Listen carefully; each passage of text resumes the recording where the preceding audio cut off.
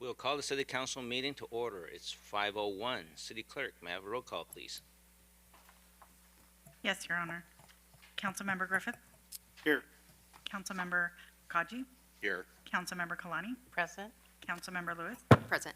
Councilmember Matucci, Here. Councilmember Sheikh, Present. Mayor Chen. Present.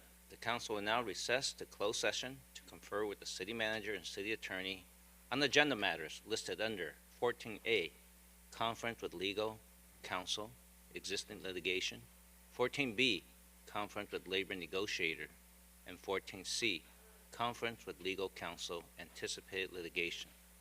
A closed session on these matters is authorized by California Government Code Section 54956.9D1, 54957.6, and 54956.9D4. We'll see you back here around 6:30 p.m. Thank you.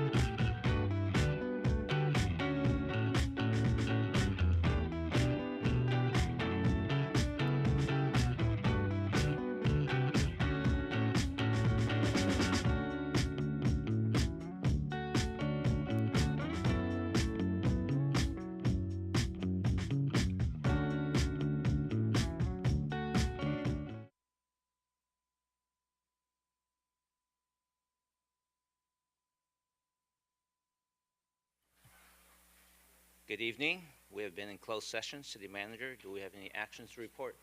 Good evening, Your Honor. No action to report. Thank you. Thank you. We will now reconvene our City Council meeting. I'd like to welcome everyone joining us in the council chambers, along with everyone watching remotely. At this time, I'd like to give a moment of silence to all the lives lost due to the fire in Maui. Just ask for a moment of silence. Just bow with us.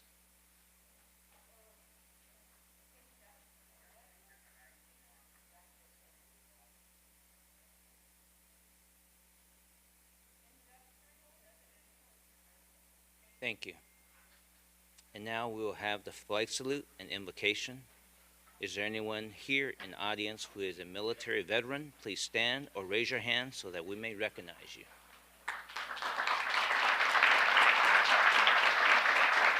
Please remain standing.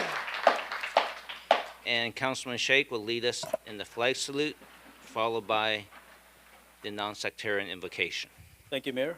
Please put your right hand on your heart and begin. I pledge allegiance to the flag of the United States of America and to the republic for which it stands, one nation, under God, indivisible, with liberty and justice for all. I have invited tonight Rabbi Dee Dee Thomas to give the invocation. Rabbi Thomas is the current and founding leader of Temple Emmet here in Torrance. She is also very active in the community, serving as a volunteer clergy to the LA County Sheriff's Department. She's also a member of the LA County Interfaith Clergy Council and is also on the Circle of Advisors for Caring House here in Torrance. Take it away, Rabbi. Thank you. You can be seated if you like, or if you could stand, whatever you prefer. What I'd like you to do, if you could, just take a deep breath in and a deep breath out. These are challenging times. I'd like to thank the mayor and Councilmember Mike Griffiths and all of you for the blessing and honor of being here with you today. We just saw what happened in Maui, and we ourselves came through a possible hurricane and earthquakes. And we hang in the balance between the physical realm and the spiritual realm, and we straddle that line all the time. And we ask that the divine on high bless each and every one of you for the service that you render to our city of Torrance and for watching over all of us, for the council members, the city workers, all of the people who are in the police department, the fire department, everybody who makes sure that we are all kept safe and that we can go forward and live our lives in a way that are accountable to the divine and also our families. So we ask that you be blessed, most particularly at this time. If you believe in the planets and astrology, we are tomorrow going into a Mercury retrograde phase where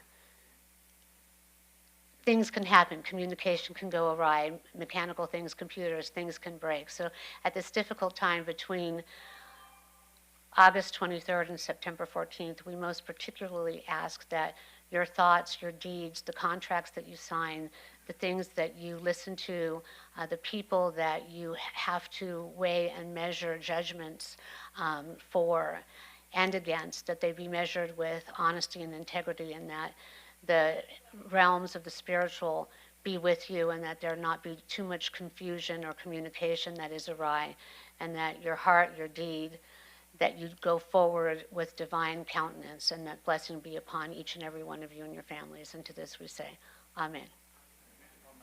Thank you. Thank you, Rabbi.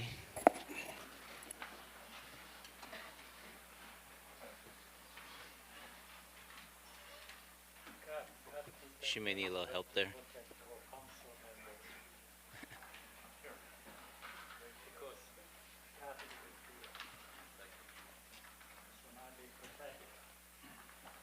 All right, we're on to item 3.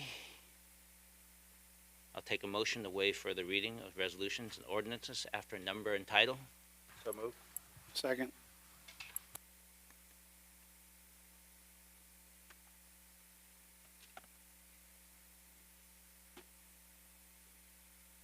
I got no button to press.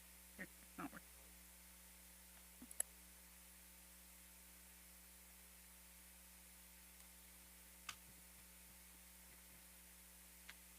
Start voting, please. Your Your Honor, that motion carried unanimously. Thank you. Announcements of withdrawn, deferred, and our supplemental items.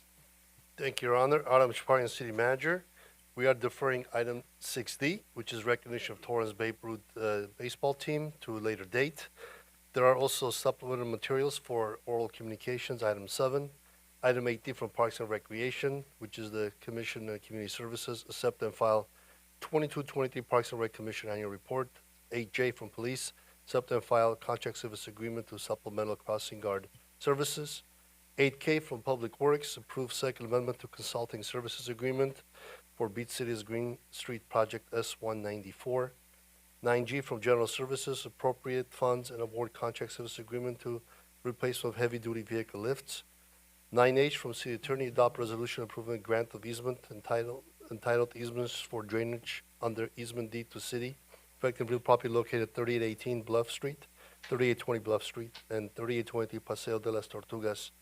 And 10A, community development, conduct public hearing on housing corridor land use study, adopt ordinance approving zoning amendment, which creates an overlay on certain properties, adopt resolution approving general plan amendments, and approve addendum to Torrance General Plan Environmental Impact Report. And lastly, Your Honor, I would like to request that we move item 9A out of order as the first item in admin matters, which is a report from the Employee Relations and Public Safety Committee regarding school safety by Police Department presentation. Thank you, Your Honor.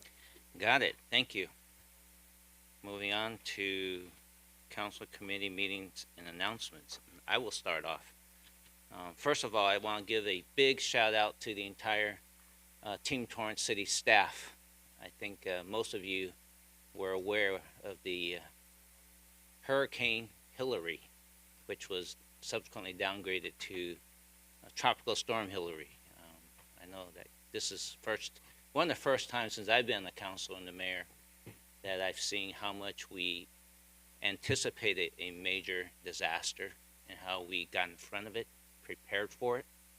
I think probably every department has something to do with it, whether it's getting information out to the public or getting additional sandbags. I think we might be one of the few cities that actually, when you come pick up sandbags, they come pre-filled.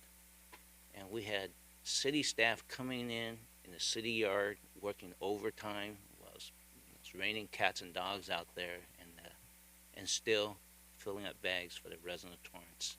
And this is risk management as best. I just want to say a huge thank you, because the best outcome is a non-eventful outcome. And I think most of us would say, even though there was a lot of rain, but in terms of, the damage due to a natural disaster, the entire city came together and prepared for it. I just want to say thank you, thank you, thank you. It's every department, everybody did something, and I just want to give a good shout out. And thank you, city manager, your leadership, and your emergency response operations center team leads. I can't say enough of thank you. And I believe I say that on behalf of the entire council. Big shout out and thank you.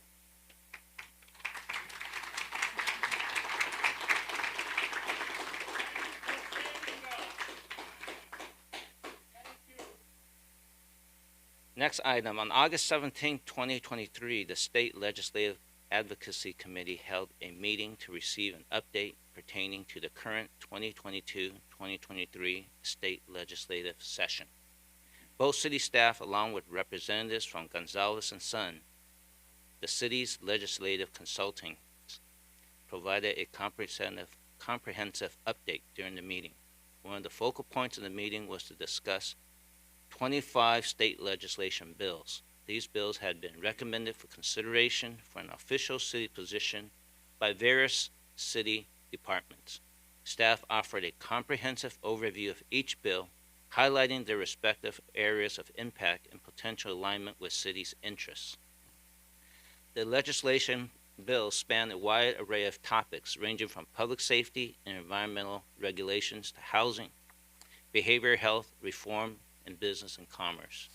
A subsequent agenda item will be brought forth to the full City Council on September 12, 2023, to review the committee's recommendations on an official city position for each of the 25 legislation bills. Thank you. And now, Councilman Griffiths. Thank you, Mayor.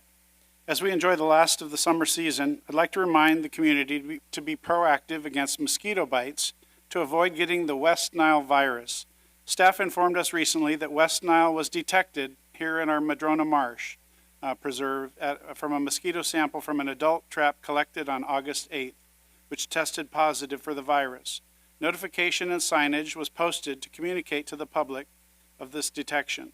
The U.S. Centers for Disease Control and Prevention recommends mosquito repellent products with the active ingredient DEET, picaridin, oil of lemon, eucalyptus, or IR 3535 when outside. Wear long sleeves and long pants if outside. Eliminate standing water near and around your home, especially after the recent storms, and change the water in pet dishes, bird baths, and other small containers weekly. Informational signs will be posted at the Madrona Marsh Preserve. Thank you to staff for taking proactive measures to protect the community. West Nile virus typically occurs in late summer and early fall in milder climate regions, and there are no human vaccines for this virus. It is spread by mosquitoes and can infect humans, birds, mosquitoes, horses, and other mammals. Most often, West Nile virus causes mild flu-like symptoms, which typically appear within 3 to 14 days of infection. For questions, the public can contact the LA West Vectors Field Operations Manager at WMCDOUGALL@lawestvector.org or just call 310-915-7370, extension 247. Thank you, and I have one other brief announcement, and that is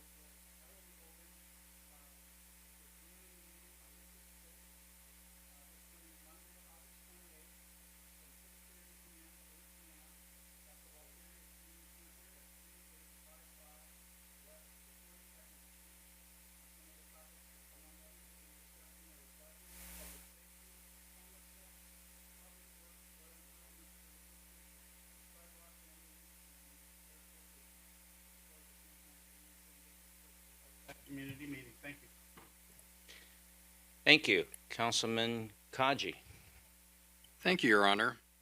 In an effort to expand the city's portfolio in international trade and foreign investment, I'd like council concurrence in directing staff to ensure that business outreach efforts are a part of our upcoming international trips in October of 2023 to Kashiwa, Japan, and Hwasong, South Korea. The upcoming international trips to Kashiwa and Hwasong should include a balance of not only fostering educational and cultural exchange, but also adding a focus on developing economic and business opportunities with planned meetings with industry executives. I'd like to direct staff to pre-identify both trade and foreign direct investment opportunities before we travel abroad, with meetings scheduled to possibly include the local Chamber of Commerce in both Kashiwa and Hwasong, meetings with industry executives identified with interest in expanding their footprint in the United States. I'd like staff to also help in preparing marketing materials, including any handouts and business cards to be translated in the appropriate foreign languages for our upcoming international trip. Do I have council concurrence? Thank you. I think that was a 6-1. I'd like to make a comment on my vote on that. Okay. The reason I voted against that is because the trip is so close. Much of the planning has already been done, and in fact, many of the international trade and efforts have already been laid out in our trip. And I certainly don't want to upset the efforts that have been made by our sister city organization and the planning that they've spent close to a year in preparing. So I don't want to see those things upset. And certainly, if we can incorporate those things without altering the efforts and of the Sister City Association, I'd be in supportive of that. Thank you. I think the next one we have Commissioner Karen Pryor from Commission on Aging.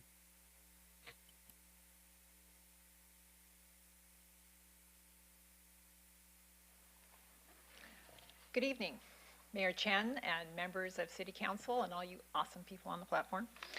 I'm Karen Pryor. I am the current chair of the Commission on Aging. We meet the first Tuesday of the month at 9:30 right next door in the West Annex, and I'm here today to tell you that we're not a sedate bunch of retirees just sitting around. We have been busy. So I wanted to share our upcoming meetings with you. On September 5th, we are going to have Laura Hernandez, who many of you may know from New Challenge Ministries. They are the largest food bank in the South Bay, and she's going to be speaking to us about food insecurity with our seniors. For our October 3rd meeting, we are going to be having Crystal Quinto and, I apologize in advance, Dr. Ujwala Jahira. Probably didn't get that right. From Torrance Memorial Medical Center, they're going to be discussing their palliative care program with us. The Commission on Aging exists to be a voice from the seniors to this city council body, and I want it to be so much more. In the 3 years that I've been on the commission, we have had some absolutely fantastic speakers, and for the most part, they're speaking to the commissioners and a couple of city staff. I would really like to see that changed in the time that I'm chair, so I invite you all to promote the people that we have for the upcoming meetings, and let's see if we can't make this more valuable for the city council and for our seniors in our community. Thank you for your time tonight. I appreciate you all. I'll be back next month.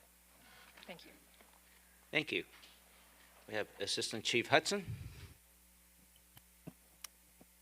Thank you, Your Honor. Good evening, Mayor and Council. Assistant Chief Brian Hudson.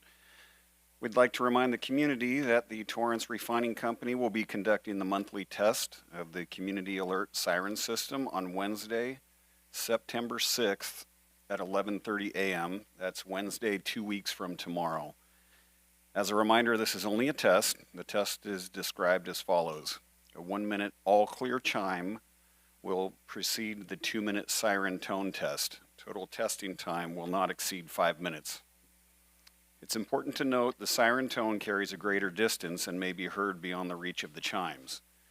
During an actual emergency, when you hear the sirens, we encourage the community to take action to shelter, shut, and listen for instructions from the city.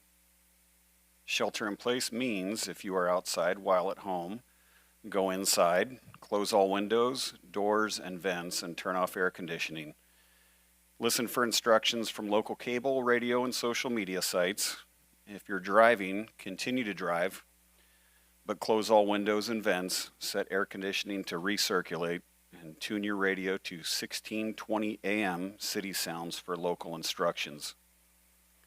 Listen for the chimes that signal the all clear message to signal the emergency is concluded. For additional information regarding the community sirens, please contact the Torrance Refining Company Community Relations at 310-212-1852. That's 310-212-1852. We also encourage the community to sign up for Torrance Alerts, which is Torrance's emergency notification and warning system. For more information regarding Torrance Alerts, please go to the city's webpage. Thank you, Your Honor. Thank you.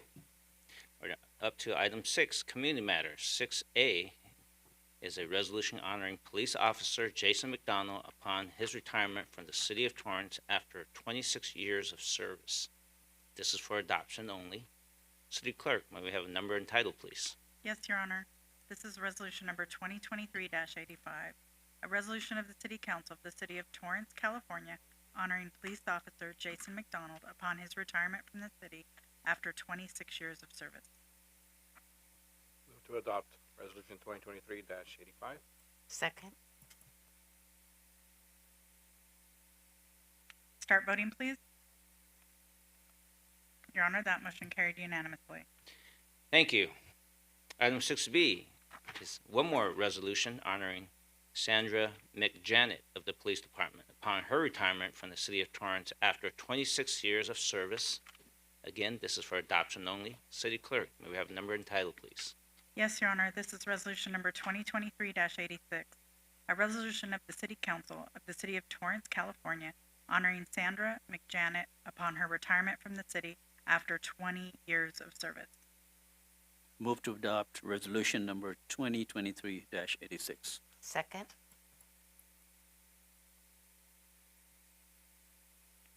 Start voting, please. Your Honor, that motion carried unanimously. Thank you.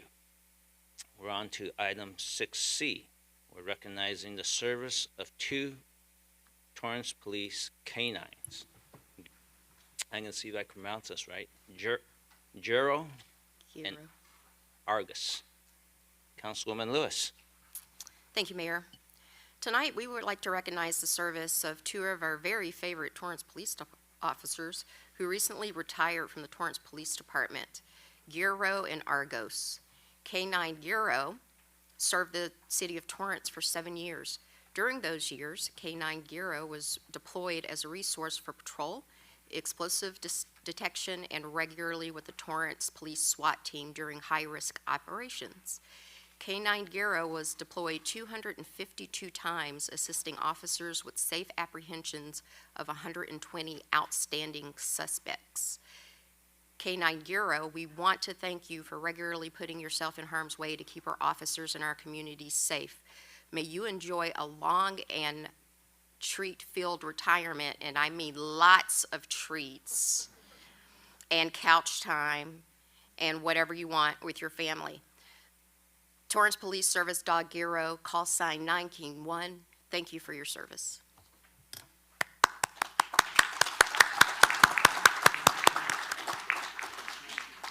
The next retirement is K-9 Argos, who served the city of Torrance for 5 years. During those years, K-9 Argos was deployed as a resource for patrol, narcotics detection, and regularly with the Torrance SWAT team during high-risk operations. Argos was deployed 281 times, assisting officers with the safe apprehension of 142 outstanding suspects, and with the location and seizure of over 130 kilograms of dangerous narcotics. K-9 Argos, we want to thank you for regularly putting yourself in harm's way to keep our officers and our community safe. May you also enjoy a long treat-filled, lots of treats, jump on the couch if you want to, retirement with your family. Torrance Police Dog Argos, call sign 9 King 3. Thank you for your service.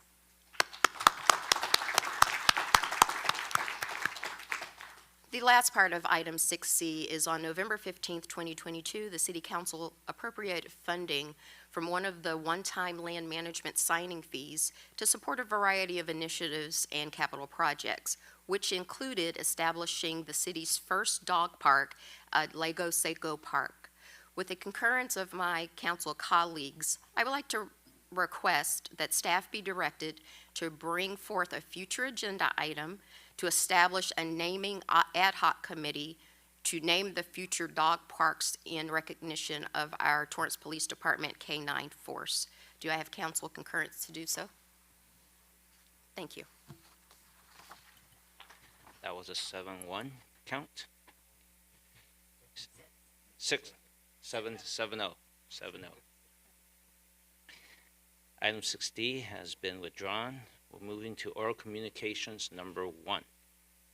This portion of the meeting is reserved for comment on items under the consent calendar or items that are not on the agenda. Under the Ralph M. Brown Act, City Council cannot act on items raised during public comment, but may respond briefly to statements made or questions posed. Request clarification or refer item to staff. Speakers on the oral communications are limited to either oral communications number 1 or oral communications number 2, and no longer than 1 minute per speaker. Time starts when you step up to the microphone. Speakers, please turn off or leave your cell phones when you come to the microphone to speak. If you're presenting handout material to council, please provide 11 copies to the city clerk before speaking. It is now 7:13 and we have 15 minutes. City clerk, do I have anyone? Yes, Your Honor. Michael Lyon.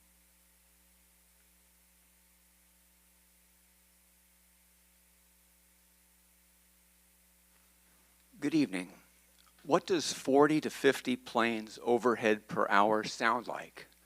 This morning, like this: 8:29, 8:30, 8:31, 8:32, 8:34, 8:35, 8:37, 8:38, 8:40, 8:41, 8:42, 8:43, 8:45, 8:47, 8:48, 8:49, 8:50, 8:51, 8:53, 8:54, 8:55, 8:56.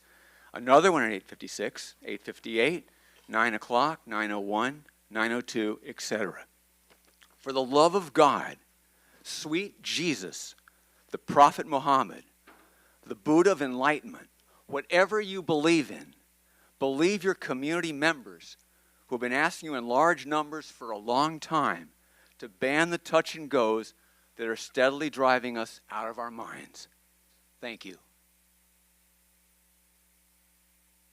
David Ortiz.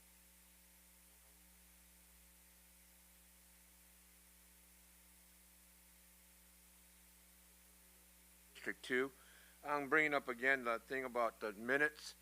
I was ashamed to read that Redondo Beach has 3 minutes for their people. We only have 1. You guys should be ashamed of yourselves that you only give us 1. Redondo Beach gives them 3. The other thing I'd like to find out is, again, when you guys are going to have your district's plaque put on top of in front of your people, so we know what district you're from. I've seen the pictures out there. They have the district, but you can barely see what district they're under. And then the other thing I'm ashamed about is the thing about the bus stop. That you guys figured out that the bus stop was not right because you think it's going to bring in the homeless and everything else. Well, DTD, everybody knew that when you guys first brought it up. 3 mayors ago, everybody knew it was a bad idea. Thank you very much. Mark Hansen.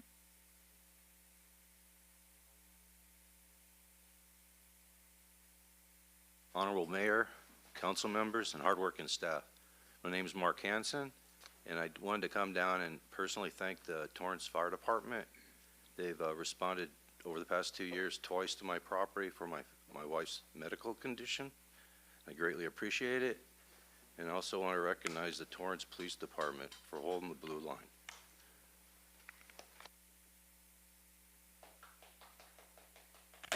Marianne.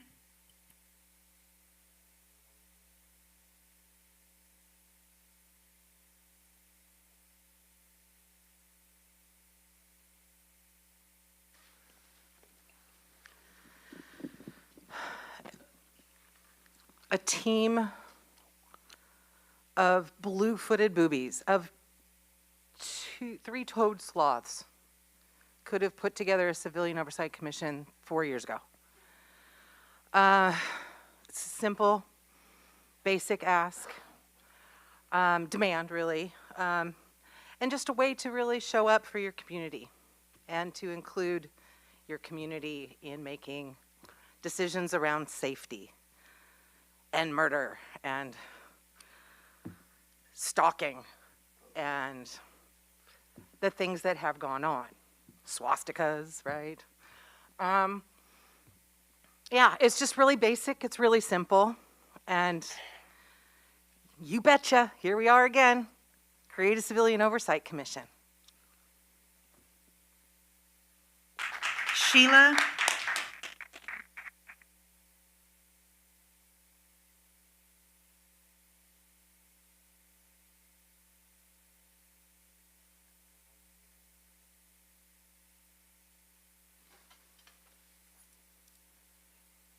I can't help but think about how it's Black August and how this is a time when we honor and reflect political prisoners who fought for Black freedom, and how this city is emblematic of everything that they fight against. You all represent white supremacy, you all represent violence, and you have not updated anybody in the community about the fact that 2 of your cops, actually 4 of them, are facing felony charges currently. Anthony Chavez and Matthew Concannon will be in court again on Friday at 8:30 a.m.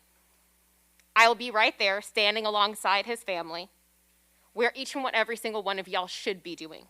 You need to create a civilian oversight commission of the police department because none of you are capable of holding them accountable. You are inept, you are racist, and fuck off. Christopher DeAndre Mitchell, say his name. Carrie.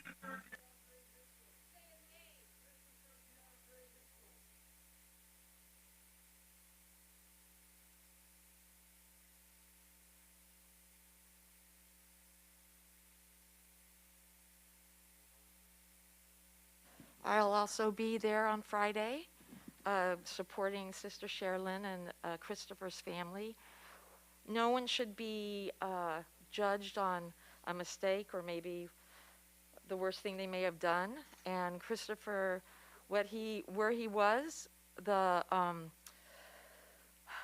police rolled up on him and he's dead. And that was not de-escalated, it was escalated.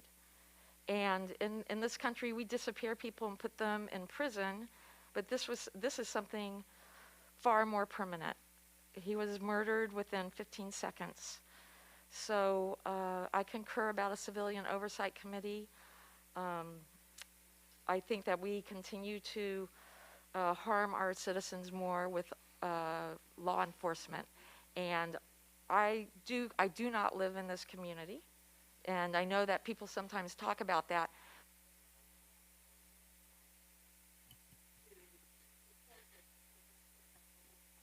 Thank you. JT?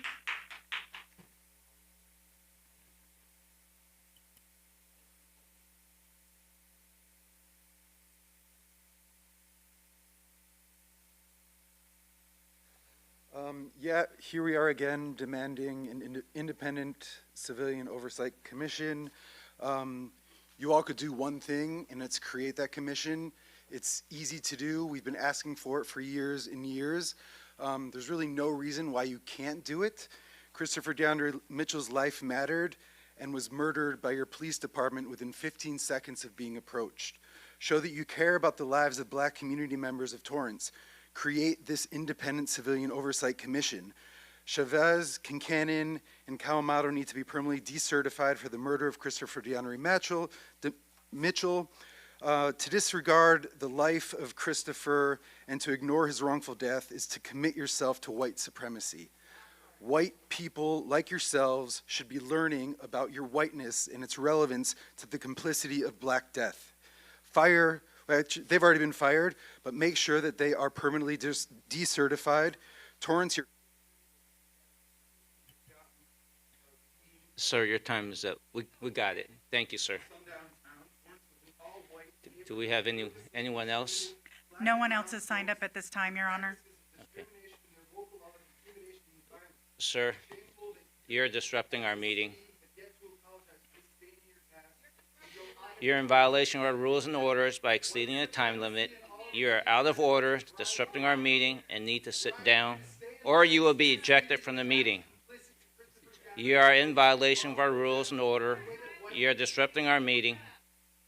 I am directing the Sergeant at Arms to eject the speaker if the speaker refuses to leave.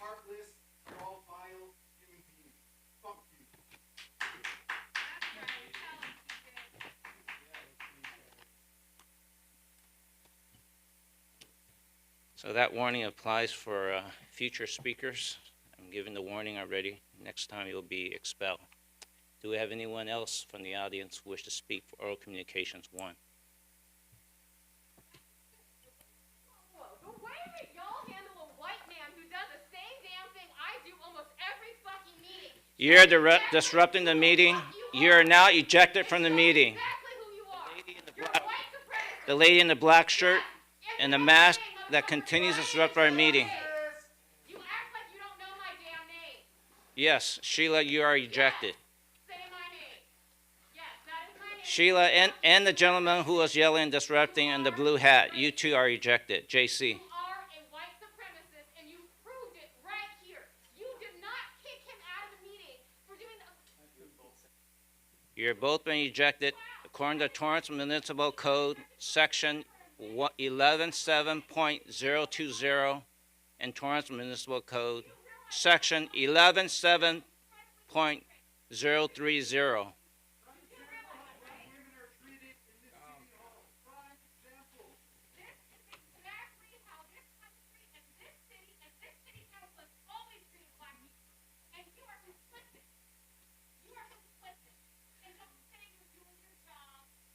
You have been ejected.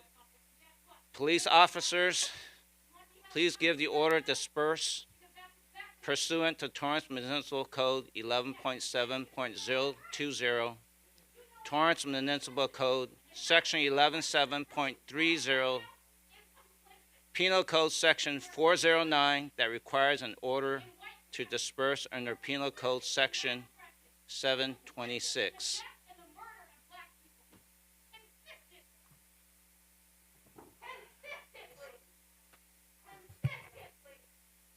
We should break, Your Honor. We're going to take a recess. Thank you. And you are ejected from the building.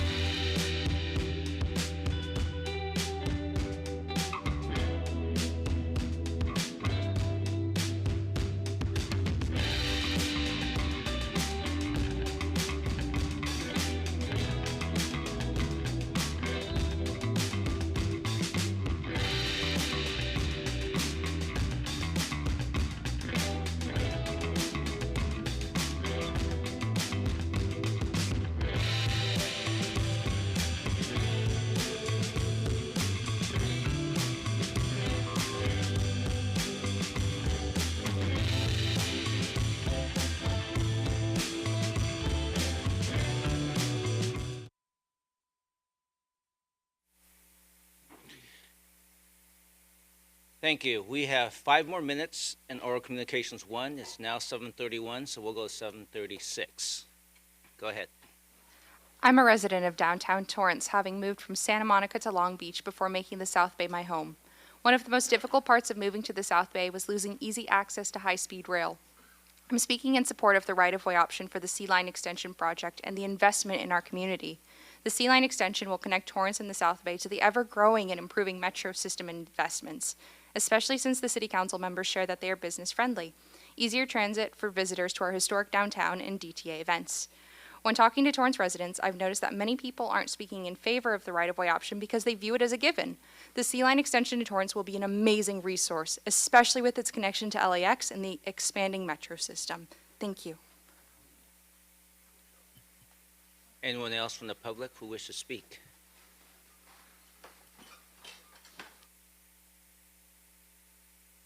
This is Andy Porkchop. I would just like to mention, so people know it, if they did not see last week meeting, all these Japanese children who's not residents or not citizens of the United States, they were allowed to go up there, address you like a human being, and you weren't afraid of them. You weren't afraid of them.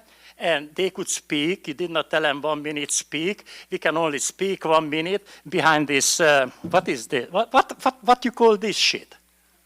Huh? What is this?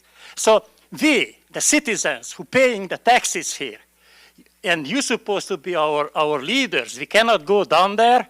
We cannot go down there and address you. And you give us 1 minute. 1 minute, man. I order you, when you get the oral communication, 1 minute, bitches. 1 minute. I'm gonna yell out after 1 minute. Your time is up, sir.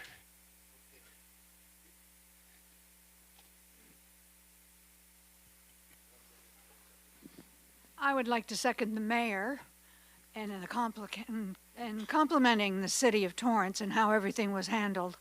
I was one of those that waited in line for 3 hours for sandbags.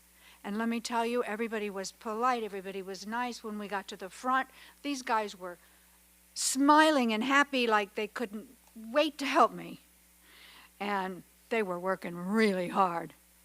And we have the best police department in the country. And I've had experiences with them, and I've been pulled over, but never when I didn't deserve it. And they're the best. Thank you, ma'am. Anyone else from the public who wish to speak?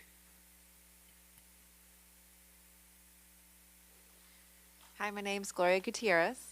I just found out today that Torrance students in Torrance Unified are all going to be getting Metro passes if they want them. And I thought, wow, what a great opportunity to utilize our public transportation services if they can get them. But I really hope we make sure that we have reliable transportation available to them that can get them really cool places, especially places that they've never been to before in LA and around. So I do hope that we increase opportunities for public transportation for them and not give them a pass that won't get them anywhere. Thank you. Thank you. We have 1 more minute left for one more oral communications.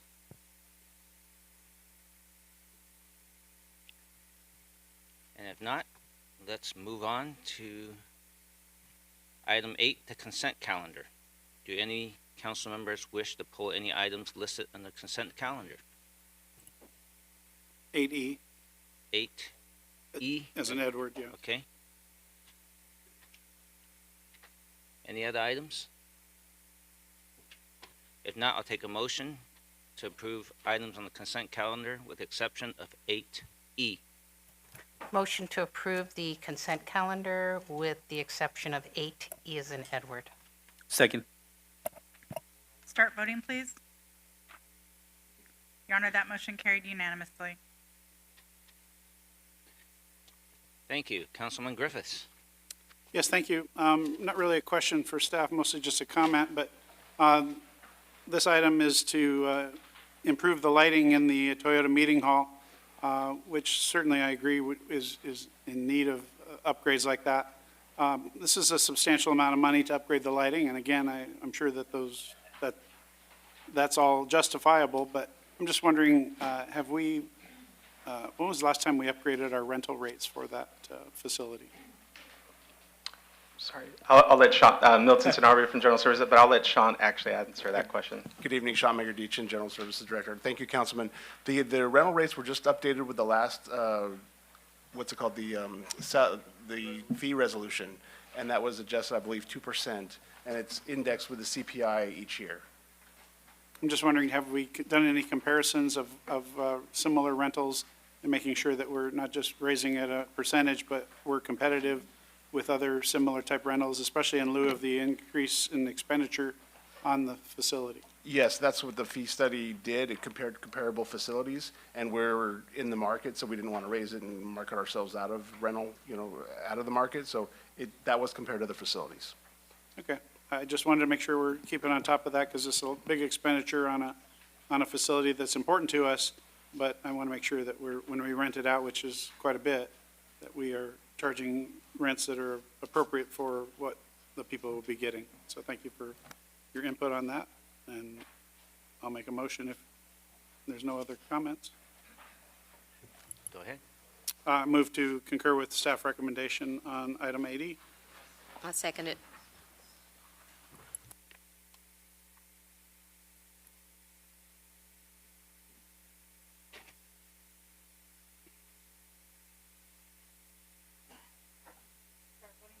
Start voting, please. Your Honor, that motion carried unanimously. Thank you. As stated earlier by the city manager, we are pulling item 9I up next ahead of 9A. Let's see. From Employee Relations and Public Safety Committee, is there a staff presentation? Or I'll let Councilwoman Kalani start. Oh, thank you, Mayor. Good evening. The Employee Relations and Public Safety Committee met on Friday, August 4th, 2023, and received a presentation from the Torrance Police Department staff on how they support and promote safety for the Torrance Unified School District. Representatives from specialized teams within the Torrance Police Department presented the various resources and services they provide to ensure the safety of our students, their families, educators, and the community as a whole. Item 9I is a recommendation of the Employee Relations and Public Safety Committee that the City Council accept and file the committee meeting reports and meeting minutes. Thank you, Mayor. Do we have a presentation from staff? Good evening, Honorable Mayor and City Council. Jay Hart, Chief of Police, Torrance Police Department. It's our honor tonight to give the Mayor and Council, as well as the community, a school safety update. Tonight, you're going to hear from several different experts inside the Torrance Police Department and the multiple approaches that we take to ensure student, teacher, and community safety when it comes to schools. First up to start the presentation will be our Detective Sergeant, Sergeant Fujimoto. He will start the presentation and then pass it off to the other members of the Torrance Police Department. Thank you. Council, thank you for having my colleagues here tonight to speak and showcase our efforts towards school safety here in Torrance. On a personal note, school safety in Torrance is of the utmost importance for me. I have a vested interest in this, and I consider myself fortunate to be in an assignment where I'm passionate about the work that we do. So let's get to it. Next slide. First, allow me to lay some groundwork for this presentation by examining our shared mission with the schools and police department. It's actually quite simple. I could say it in 5 words. It's provide a safe learning environment. Next, I'd like to examine how TPD hopes to accomplish this simply by adhering to our own mission statement, which is up there on the screen. Remember, our mission statement is what drives us in our everyday duties, everything we do. So allow me to read it to you. The Torrance Police Department mission is to preserve public safety and quality of life within the city of Torrance, to respond effectively to the changing needs of the community, and to promote mutual respect between the police department and the people we serve. Notice I emphasize several sections of that mission statement. In a nutshell, our citizens expect and deserve the level of safety and quality of life where they send their students off to school or their kids off to school and they come back home at the end of the day, whole. Emotionally, physically, and mentally whole. It's our job as a police department to ensure that. We do that by adjusting our response to the ever-changing needs of the school environment as well as the students. This includes our tactics and strategies as well as a mindfulness on mental health and emotional well-being. Lastly, I truly believe that if we are successful in those endeavors, we will inevitably promote mutual respect with our community. We will increase our trust and legitimacy with the community. And as the saying goes, it takes a village to raise a child. In the same breath, we need the entire community and their support to help us provide the safest school experience possible. It is truly our job together, as our motto states. And that's kind of the key to our approach here for school safety. The overarching theme of our job together, we're going to have a multi-layered, multidisciplinary approach. We're going to focus on prevention, preparation, and action.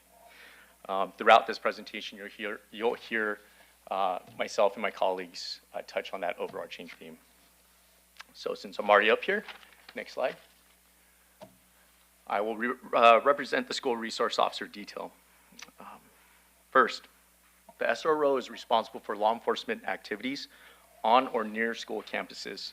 I truly believe that the SRO is an essential presence on school campuses where school safety is prioritized.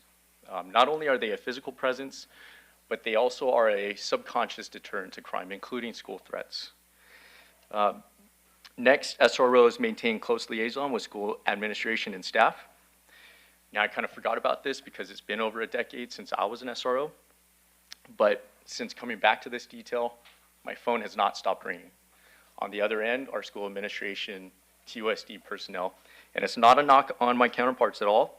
It's just truly a testament to the collaborative effort that is providing a safe school environment. Next, SROs, when we are fully staffed, they are able to become or gather the incomparable familiarity and expertise with their schools.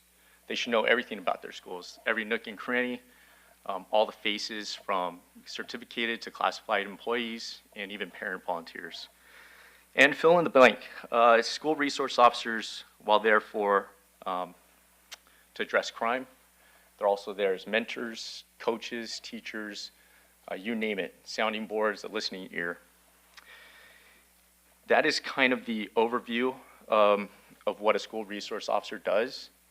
And I truly believe that if they are successful in those duties, they undoubtedly curb the potential for school threats. In that sense, our SROs are an essential layer in the school threat protocol. But like I was saying, while they are essential, they are just one layer. So how is a school threat identified? Or how is the threat or risk identified? One way is maybe somebody hears something and they say something, or they see something and they say something. It gets to the school administration and they call the SRO, and that initiates our response.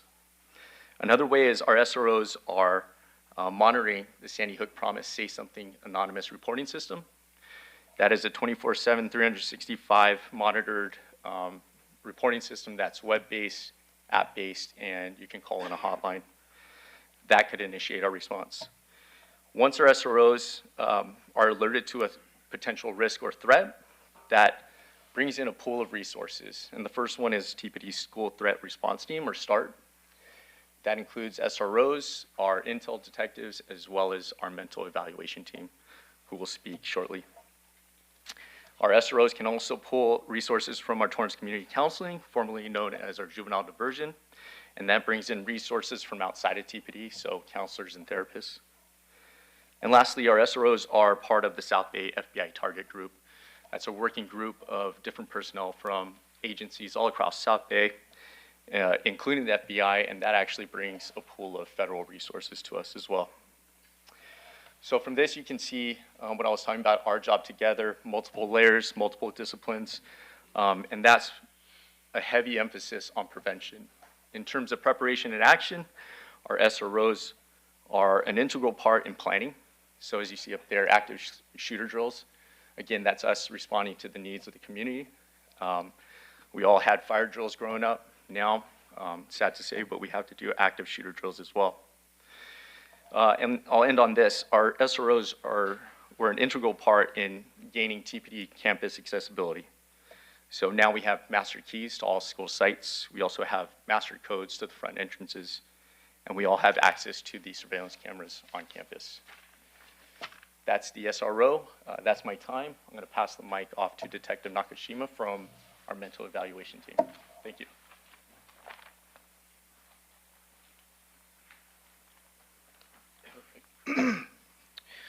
Good evening, Council.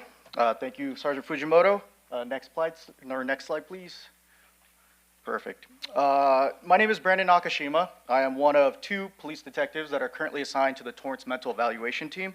I'd like to start off with a little bit of a background on our team. Our team was started in 2015, and this was in response to the rising mental health crisis seen locally here in the city of Torrance.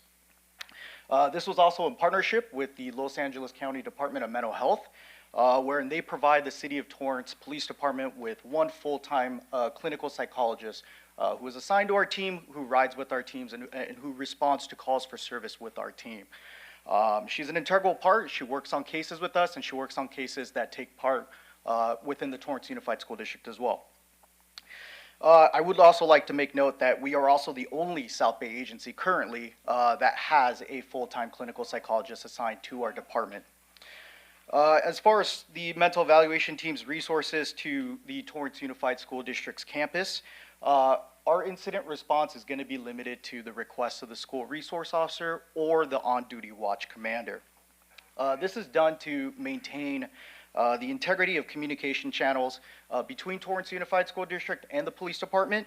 And in short, or in essence, Torrance Unified School District cannot make a direct referral to our team. It has to go through the school resource officer or the on-duty watch commander. TMED also adopts a multidisciplinary approach wherein we recognize that Torrance Unified School District is an entity of its own with personnel who are trained to be able to conduct threat assessments. We recognize that staff, teachers, counselors, administrators, those are going to be our first line.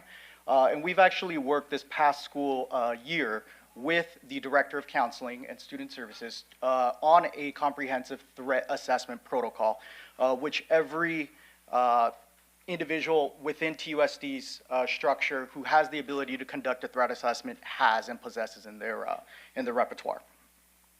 TMED is also an active member of the internal school threat response team, where we share information constantly.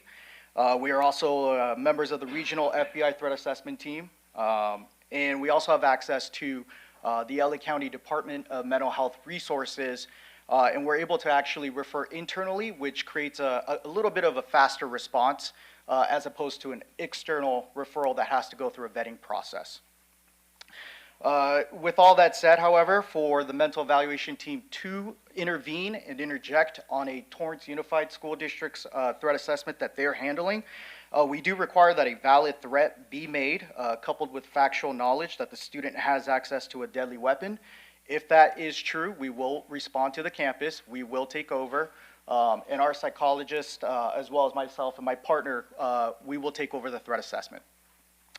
If that does not meet that threshold, Torrance Unified School District currently has protocol in place, which they are to contact the Los Angeles County Department of Mental Health, PMRT, which is short for Psychiatric Mobile Response Team. That is a non-law enforcement social services response team who are trained in threat assessment as well. Regardless of that path forward, whether it's through our response or DMH's response, we will continue to embrace our motto of our job together. We will guide Torrance Unified School District. We are available by phone, and we will work to find a satisfactory outcome one way or another on school campuses. That covers my portion with the mental evaluation team. Next, I would like to introduce Ms. Julie LaMancha with the Torrance Community Counseling. Thank you.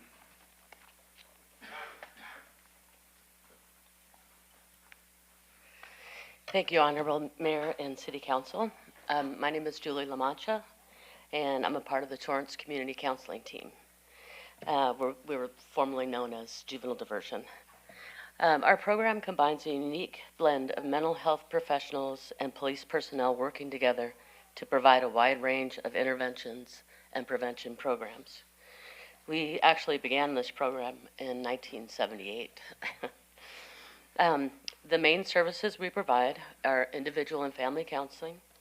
We focus on family problems, delinquent behavior, substance abuse, bullying, and child abuse. We also have group counseling they're accessible at the Torrance High Schools, middle schools, and elementary schools. And we focus on personal problems and school problems. About 13 years ago, we developed an 8th grade leadership program. We partnered with the Torrance Unified School District, and what it does is it helps kids prepare for their journey through middle school, high school, and beyond. What we focus on is leadership and accountability skills, anti-bullying, cyberbullying, team building, goal setting, drug and alcohol prevention, healthy relationships, decision making, boundaries, empathy, compassion, and social media awareness. I know that's a lot. And then about 5 years ago, we developed a program because we realized we needed to start earlier. So we started the 5th grade empowerment program. It's pretty much like the 8th grade. We go through the same topics, just kind of geared towards the younger kids. We do like interactive games and art projects to empower them. We do wilderness experience programs. We work with youth in blending counseling and wilderness experience. For the 8th grade and the 5th grade programs I just mentioned, we take them on a one-day ropes course after the groups that we do with them. We do a 10-week group with the 8th graders and a 6-week with the 5th graders.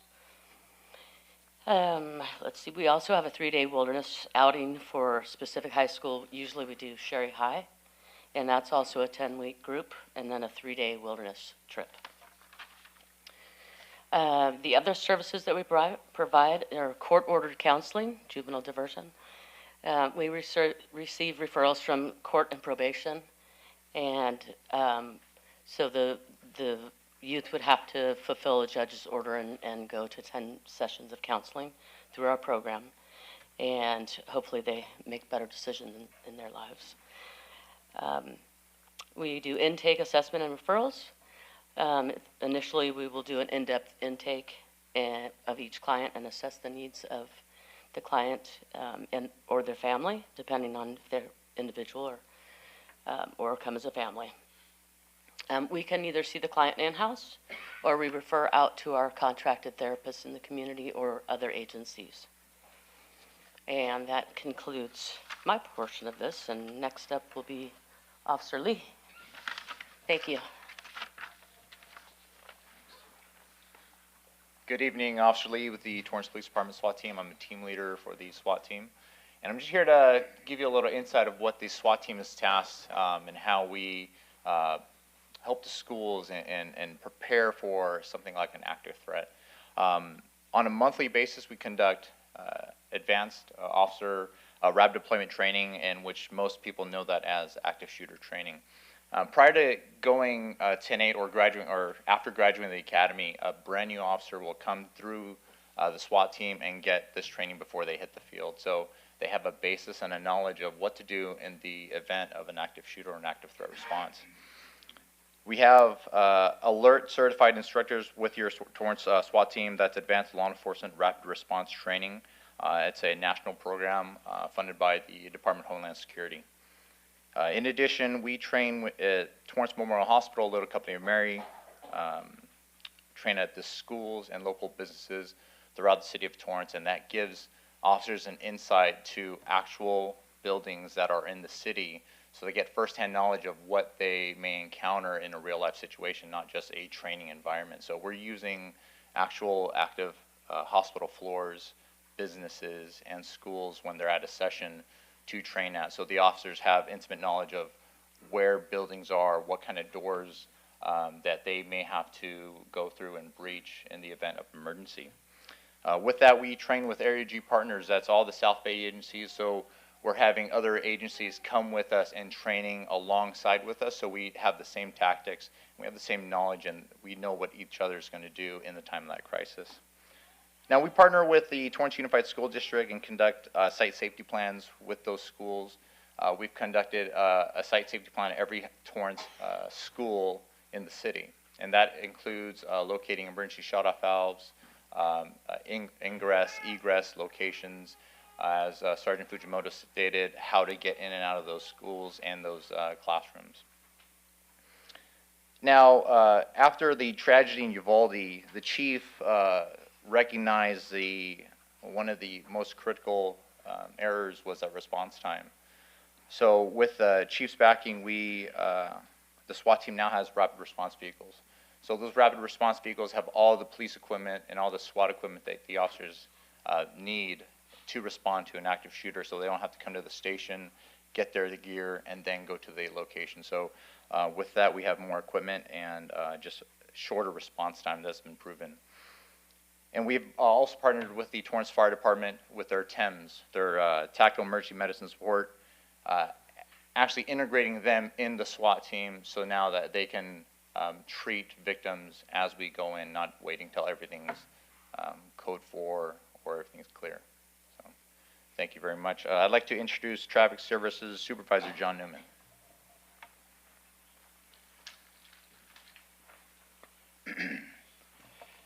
Mayor and Council, thank you for the opportunity to share with you the Traffic Division's plan for school safety. I'm Police Services Supervisor John Newman, and I've been with the city and the department for over 28 years. Traffic and parking problems continue to be two of the most talked about issues in the city. Complaints only increased with the start of each school year. At the direction of Chief Hart, for the first 2 weeks of school, we will devote extra resources around the schools to achieve our objective. We strive to create a safe and efficient traffic environment around schools where students, parents, and residents can commute with confidence and peace of mind. Next slide, please. Oh, that's it. Torrance Police Department Traffic Division will conduct regular traffic enforcement operations around the schools to ensure compliance with traffic laws. To create a safe environment, motorists are reminded to adhere to speed limits, especially around schools. Those first 2 weeks, kids are super excited to get back to school, so you might have kids darting in and out of traffic. So obeying the speed laws will help with that. Observe all rules of the road, red lights, stop signs, things of that nature. People need to slow down, leave you a little early, make sure that you get there safe and everybody arrives good. Obey all your crossing guards. We have to remember they are there for the safety of our children. So a prime example, if you're at a signal and that light turns green for you and that crossing guard's still out there, that crossing guard overrules those lights. You need to pay attention to the crossing guard. And then lastly on this bullet point, utilize designated locations to drop off and pick up children. This is paramount for the safety of the children, and it also helps promote traffic flow around the schools. There's no more frustrating thing to start your day with, trying to get around traffic around the schools. So if everybody does their part, we'll be better off. Our yearly traffic safety flyer will be given to TUSD to share with all the parents. This is something we put out every year to remind the parents to obey the rules, especially around the schools and parking and things of that nature. Secondly, a back-to-school traffic safety press release will go out this week as well to remind parents and students to pay attention. Electric bikes and e-bike education and enforcement. Complaints regarding this are on the rise. The public is reminded e-bikes must have pedals to be highway and roadway legal. Riders under the age of 18 must wear a helmet. All riders must obey traffic laws. It's important to know Assembly Bill 530 is in the works and may require a licensing program, a written test, and it may prohibit children under the age of 12 from riding that. Also, Assembly Bill 1946 requires the California Highway Patrol to develop a statewide traffic and safety program for electric bikes, and that is due to come out sometime next month. And then our city website, you can go there also to get more information with regards to electric bikes. And with that, I'd like to turn it over to Chief Hart. Thank you, John.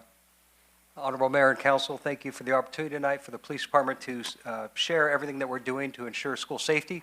I'm sure you could tell from the leaders that spoke tonight, they care about our children, our teachers, our parents, and our schools and our community. I'd also like to acknowledge the leadership from Dr. Stowe from the Torrance Unified School District. Since he's been in his position, he's worked very diligently at building better relationships between the police department and the school district. Him and I meet on a quarterly basis, and we also talk weekly about everything that's going on with the school districts. An honor to work with him. And with the representation you saw tonight from the police department, the leadership of the school district, I have full confidence in the safety of our community and our children when they're at our schools. Staff's available for questions. Thank you, Chief and TBT staff. Looks like Councilwoman Kalani has a comment or question. Yeah, it's a comment. First of all, I just want to say thank you to all of you for the hard work that you do in this multi-focused approach to keeping our children safe. That includes mental health support, family and individual counseling and support, and so many other things. It's just so comforting to know just how safe our children are in our communities as well. So thank you. Councilman Shea. Thank you, Mayor. Also like to thank you, Chief Hart, and your leadership and all the team for the Torrance. This is the second time you provided this briefing for the community, first in the Employee Relations and Public Safety Committee, and now today. And I cannot thank enough for the detailed, comprehensive analysis and everything that you're doing to the protection for the safety of our children. And I'm very proud of you, each and every single one of you, what you guys doing, the passion that you have shown, and the training, the different measures that you have shown, how you're going to prepare, how you have been preparing with the collaboration of TUSD, with Dr. Stowe and everyone. And I really want to admire and thank each and every single one of you. And also I'd like to thank my colleague for the concurrence, because I'm the one who brought this request to give us the briefing for this. And I want to thank my colleague, and I want to thank you and staff for preparing this. Appreciate it. Thank you, Chief. Anyone else from the council who has a comment or question? If not, I do have one question, and it's the very last line of the last chart. I think we've had community members, mostly I call it senior members of the community, who has concern with the proliferation of e-bikes. And it's not just in school area. I think we have seniors, it doesn't have to be seniors, you know, anyone may be walking along the sidewalk or streets, and then they said, well, you know, an e-bike just kind of zooms by. I'm just wondering, is there any ideas of philosophy?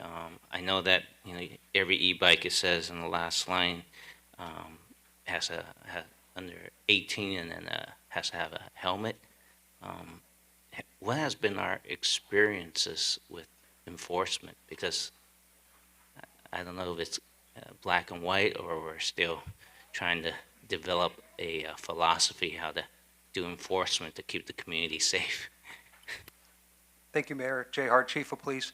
So we have a multifaceted approach. One of the things I will say is we are waiting for the legislation to come out with the CHP on the direction they have, and then how we could scaffold and build off that for stronger enforcement. I think it's also important to note that right now there are certain e-bikes that are illegal and that are not authorized to be used in our streets. And what we've been doing there is we have been detaining people with those and impounding them. We have a couple posts we made on social media for the community to be more aware about these illegal and dangerous bikes, especially with the unsafe speeds. I think some parents see these bikes that just think they're bikes, but they can go up to 60 miles an hour, which could cause very traumatic injuries. So we continue to do directed enforcement in some areas where we've had some problems. One has been Wilson Park, where we've seen some unsafe conditions. And then during the streets on regular patrol when officers see them. Our traffic division is fully aware of that and are on patrol for that. And like I said, once this legislation comes out, we plan on doing a press release and then more directed enforcement. But we have been doing enforcement with those illegal e-bikes, and then where we can, educating younger adults on just bike safety in general. Do you have anything to add? Thank you. Great. Thank you, Chief. I see that, you know, we already have motorcycles that get in accidents, and now we have young people. I just thought we should touch upon it. If there's no comments or questions from the council, do this. Anyone from the public who wishes to speak on this item?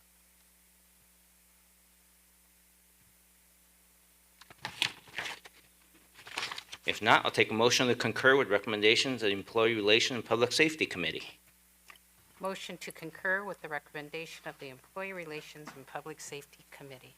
I second the motion. Start voting, please. Your Honor, that motion carried unanimously. Thank you. We're moving on to item 9A. From the Public Works Director, is there a staff presentation? Good evening, Honorable Mayor, members of City Council. Chris Kubert, Public Works. There's only a short oral presentation. Item 9A is a recommendation of the Public Works Director that City Council approve a First Amendment to the Contract Services Agreement with Allied Waste Services of North America in the amount of $11,009,059 for a new not to exceed total of $17,509,059 to provide transfer station disposal services effective June 1st, 2023. Chris, I'm going to interrupt you. Mr. Porkchop, will you mind just keep it quiet because we can't, it's hard. If you know, just please just don't disrupt us. Thank you. Go ahead, Chris. Thank you. To provide transportation disposal services effective June 1, 2023, and appropriate $1.275 million from the sanitation funds balance to the fiscal year 23-24 operating budget. This contract amendment increases the contract authority for the remaining terms and adds the disposal rate for mixed organics, which was not available when the contract was originally negotiated in 2020. Allied Waste Transfer Stations provides disposal services for refuse and mixed organics funded by the sanitation funds, street sweeping, streetscape, and operations funded by the general fund, and water operations funded through water funds. I'm ready for questions. Thank you. Do any members of the council have comments or questions? Councilman Griffiths. Thank you, Mayor. Thank you to staff for the report and the information you provided. Is it safe to say that a significant portion of the increase in costs is related to this new state legislation regarding organic waste? It is. So I just want to reiterate for the benefit of the public, since staff won't say it, that these state mandated rules are being passed down to us to implement and pay for, but they're not providing us the money to do so. So we have to use money from our city funding, whether it's from our enterprise fund or even some general fund money, to help pay for these increased costs of handling our trash, specifically in regards to the organic waste. And when people complain about their trash bills going up, I really implore them to realize that it's in large part due to what the state is imposing upon us and not because we want to raise our rates for no reason. And so I just think it's so important to take every opportunity to remind the public of why this is happening and that it's not something that the city wants to do necessarily. It's something that's being imposed upon us by our state legislator. Thank you. Thank you. Anyone else from the council? I don't see any. Does anyone from the public wish to speak on this item?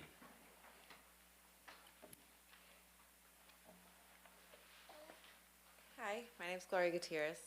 I understand what you're saying about the fact that organics is increasing the cost of trash, but I'm really glad the state decided to do this.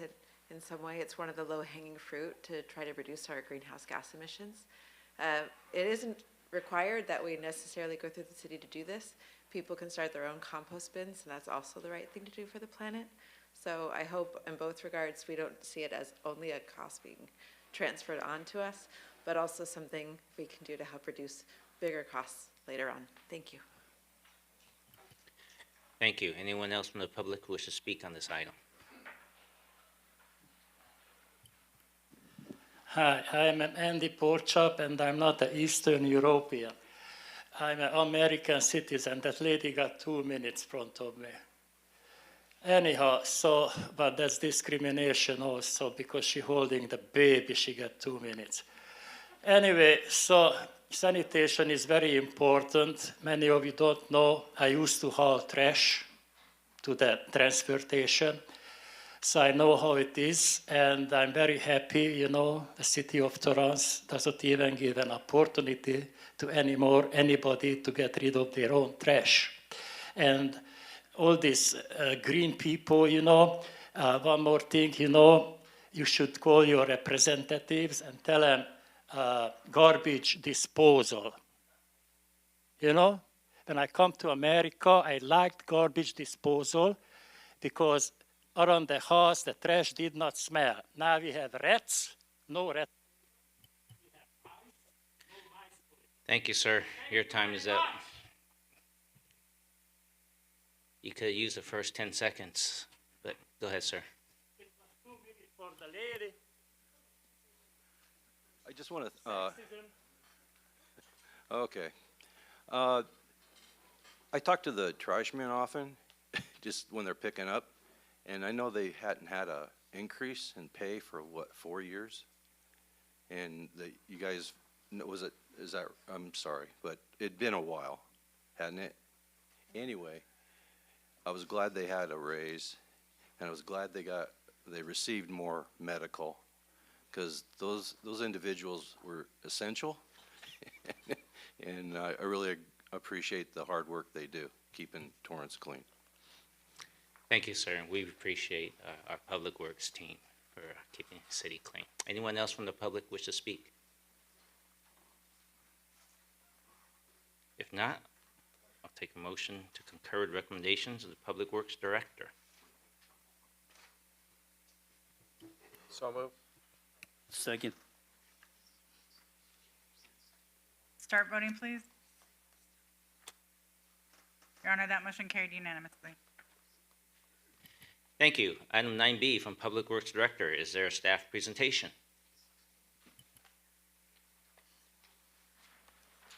Good evening, Mayor and members of the City Council. Chuck Scheib with the Public Works Department, and I'll be doing a brief oral presentation on this item. This is a recommendation of the Public Works Director that City Council approve a First Amendment to a tri-party agreement C-2021-027 with the Torrance Refining Company, the West Basin Municipal Water District, for an amount not to exceed $12 million, bringing the new not-to-exceed amount for the agreement to $28 million for usage of recycled water at the refinery, and extend the contract term for an additional one-year period beginning September 1st, 2023, ending August 31st, 2024. Over the course of the last 1.5 years, or 2.5 years, there have been ongoing negotiations between all parties regarding the development of a new long-term recycled water agreement at the Torrance Refining Company. Although considerable progress has been made, there are still a number of complex operational, technical, and financial issues between the Torrance Refining Company and the West Basin Municipal Water District that need to be resolved, including rehabilitation or replacement of on-site water treatment facilities at the refinery and other related matters in order to enter into a new long-term agreement. It should be noted that the estimated $12 million in expense for recycled water will be fully paid by revenue received from the Torrance Refining Company. This concludes our presentation. We are available for any questions you may have. Thank you. Thank you. Any members of the council have questions or comments? Councilman Matucci. Thank you, Mayor. Thank you for bringing this up. And now, would this be considered a purple pipe program? It's a little bit different, actually. This is highly treated water. It takes that standard purple pipe water, and actually there's a very complex on-site treatment. They use water for boiler feed water and for cooling towers, and each one of these processes has facilities dedicated to that. Okay, but the feed is coming from the purple pipe. Yes, the purple pipes actually, yeah, a major, I think 12-inch main comes from the facility, the Edward Little facility in El Segundo, to the Torrance Refining Company. Okay, perfect. Yeah. So I mean, obviously, I think we've spoken about this before, where the vast majority of this recycled water actually just being shot out to the ocean. I think there's obviously a great opportunity to expand our purple pipe program throughout the city. I definitely support this, and as far as future endeavors. I really do hope that we can bring in some big lines and possibly in the future supply even residential. And I know that the big question was that we don't want to have faucets that are accessible, but I think as a former plumber, I think we can make fully encapsulated systems because most of the water ends up on people's lawns and gardens. So I would imagine a purple pipe system in the future should exist for residential, not just for commercial or industrial applications. So, anyways, I think Greg wants to chime in. Thank you, Councilman Craig Bilazarian. So there is an upcoming project from West Basin on Anza Avenue, south of Sepulveda, down by Lago Seco Park. It will irrigate a portion. There'll be a pump station there for pressure to push it further south to a school site there, and also go up into Palos Verdes for the golf course. And also the future of the irrigation and landscaping that was improved on the south side of PCH across from South High School. Potable water is different than recycled water. So potable water is what you drink, recycled water is what you don't drink. And so there are state health guidelines separating the two. I don't see anything from a residential perspective, but we would see for something for irrigation in parks and things of that nature, medians and things of that nature. I can say that in the past, we had one experiment on Artesia Boulevard where we do have recycled water. We have it in the medians. We also had it extended out to the parkways. We had some concerns because over time, the landscape companies that are serving residents were actually, some of them were cross-connecting, and so that caused some problems between the pollination of potable water and recycled water. So probably not, it's a good idea, but there's other ways that we can implement recycled water without the risk to the public. But we are under strict state guidelines from the state as how that would happen as well. Thank you. Right. I appreciate it. Thank you. Councilman Sheikh. Thank you, Mayor, again. Thank you, Chris, for the presentation. The question, just for clarification, this is a tri-party agreement between West Basin, Torrance, and City of Torrance and Torrance Refinery. Could you elaborate the role of City of Torrance, because there is no markup? It's a free service to the Torrance Refinery. Yes, it's a little background. Actually, we are the retailer of the water. The supplier of the water is West Basin Municipal Water District. And of course, the user is the refinery itself. So that's kind of our respective roles in this particular endeavor. Actually, right now there is not a markup. We've given them kind of a moratorium back in actually 2020 when that original agreement, it was a 25-year agreement, expired. We were able to raise our potable rate to a full cost, basically, which was not full cost before. And we agreed to defer a markup for 5 years, and that expires in August 2025. We are studying what is an appropriate markup, and we'll be talking to the refinery as part of this ongoing process as we negotiate a new long-term agreement. Thank you. You answered two of my questions in one shot. Thank you. Thank you, Mayor. Thank you, Chuck. Anyone else from the council has comments or questions? If not, did anyone from the public wish to speak on this item?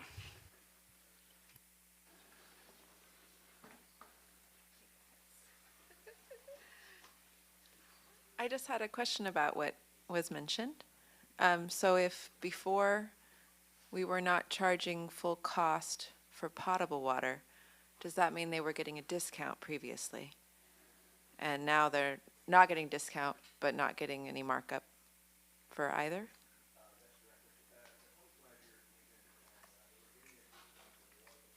Above 1,620 acre feet per year. We were able to, in 2020, to eliminate that, and it is full. They are charged the exact same rate all other customers are charged for potable water. Okay, thank you. Thank you. Anyone else from the public? Go ahead, sir. Hi, this is Andy Porchop again. I like this gentleman. He's a very knowledgeable guy. Keep him, It's very important, cool those refineries, they blow up, without cooling, they just, bam, So I vote for this water, give it to them. They cannot drink it, I make sure the pipes are not, whatever the right word, because anyway, they clean it, it's not as bad, if it's good for the grass and you touch the grass and it doesn't kill you. But my mama told me, not moving water like a lake, you don't drink it, but moving water, you can drink. So it's moving out of the pipe, it's okay. Anyway, cool those towers, it's very important. Thank you. Thank you, sir. Anyone else in the public? I don't see any. I see Councilwoman Lewis has something to say.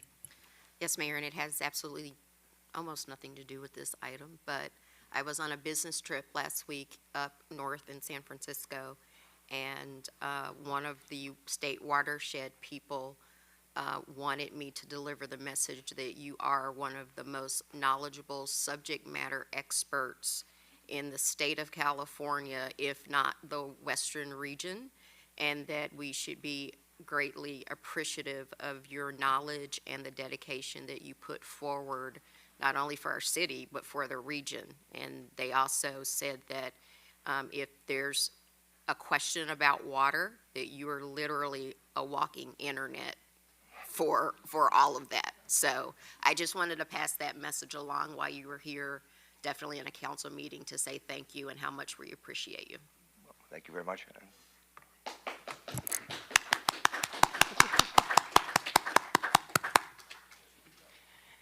Thank you for your recognition for Chuck. Do I have a motion to concur with recommendation of Public Works? So Yes, we moved. did. Yeah, okay, you can move it, yeah. You Oh, so moved. Second.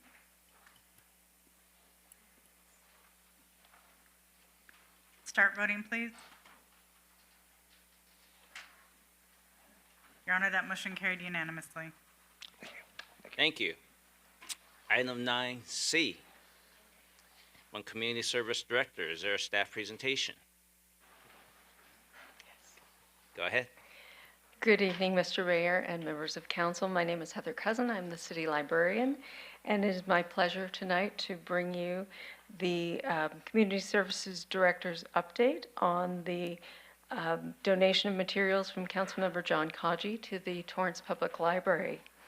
As you may remember, in February of 2023, Councilmember Kaji received council concurrence to discuss the possibility of donating his personal materials, writings, photos, and other items from his family's personal collection to the Torrance Public Library and to pursue related programming and display opportunities there. Following that approval, staff included an agenda item for consideration at the April 10th, 2023 Library Commission meeting. Now, during that commission meeting, the council member was questioned by several of the commissioners about the size and scope of that donation and the possibility of what that would entail. Given that these items are of an archival nature, there was some question about whether or not the Torrance Public Library had the capacity to accept a collection of the size and scope and to continue to successfully house a donation of that kind.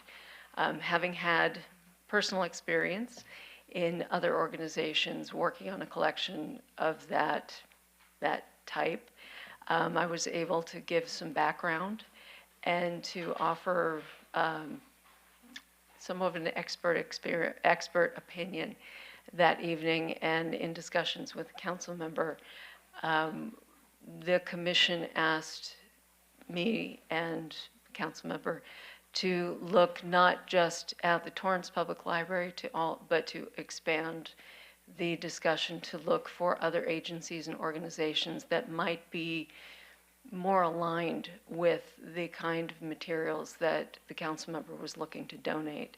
So following that meeting, the council member and I looked at the materials. I was able, council member was very generous with his time and brought in several of the items so that I could not only view them, but also photograph them. And having done that, I was able to connect with Cal State Dominguez Hills that has a very extensive collection of archival material from the Japanese expatriates and also the Japanese American diaspora. And in so doing, they were very interested in continuing that discussion. And I was able to connect the council member with Dean Brazeley at the university, and those discussions continued. And at the end of June, we were able to meet and connect and have a very successful discussion.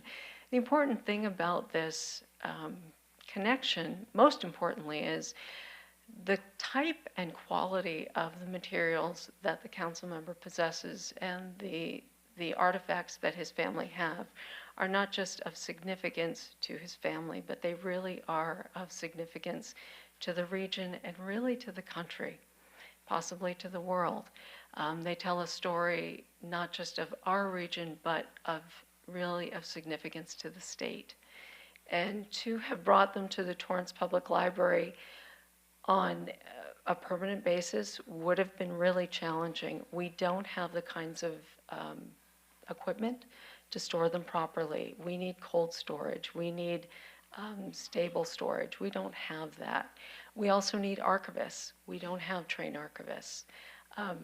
When I spoke before of my personal experience in a previous organization where I worked, we actually had, they told me this from the Smithsonian, we had the world's largest archive of American radio memorabilia, including actual recordings going back to, if you can believe it, the earliest days of radio. Problem was, we didn't have the best facility for it. So the Smithsonian said, sure, you can give it to us. We'll never get to cataloging it. We won't be able to make it accessible. So it's great to have an archive, but unless you can give people access to it, not going to happen. When Councilmember and I were able to sit with Dean Brazeley and her archival team, those were the things they said they could do. They took us on a tour. They showed us the cold storage room so they can actually house those materials. They have a staff that can make those things accessible. So those are the two things. You want to make sure they're sustainable and you want to make sure they're accessible. Those are the two things that Dominguez Hills can do. But having them there at Dominguez Hills does not mean that they won't be, council members' collection won't be accessible to all of us. Torrance Public Library, through that connection, will be able to make those things accessible to the community here. So with that, I'm happy to take any questions that you might have. Thank you very much. Councilman Kaji. Thank you for that presentation, and I just want to share with the council as well as the public that Cal State University Dominguez Hills does possess an excellent archival facility with archivists on staff. There were other families, not just from within the Japanese American community, but families that have a long and deep history here in the South Bay.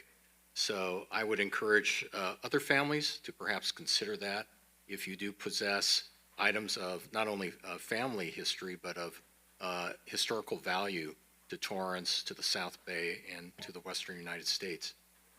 So on July 27th, I made arrangements at the library to deliver the first tranche of documents and memorabilia.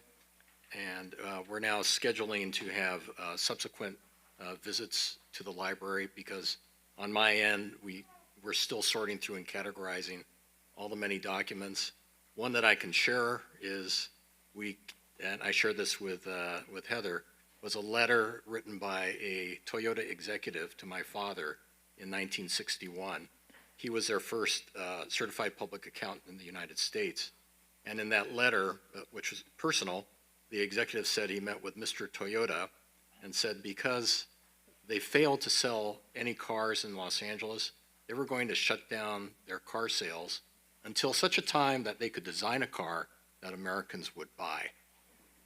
Now, I showed that to some Toyota executives who have since moved to Plano, Texas. They wanted the original. I said, no way, the original should stay here in Torrance, should stay here in the South Bay. So you may possess, similar items in your collections. I'm not sure, but On behalf of my family, I appreciate the connection that Heather made for us, and we're looking forward to also, as a condition, making those items accessible to the Torrance Library and to the residents here in the city of Torrance. Thank you very much. Well, thank you, Councilman Kaji, and you and your family's generosity to make those items available to the public. Anyone else from the council have comments or questions on this item? Anyone from the public who wish to make a comment on this item?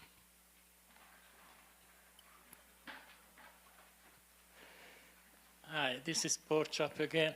I'm very happy for this thing, believe it or not. Not just because my daughter has Japanese friends. I know some Japanese, but I'm not going to throw it in right now. But it's very important, you know, because the history and the past is the mirror of the future. And, you know, so I'm for you know, that, you know, lots of people could see it and preserve these documents and all that. So I'm very happy Mr. Kaji, you know, give this to, and it's going to be a public domain or whatever, so everybody can see it. Because when I moved here to Los Angeles area, you know, from the Bay Area, I like the little Eskimo display at the library. I don't know what happened to that, but it was just so cute, you know, the little Eskimos and the dolls and everything, and the whale bones and the sword from the whale bone. So thank you very much, Mr. Kaji. Thank you. Anyone else from the public who wishes to speak on this item? If not, how does the council wish to proceed? I see Councilman Kaji. I'd like to move to accept the report from the Community Services Department. Second. Start voting, please. Your Honor, that motion carried unanimously. Thank you. Item 9D from Finance and Community Development Directors. Is there a staff presentation? Good evening, Mayor. Yes, there is, and members of the council. This is Sheila Poussin with the Finance Department. This item is brought before your honorable body as an oral request from Councilman Kaji with concurrence from the council to provide background information and additional steps regarding the creation of a community facilities district. Currently, the city has development impact fees, also referred to as DIF fees, that were established in 2005 and 2007, and most recently updated in July of 2020. A DIF is a one-time fee charged on private development to pay a portion of the cost identified specifically for public infrastructure and facility improvements related to community and general services, library, transportation, sewer, storm drain, police, fire, and undergrounding of utilities. These DIFs are used towards the acquisition, installation, and construction of public facilities identified in the city's needs list. This one-time funding cannot be used for operational costs and therefore restricted for use in narrow ways. Conversely, a community facilities district, or a CFD, is a special tax intended to help fund the incremental ongoing costs of the municipal services brought about by new development. The city is currently experiencing significant development interest with about 1,400 residential units, 507,000 square feet of industrial space, and over 250,000 square feet of general commercial space proposed throughout the city. An influx of new multifamily residential developments can require an increase in public safety and park service needs, while demand for industrial warehouse spaces may demand a need for increased street maintenance, creating a need for a recurring revenue source to recover the cost of providing these services. Should the council decide to move forward, staff proposes the special tax to be structured consistently with DIFs, which allows the assessment to be proportional to the size of the development based on land use. Though all land uses are eligible for the proposed CFD, staff recommends the following limitations based on consultation with legal counsel Rutan and Tucker. Specifically for residential property, the CFD special tax will only apply to market rate units in development projects with 5 units or more. Notably, this limitation would mean that accessory dwelling units, or ADUs, and current residents would not be subject to the CFD special tax. Secondly, it is recommended that affordable housing, moderate, low, and very low categories be exempt from the CFD special tax. To assist in calculating the rates that can be potentially imposed on future developments, we engaged consulting firm DTA, who also assisted with the city's latest DIF update in 2020. At this time, I'd like to introduce Kudo Wakwede with DTA to present the analysis and the methodology for apportioning service costs by land use. Good evening, Honorable Mayor, members of the council. My name is Kudo Wakwede. I'm a managing director with DTA. Thank you for having us this evening. I'll be briefly talking through some of the methodology behind how we calculate services taxes or services CFDs using what we call, fiscal evaluation or net fiscal impact analysis. Moving to the next slide, and I think we covered a lot of the introduction of CFDs. They are a funding mechanism that's approved under the Mello-Roos Act of 1982 that allows for public agencies to create a special district that may fund infrastructure or may fund ongoing maintenance and services. So a CFD is a mechanism used across the state by a number of cities, a range of cities, to fund ongoing maintenance. Next slide, please. And so our evaluation focused on looking at specific services within the city. Again, this is looking at new developments' impacts on the city's ability to provide services as new residents come in, potentially from these developments. One, there's an infrastructure element that's covered under the development impact fee, and then there's an ongoing maintenance component that's covered under the potentially under services CFD. And so that's where this particular mechanism comes in to provide the city a revenue source for new development's share of ongoing maintenance. Next slide, please. So this is just a quick summary of our results and what we did to evaluate the CFD. There are a number of ways to look at it, and we're looking at two main ways of evaluating a potential CFD tax. One way is looking at what we're calling a maximum mitigation, which basically represents full cost recovery. In other words, the city is currently providing certain services to the residents identified within the city.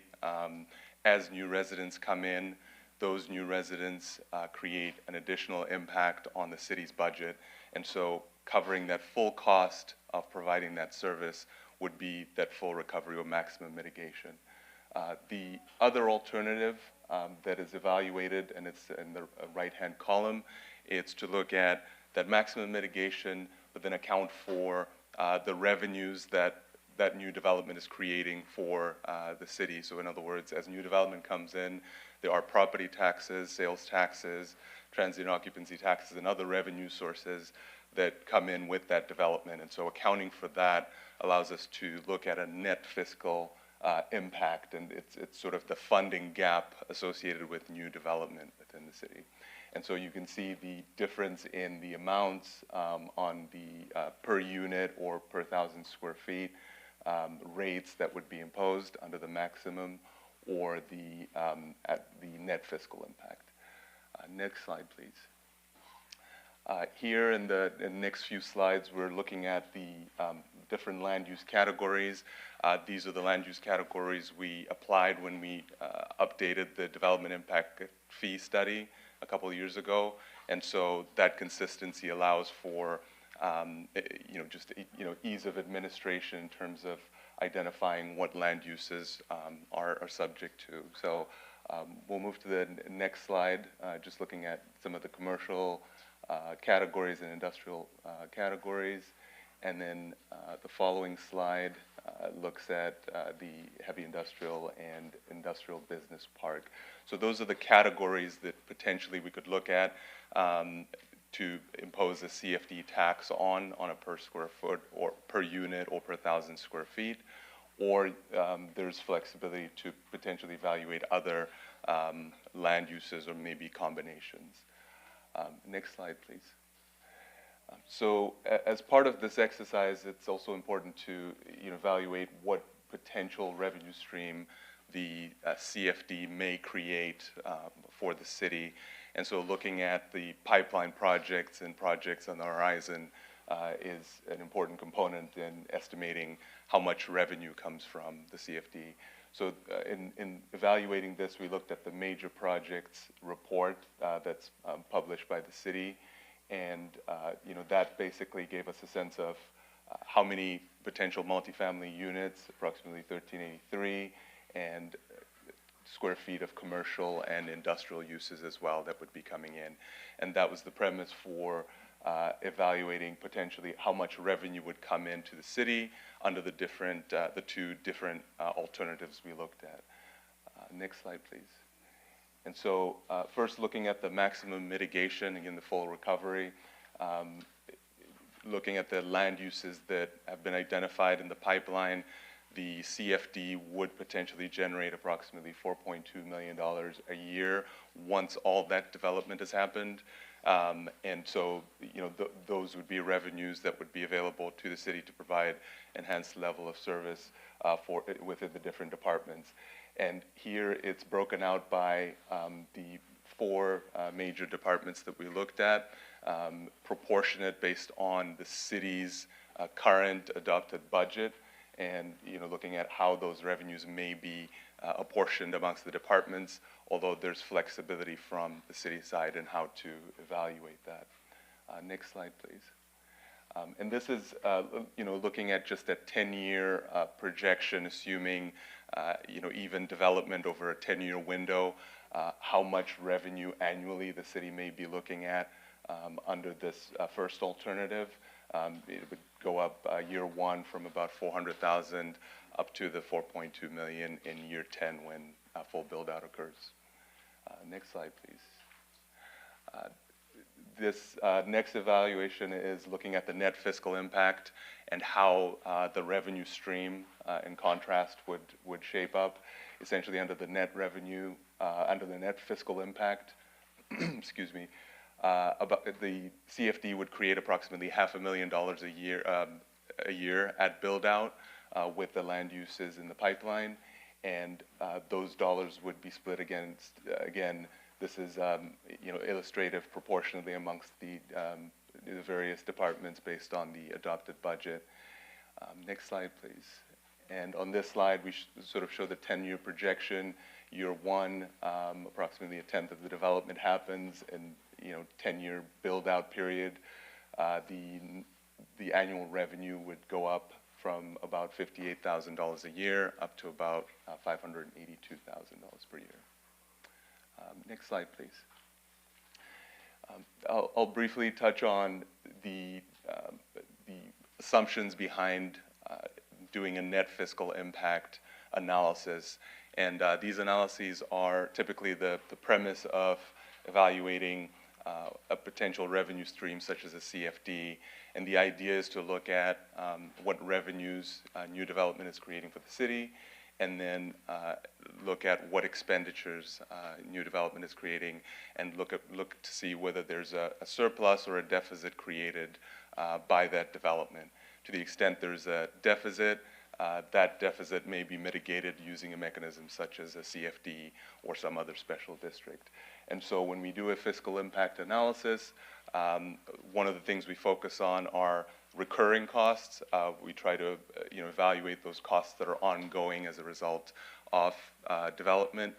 We also look at the ongoing revenues, and so that comparison allows us to see over time what a project does for the city. The other element we try to evaluate based on the different types of revenues and different types of expenditures identified in the general fund, whether those expenditures or revenues can be estimated directly, or whether we have to use the current city budget as a baseline for evaluating those revenues. So there are two ways we do that. One is called the case study methodology. that's typically used for revenues such as property taxes or sales taxes, where we can directly evaluate, what the property tax revenue would be based on the city's share of the 1% property tax receipts, and look at how new development affects the city. The same with sales taxes. We know that the city's sales tax rate. Generally, we can evaluate the average sales taxes generated within the city, and so we can directly calculate those figures. For other figures that are less direct, we use a multiplier approach, which basically looks at the average cost or average revenue per resident within the city and applies that to future residents to evaluate that revenue or cost respectively. Next slide, please. And here I think I covered this before on the evaluating just the average revenues and average expenditures, and we're basing it strictly on the city's current budget. So based on the revenues that are being generated, what projects or services are being funded, we're using that baseline and applying it forward. And I'll talk a bit more about that on a following slide. Next slide, please.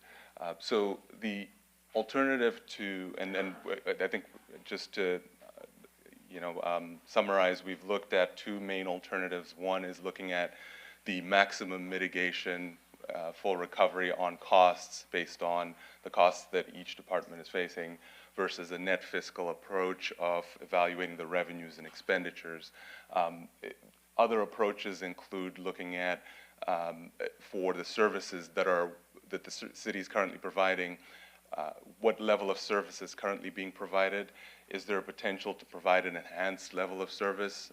In other words, provide other services that may not be funded currently in the general fund, and potentially use the CFD as a mechanism for new development to fund their share of that enhanced level of service.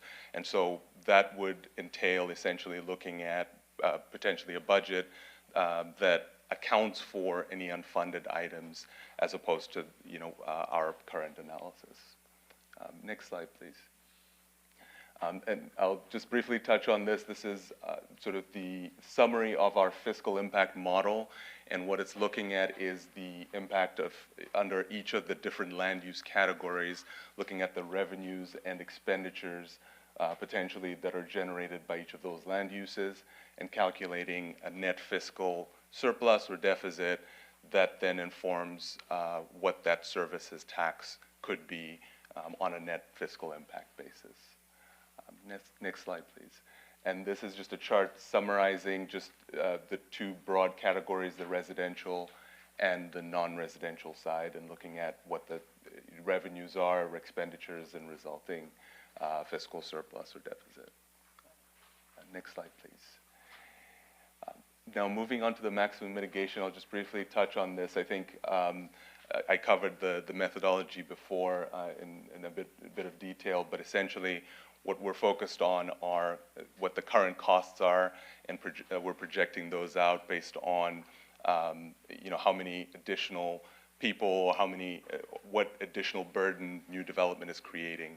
And on the maximum mitigation, we took a bit of a deeper dive on each of the departments, trying to look at the best methodology to evaluate how new development affects the city's budget. And so for each of the categories, for public works, for community services, and the other category, and public safety, we took different methodologies that we thought best resembled or followed new development's impact. Next slide, please.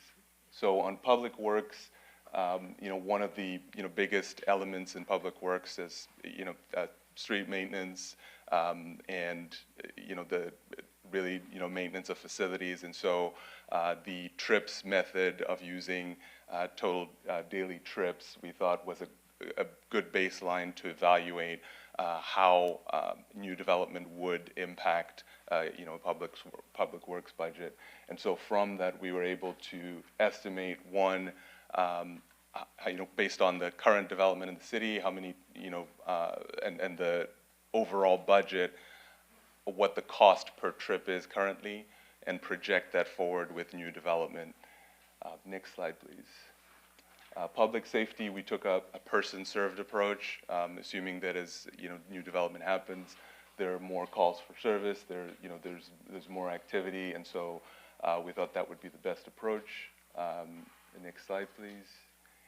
And then for community services, we used an equivalent benefit unit method, which is looking at potential usage of facilities within the city. So, park usage, how often residents and employees may use parks, and we applied that forward.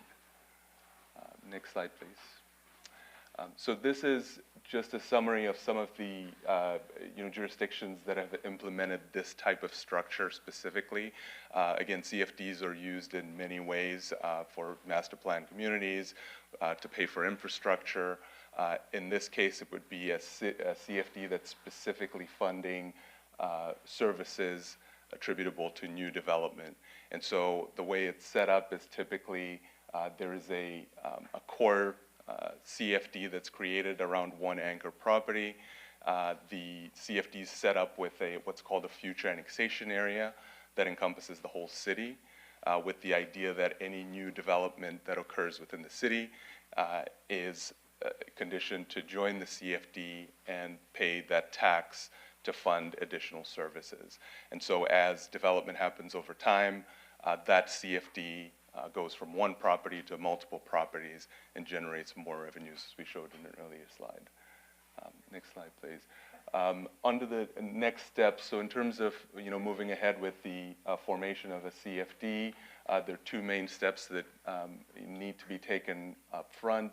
One is the city adopting a local goals and policies that's required under the Belarus Act, under the government code, and basically that the goals and policies identify the city's specific policies and practices around forming and administering CFDs. The second, and this is advised by legal counsel, is to essentially amend the city's municipal code to include a section that identifies this need to mitigate future costs using some funding mechanism that may be a CFD. Once those two elements are in place, the city may go ahead and form a CFD. A CFD requires two council meetings.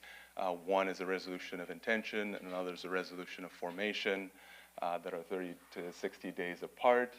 And then the resolution of formation then allows for a public hearing where the initial landowner votes to join the CFD, at which point that the framework is set up with the future annexation area. Next slide, please. So this just covers what I talked about earlier on the structure of the CFD when it's set up with an anchor property in a future annexation area. It allows for the city to use that same structure as property develops within the city. And next slide, please. This just covers, so in setting up a CFD, one of the elements that would be identified in the municipal code is that the CFD is one way that development can pay its share of the impact on the city, but it cannot be the only way. That the city has to offer alternatives for developers to mitigate that same impact. One of the ways in which that can be offered is through this one-time payment option. Again, this is one illustrative method. There are many ways that the city can implement the alternatives that are available. In this one-time payment method, essentially it's looking at a net present value of the tax revenues over time and discounting that backwards to look at what those dollars are to come up with a mitigation amount. But again, the city may implement, some other methodology or, some other alternative. And I think that concludes my presentation. I'm happy to answer any questions. Thank you. Mayor, Thank you. sorry, Yes. just to conclude, staff's recommendation at this time is really to provide direction. The idea of a CFD is essentially to have growth pay for growth. so that the city can maintain a certain level of services even with an influx of residents and employees. With that, there's, a number of options that the city council can direct staff. With the first one being provide direction on whether or not to move forward with one, a CFD that recovers maximum annual costs, or two, a CFD that recovers net annual costs, or three, a CFD that recovers the maximum annual cost plus the cost of enhanced services, or four, a CFD that recovers the net annual cost plus the cost of enhanced services that staff have identified, or of course, there's the option to take no action. And with that, I'll open it up for questions. Thank you. Thank you. Thank you, Ms. Councilman Matucci will start us off. Thank you, Mayor. So reading through this, so as an example, if I were to tear down a home and rebuild a brand new home, not a remodel, just scrape it, start new, would I be subjected to these impact fees? No, the way this is proposed to be structured is that the eligible properties or projects would be those of 5 units or more. Because as a single-family property owner, you would not be subject to the tax. Okay, and what about raw land, which I know we don't have much, but raw land that goes into a single-family subdivision? If it's 4 units or less, they would not be. However, if a developer comes in and wishes to develop a 5-unit or more project, then yes, the developer would be subject to the tax. Okay, all right, and do we currently have impact fees on developments at all? Currently, yes, we do the development impact fees. So those are the fees that were established back in 2005, 2007. Those are one-time fees that are imposed on new development that are strictly, it's a special revenue. So they can only be used towards the acquisition of infrastructure or the improvement of infrastructure and public facilities. Okay. And so this would be in addition to those current Correct. impact fees. Okay. So reading through this, it had an example of a 40-unit building having to pay, what was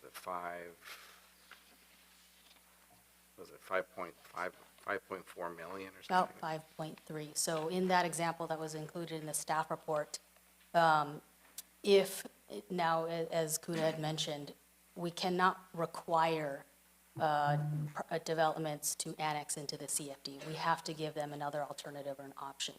So the alternative that is being proposed is a one-time payment calculated to essentially assist for ongoing costs. So in the example of the 40-unit, in this structure, the annual payment is about $53,000. The other option then, if they rather do a one-time payment, it could be about $5.3 million at the completion of the project. Gosh, you used to be able to build 40 units for 5.3 million. Okay, but this is, again, in addition to the impact fees that are currently there. That's correct. I know I should have asked you this before. Do we know what those impact fees are now? Yes, it varies. It really depends on the volume of activity of development. So over the last 3 years, the average is anywhere between $1 to $2 million received for all 9 types of fees. Now, in the study, which I appreciate the study, and I'm sure there was a lot of thought put into it, and a lot of information that had to be gathered up and torn apart. So some of the services that I guess would increase would be such as calls for medical. That's probably one of the biggest ones. I would imagine the fire department goes out to a building more than maybe the police department, I guess. I would imagine. I don't know that for a fact. Now, some of those fees that the fire department, such as for the EMS services, are actually reimbursed by the end user. So what cost are we really looking at? Because I know streets, we talk about an impact on, using the streets, the sidewalks, but, we also have SB1 funds that were for streets and maintenance. We have Measure M, Measure A, Measure T, measure this, measure that. So we have a lot of different levels, a lot of different little bits of taxes that we charge, not we, maybe it's a county or state tax, that are specifically designed for either road maintenance, sidewalks, ADA upgrades, and such. And so, when we do the calculations, I get it. We maybe have a dollar per dollar analysis, but are we taking into consideration that some of those things, such as road maintenance, are already paid or partially paid through our gas tax? I'm sorry, I'm looking here, but I don't mean any disrespect. So when I'm looking here, I'm looking at the dollar signs. Some of the money that we use for improving, let's say, Sepulveda or Anza, partially are coming from existing tax revenues that are paid by taxpayers to do these projects. So I fail to understand where the added cost is, because a street is a street, and I get it. You put more cars on it, you're going to most likely have more road maintenance and such. So I get that part, but there's a lot of other fees that are already being paid by developers, already being paid by, whether somebody, Raising Cane's built a new building within the last, year. I'm sure there was a lot of fees paid to the city, county, state, feds for that particular building to be built. But they also generate for the city a big chunk of money every year, year after year. So are we going to, add another layer of fees to a development? To me, it just seems like we're double taxing, triple taxing, quadruple taxing these developments. And I know there is a cost. I'm not saying there's no cost. I'm not, oblivious to that, but I do feel that we might be charging for something that's already being covered by many other taxes that people are paying. I could be wrong. I know we need the revenue. I know there's going to be an added cost when a development comes in with 248 units, but at the same time, there are a lot of other taxes and fees that are being paid and already presented, to where I just feel like we're, once again, just asking people for more money, when maybe we should try to figure things out differently on our end to be able to not, in my opinion, overtax and overfee each and every project. We want to be business friendly. This doesn't feel business friendly to me. So that's just my personal opinion. I'm happy to hear what my colleagues have to say about it. Thank you. Thank you, Councilman Griffiths. Thank you, Mayor. I'm really mixed on this one. As my colleague just mentioned, adding an extra cost to developers' projects that are ongoing, not just one time, raises the price of everything. But the flip side of that is, and I'm going to focus primarily on residential development,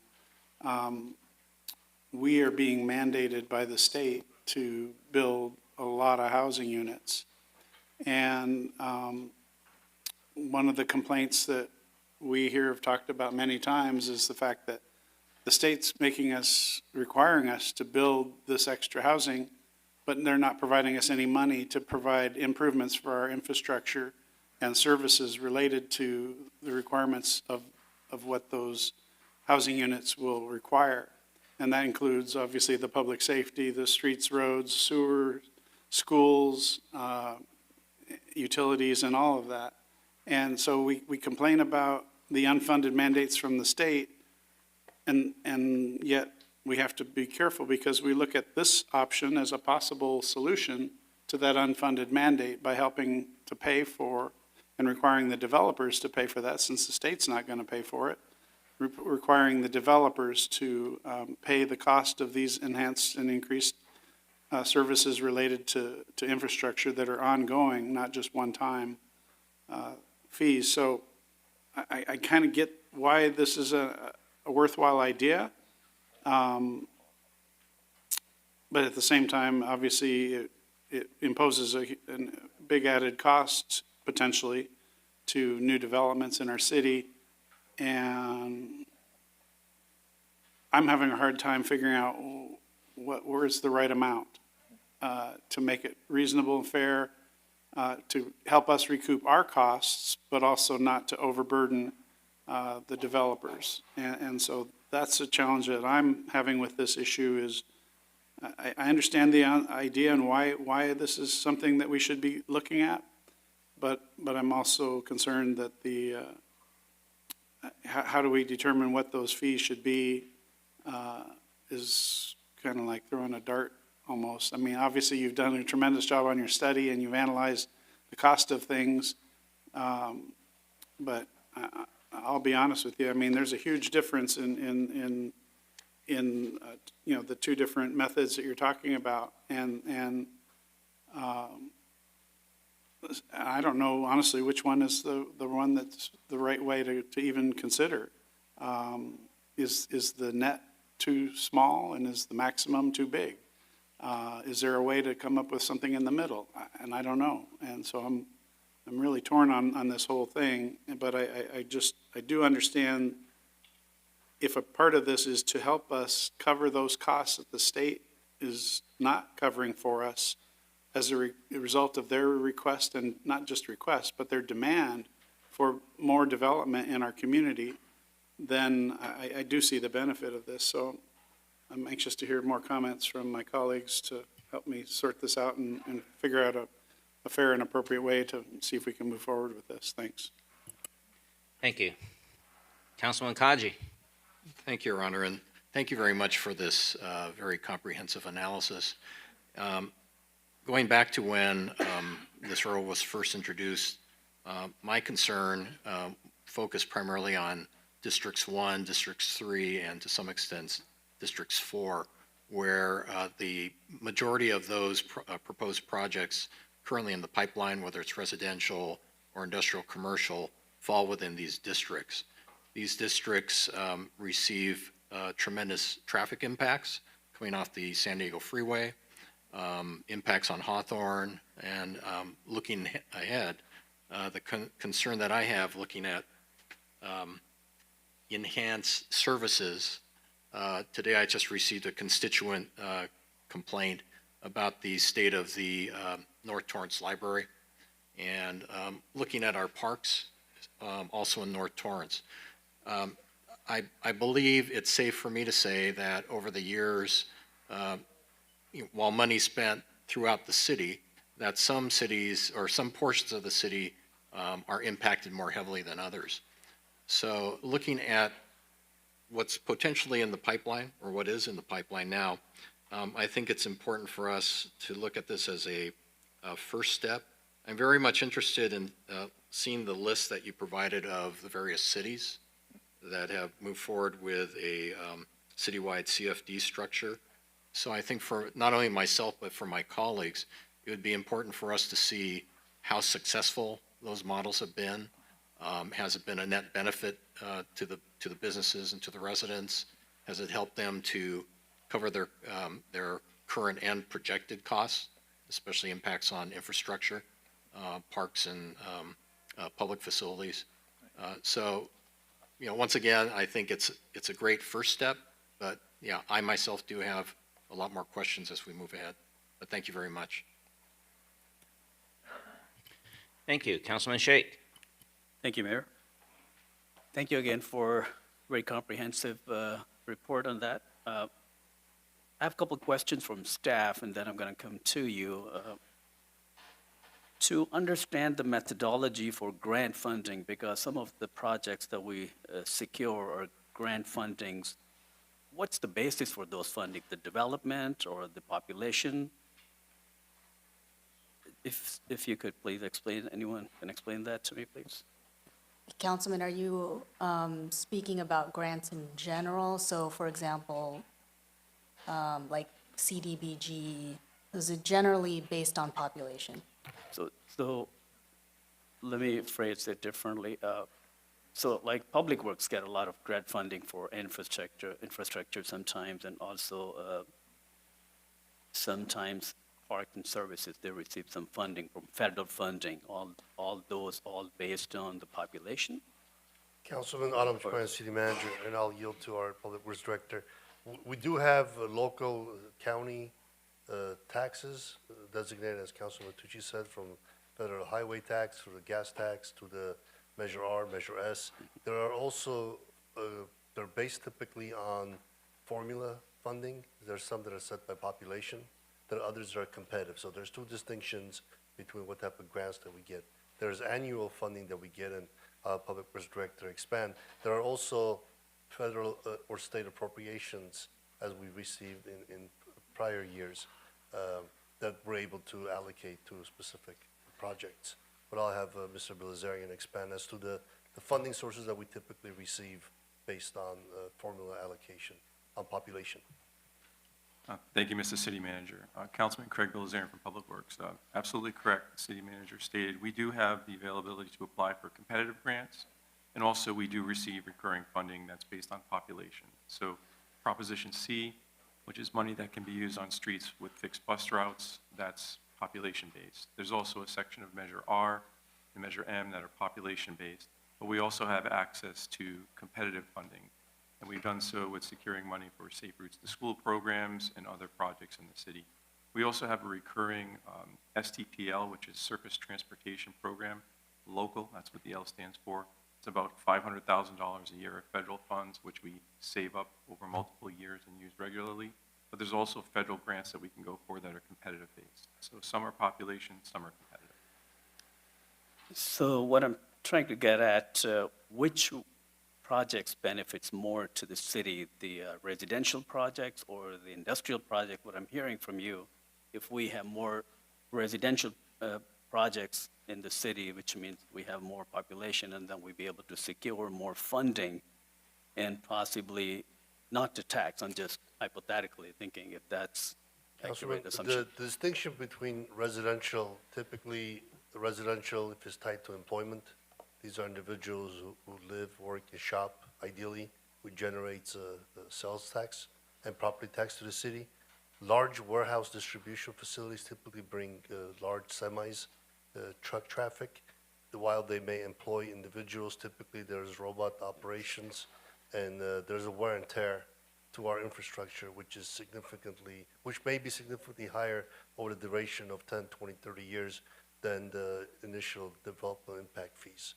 So this CFD was one of the measures to be able to address, and we do have some commercial and industrial development interest in Torrance.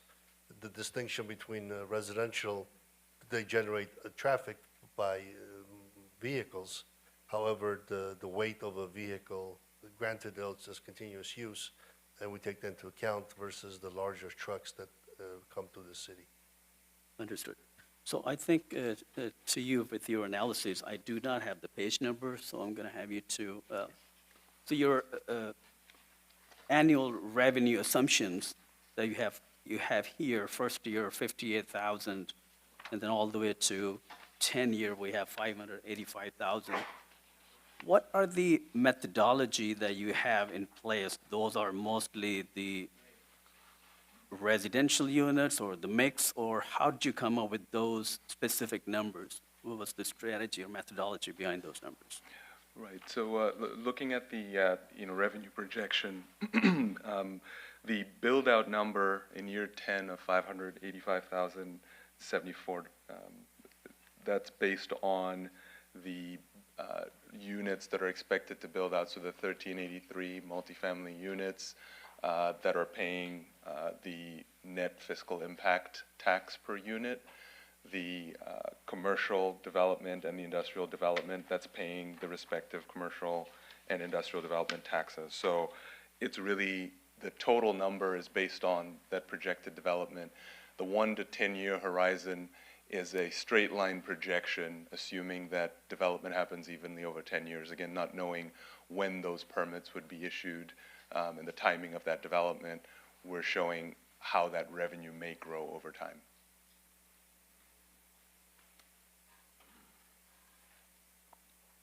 To the similar way, I'm going to ask you your allocation methodology that you have public safety, 2 million, you know.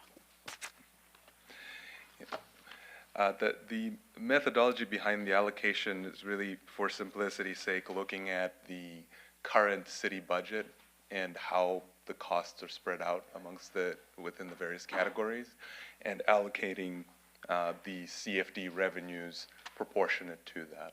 So the discretion of the allocation really is up to the city council inevitably, but here for illustrative purposes, we're showing a proportionate distribution of those funds. So the idea behind all this analysis, basically, we will have some future development, and this is just to kind of uphold the quality that we have, so we can provide the similar or possibly better quality if we have those kind of revenue stemming from the projects. Absolutely. So the city currently has existing revenue sources and existing expenditures. Those existing revenue sources are obviously coming from existing residents, or maybe a grant funding that's population based, but based on the existing population.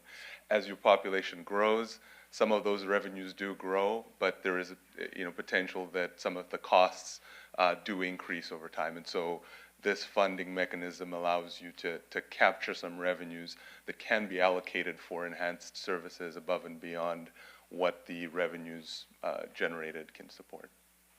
But with your analysis, you are suggesting that we have to levy some additional taxes, basically, right? No matter which way, which methodology we adopt.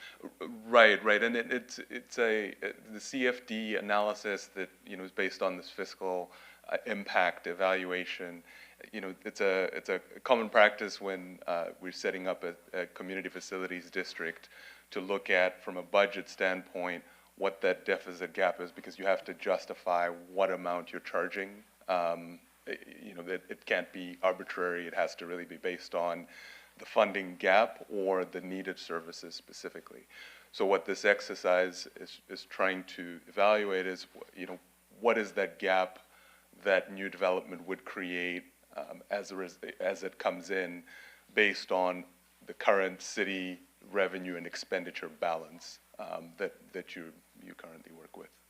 Are you also incorporating the sales tax impact, because hopefully, sales tax will generate more revenue with that?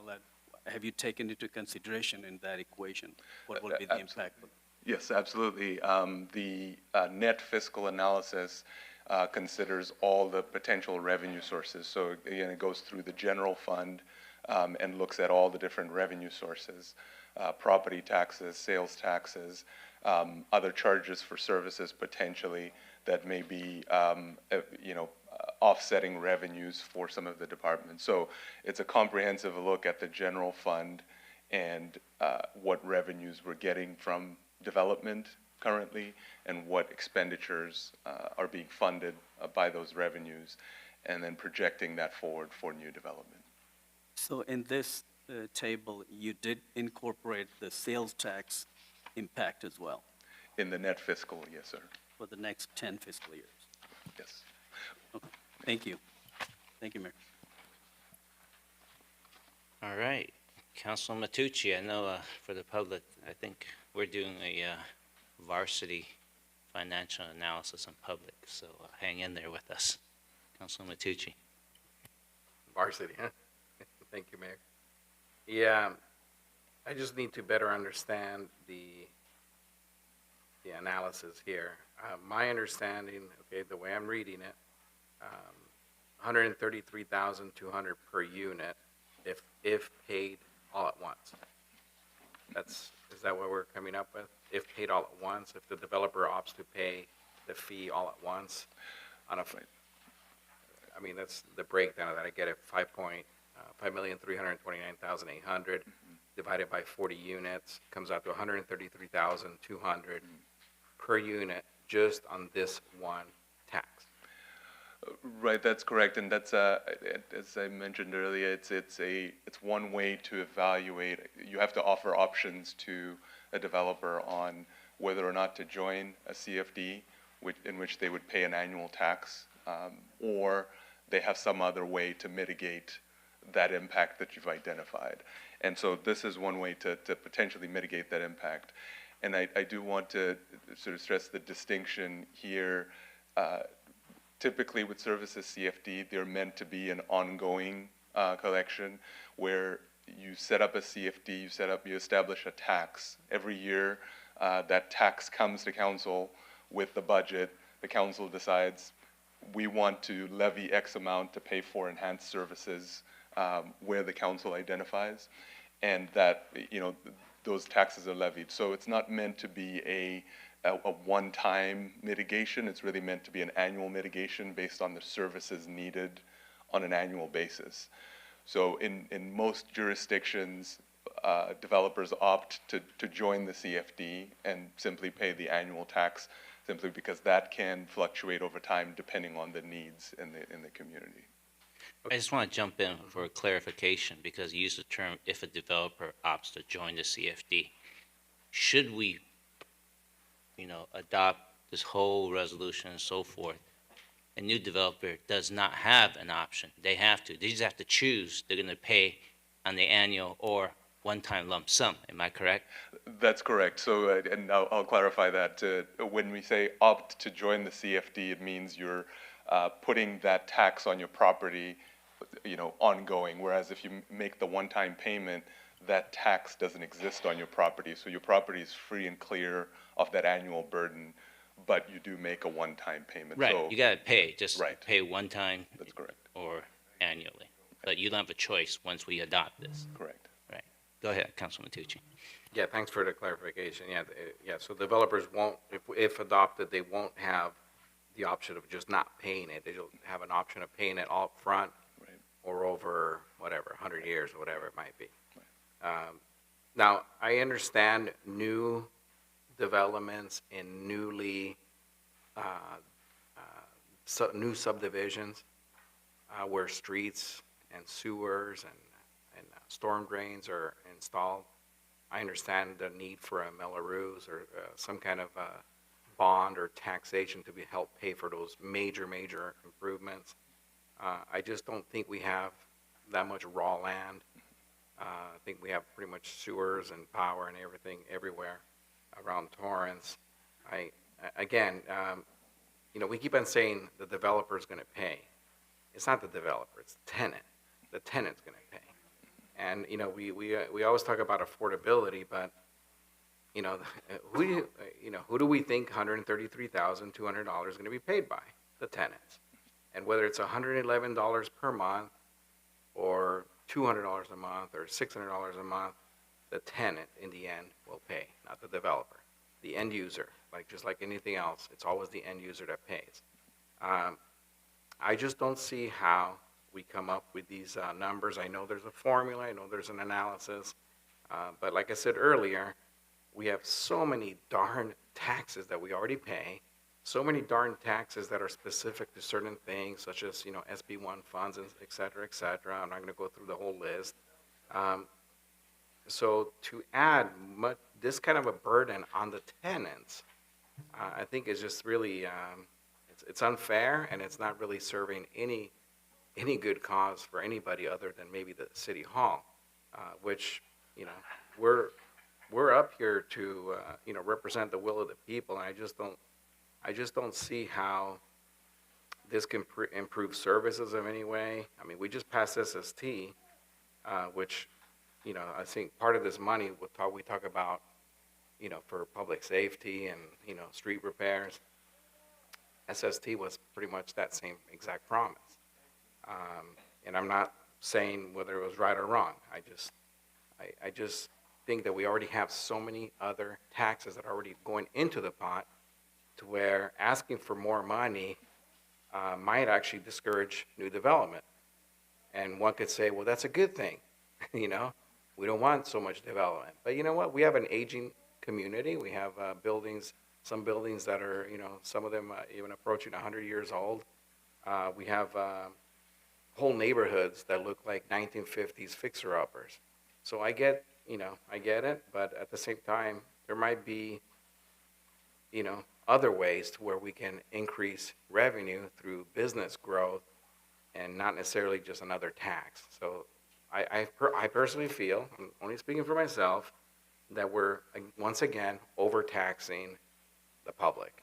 And in this case, we're overtaxing the tenant, because ultimately, it's always going to be the tenant flipping the bill on this one, not the developer. So I'm a hard no on this, not because we don't need the money. I'm sure we do need the money. I'm sure we got added expenses as a 240 or 280 unit development comes in. But there's so many other ways that we're going to be making money off these new tenants and, people coming in, renting an apartment for $4,000 a month. They're most likely going to be shopping here, buying cars, and working here. So, you got so many other taxes that people are going to be paying into it. I think right now we're kind of focused in on how many times the police department or fire department, or how many times we have to fix the sidewalks in front. And I can tell you, I don't think it's going to be $133,000 worth per unit in the whole lifetime of their existence, because those are already paid for. It's already money that's been allocated by many other taxes, including the taxes we're paying probably just by sitting here right now. Property taxes, sales taxes, transfer taxes, taxes. So again, I'm a hard no. I think it's excessive. I think it's, again, it's just another reason why California is so darn expensive to live in, is because we just keep on plopping on more and more fees to build, more and more fees just to live, period. $500 electric bill I got. How much do you think these people are going to be paying? They're all going to be paying a lot of money for utilities, a lot of money for gas, a lot of money for everything, and here we are plopping another $133,200 per unit for the lifetime of that unit. But again, the tenant's going to have to pay. So I'm a hard no on this, but I do appreciate the hard work, and I think it's a very, very smart way to present it, but just not convincing enough for at least me. Thank you. Does anyone from staff want to say Councilman, something? I see the yeah. body language. I just want to bring a reminder, the staff was asked to explore various income generation concepts and ideas, and we advanced this initiative for your consideration. Right. And we do realize that. And I appreciate that. I'm there not are trying to. impacts, And I do yeah. appreciate their comments. I do want to thank DTA and finance team for advancing this initiative. Lots of staff time and analysis was put into the effort, but it's a good primer on what's going to follow later on in the evening with our housing corridor discussion. But there's definitely, we're at a point where there will be the significant interest in Torrance as far as multifamily development, and we want to plan ahead for those infrastructure demands, as well as the benefits of having shoppers and companies who want to do business in Torrance. So appreciate all your input in the process. We could table, we could come back, we could take a vote. We're here at your pleasure. Thank you. Yeah, thank you, City Manager. I was just going to share that, this is actually staff's response to an oral, and appreciate it. And looking at the data, if you look at page 17 of the PowerPoint, it's, I believe this data, correct me if I'm wrong, was generated by asking staff based on our future projected projects in the city.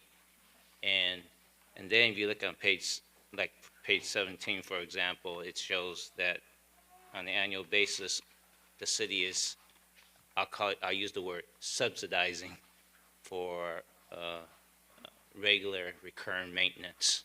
And then it kind of begs a question in my mind, how many years have the city been doing this in the past before we even looked at this analysis? Just part of it, I just want to make sure that, and then your analysis is only as good as the data that the staff fed you. So that whatever the number that Councilman Atucha is talking about, the 1,332, it's only as good as our projected number, right? And then we'll go on, when we go on the item 10A, those are probably part of the new development.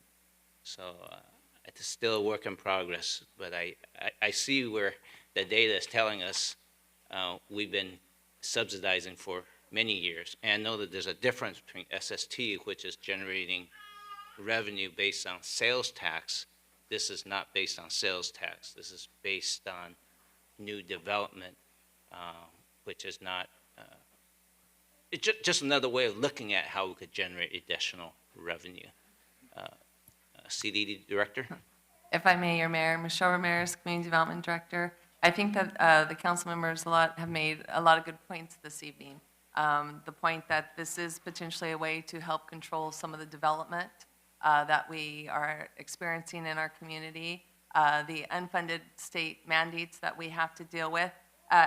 From the development standpoint, that is one of the biggest concerns that a community development department has, because as we see additional developments coming in and these state mandates that are saying we can't require as much open space, public open space in a development. We can't require as much private open space or private open space in a development. Those reductions, we can't provide parking. We can't make them have parking on site. What that's now doing is it's turning those people to go use our parks more. It's having cars park on our streets. It's increasing the uses of our facilities that requires more maintenance than we've had to experience in the past. A lot of the grants, when we talk about grants that we're receiving, funding, those are for improvements that need to be done, not for maintenance. These funds are to be used for that maintenance. So while we may get funds to be able to re-slurry streets, and maybe we're able to re-slurry street every 5 to 10 years, which I don't want to say how often we do it, we may need to do it more often. And we're not going to have those funds to do it more often. And so it's this maintenance part that we really are talking about here, to keep our streets, to keep our parks, to keep those services up to par that our community expects and deserves. As far as we increase the number of people that come in here, we do increase the number of public safety officers. We do increase the number of fire department staff that needs to be out there. While I understand that some of these services like the EMS might be reimbursed, when the fire department shows up each time, they're not necessarily reimbursed. Maybe the EMS is. The call for services with the police department, they're not being reimbursed for that. And you get more units in here, unfortunately, there's more things that do tend to happen. So while I know there's a lot of good points that have been brought up this evening, I just wanted to state from the point of development, what I see what the state is doing and the nervousness that I get, and how are we going to keep up with all these demands when we're not collecting something to help us with it. So I just wanted to throw that out there, and if you have any questions, I'm here to answer them. Thank you. Councilman Griffiths. Thank you. I'm going to nominate Ms. Ramirez to run for my seat, to come up here and sit here and make your proclamations. I really like what you had to say, and you took a lot of my thunder away. Oh, I'm sorry. That's okay. Sometimes it's good to have staff say what I'm feeling or what we're feeling. I agree. I hate the idea of new taxes, but every single one of us up here has complained about the state mandates of housing that's been imposed upon us without any funding to provide for the infrastructure that housing will require. And to not consider funding sources to pay for that, if the state's not going to do it, we need to. And this is a mechanism to do that. And so we can't talk out of both sides of our mouths. We can't say we don't like the housing mandates because we're not getting money for infrastructure, and then say, well, we can't put any fees on top of development. And we can't have it both ways. We got to pay for this infrastructure that the development will impose upon us. The state's imposing upon us 5,000 housing units to be built in our city in the next 4 years.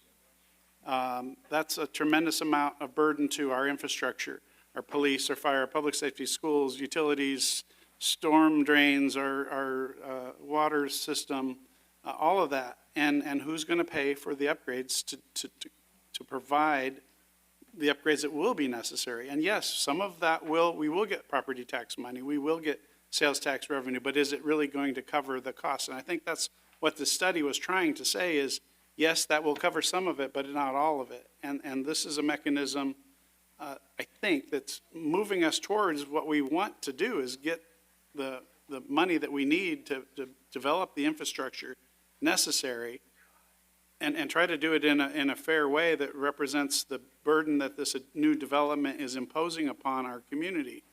And potentially maybe to discourage some of this development because of the costs. And so I still think that this is worthy of some further discussion. I don't think we need to make any decision tonight on, this is a very complex situation. And so for us to give it an hour in our council meeting tonight to talk about it, I don't think that is really, I think this needs a little bit further vetting, further discussion to really verify that, is this really accomplishing what we want and what's the right amount? And so I'd like to see us continue discussion on this, but not in any specific manner. But I don't know if it's something that goes to committee for further discussion and vetting, or you know, some focus groups on how to figure out a way to do this. I wasn't the one that recommended this come forward, but it's an interesting concept to help us pay for what we're complaining about, and that's how do we pay for the infrastructure that the state's not funding us to do. And so we can't have it both ways. We got to pay for that some way. And if this is a mechanism to provide that, I think it's worthy of exploration. I'm not saying that we should necessarily impose it, but I think it's worthy of exploration. I think that, I do have a very specific question though, is let's say a developer comes in and builds, like the example, 40 let's say 40 single-family homes, and those homes are for sale units. Who ends up paying the tax year after year? Is it the owner of the individual single-family home? Yes, that's correct. And how is that assessment made to that property owner? So a community facilities district is essentially a special tax, a lien on the property. Property tax. And so it follows the property. So when a resident, purchases the property, they take on that tax along with all the other ad valorem and special assessments on that property. Yeah, and I can see the negative side to that is it's putting a bigger imposition on the people who bought into the new development. But they're the ones that are also causing our infrastructure to explode.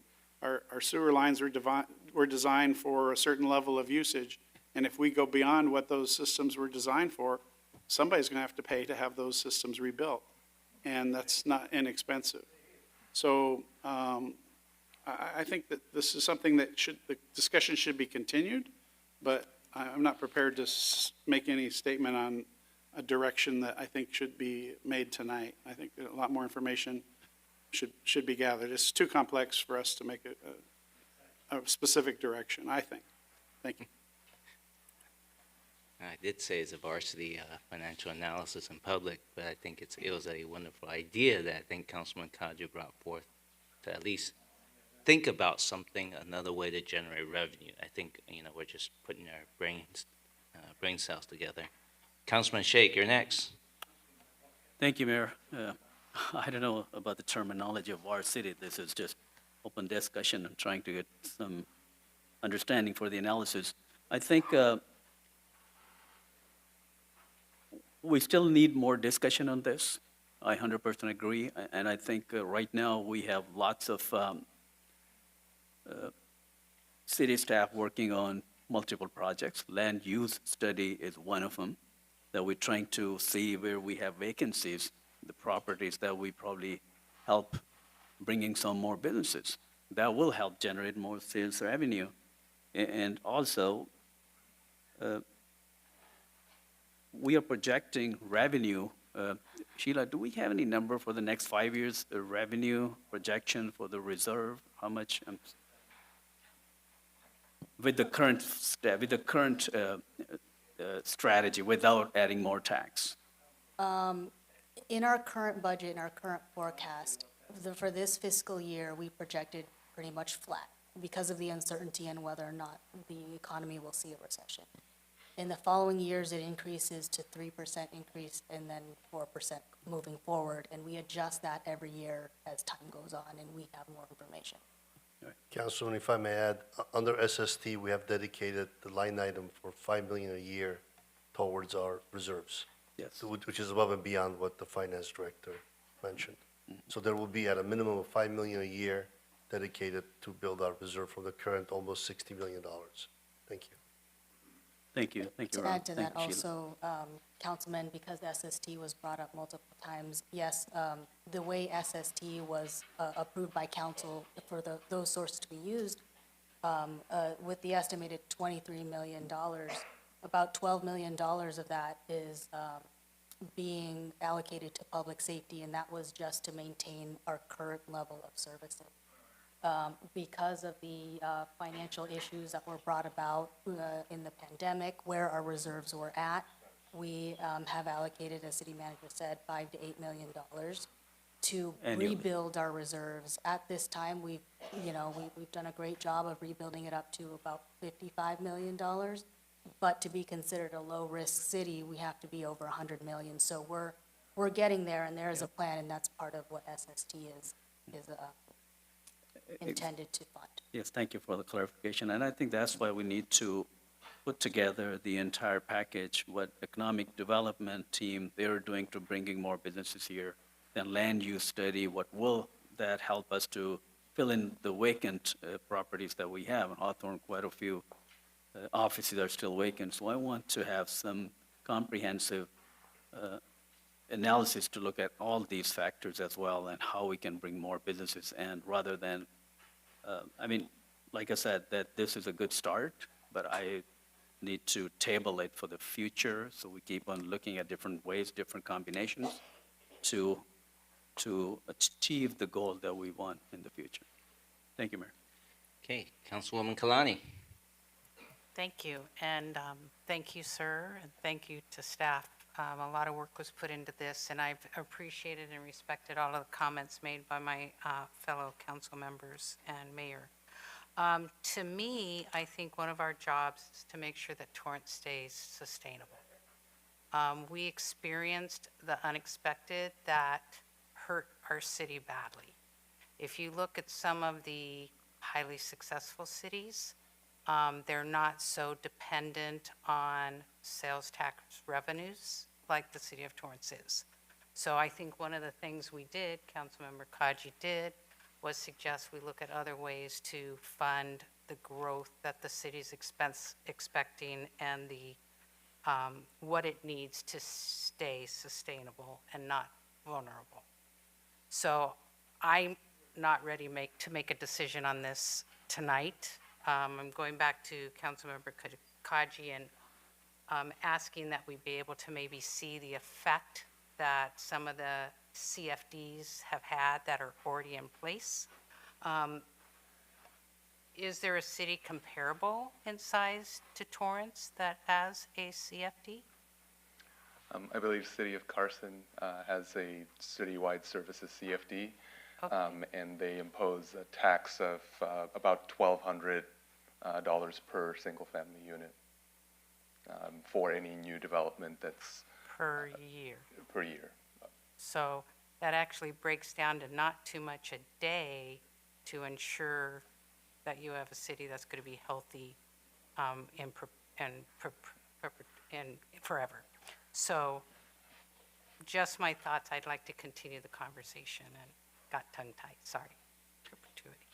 Thank you so much. Councilwoman Lewis. Thank you, Mayor. I agree absolutely with what most of my colleagues have said, and also in the report, I did read the cities that have a CFD and what they're using it for. For instance, Corona's using it, I guess, specifically for public safety services. I also agree that we're at a point now where having enhanced services is great, but you can't use enhanced services if you can't afford to live in the community that has the enhanced services.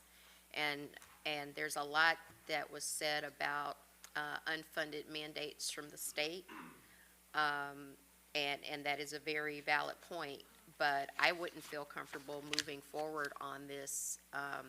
I would like to maybe see it, and I'm sure Councilmember Kaji is going to shoot me a look, maybe kick back down to finance to study it out more, because I agree with, we're getting these unfunded mandates from the state, but I also think that we have some opportunity to perhaps claw back some money that we're paying forward from the county to help with some of these infrastructure requests. I want to get a full look of all the possibilities before we throw another assessment at an already unaffordable, unsustainable housing matrix. And it's nothing against your organization. Thank you, staff.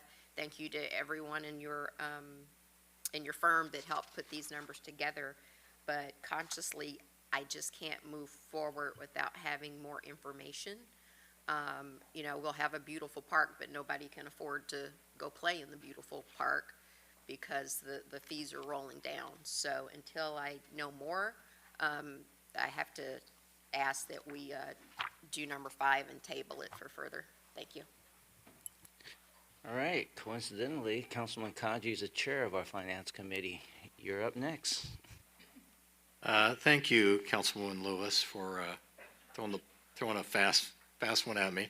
But I do believe that for the Finance and Government Operations Committee and for my fellow members, we'd like to, I think it'd be worth our while to spend more time on getting more information on how other cities have fared with CFDs. Once again, excellent presentation, a lot for us to digest, and yeah, we can't digest it all tonight.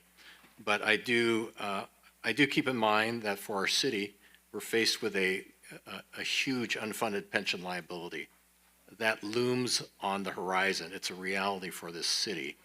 And unless we find new ways to generate revenue for our city just to maintain what we have, and if we can enhance services, that's a plus.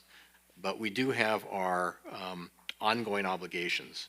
And unless we can come up with ways to pay down a $500 million pension fund obligation, unless we can come up with new ways to maintain our streets and roads with an increase of, what's our arena requirement, like close to 5,000 units?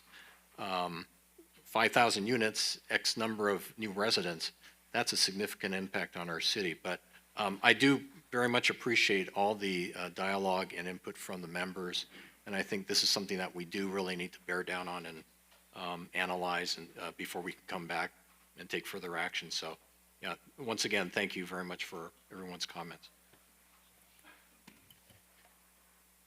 Okay, have we exhausted the comments from the council for now?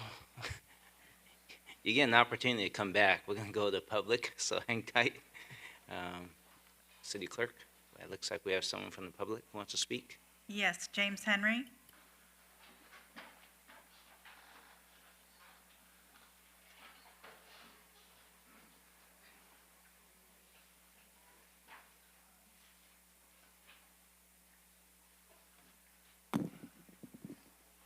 I have 3 questions. How much did the city pay DTA Finance to do this preliminary evaluation of public service costs? If the city did pay DTA Finance money, why is the expenditure of this agenda item listed as none? 3rd question, if Caltrans can pay for the revitalization of downtown Torrance, why can't Caltrans money pay for this? Those are my 3 questions. Your Honor, this is a policy decision in front of council. The funding for DTA contract is within the city manager's authority, and that's why the item is not listed as such. How much they pay them? Sheila, do you have the number? Yes, so far for this year, for these efforts and this analysis, $8,000.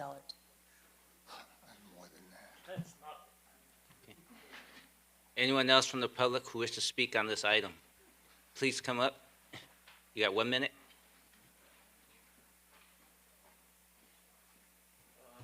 Good evening, City Councilman and all the other professionals here. My name's Doug Maupin. Actually a developer here in Torrance. Although all of my heyday was before any of you were elected, I built about 700 units in the city in 15 different locations. And I agree that us developers should pay our fair share. And we've always seemed to do so, though, because a lot of my development experience we're required to improve sewers, improve water districts, build storm drains, fix streets, put in new curbs, gutters, and sidewalks. And those 700 units are probably worth, what, $800 million now? And those guys, everyone who lives in them pays taxes, goes grocery shopping, buys gas. So I think they're paying their fair share, but I don't mind if you have to up it a little, because I know there's a big burden. Thank you, sir. I think you're talking about DIF, which is a little bit different than what we're talking about, but I think. Anyone else from the public who wishes to speak? Unless you're saying it doesn't matter, you'll pay for it. Well, I can't pay 130 a unit. That won't work. Go ahead, sir. Hi, John McCon, and I live on Gramercy. I moved here in '98 from Recondo Beach because that's why I wanted to get out of there. I was renting at the time. So what attracted me to Torrance was it was a quaint city. It had, on my street, there was no fences. Everything was just run into each other, all single story. I'm in the Old Torrance district, and it's beautiful. And now we have a new surplus of children that just moved in. 5 new families just moved in. So I'm hearing the little kids running around again. The old people died off, and the new people coming in. This is what we're here for. This is a beautiful city, and we need to push back on Sacramento. I know they have their ways that he's pushing on us. He's not giving any money. He doesn't deserve it. And if we had a border, maybe we wouldn't have to be worrying about housing for everybody in Torrance. Thank you. Thank you, sir. Anyone else from the public who wish to speak? This is Andy Porchop again. I just would like to tell you, it's nothing says more business friendly than raising the taxes. You know, when I came to America, taxes were lower and things were going better. The only taxes you want to raise for the city staff, and the pension funds, man, the pension funds, you know, all our firefighters, all city employees, all the city manager, and all the policemen, the pension fund dudes. If you reduce the pension fund liabilities, you have a tons of money. But raise the taxes, man. Why not? Raise the taxes. Or, I have a better idea, just like they did it in Eastern Europe, that the government took every money and give some to the people. You know, you worked 100 days, they paid you for 2. Keep the money and you spend it how you wish. Thank you, sir. Anyone else from the public who wish to speak? Okay, I see one coming.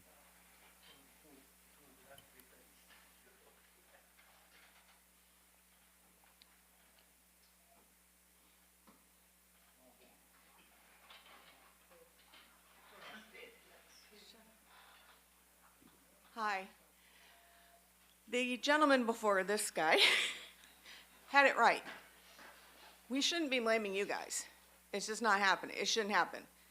Slowly, over the years, if you've lived here for as many years as I have, Sacramento and the Democrats, your Marisucci, I'm sorry, your Ted Lieu, they're up there, and Newsom, they're all just passing these laws, these regulations to suit their own needs, to fill their own pockets at the expense of us. If you want to stop this, you're going to have to start voting smart and just hold the line. Get these guys out of Sacramento. They've got a supermajority. We can't do anything. Don't blame these guys. Thank you. Anyone else wish to speak? Mr. Porkchop, you're okay? I think she could speak on her own. She hit me. She hit me, by the way. You got off easy on that one. Anyone else from the public who wish to speak?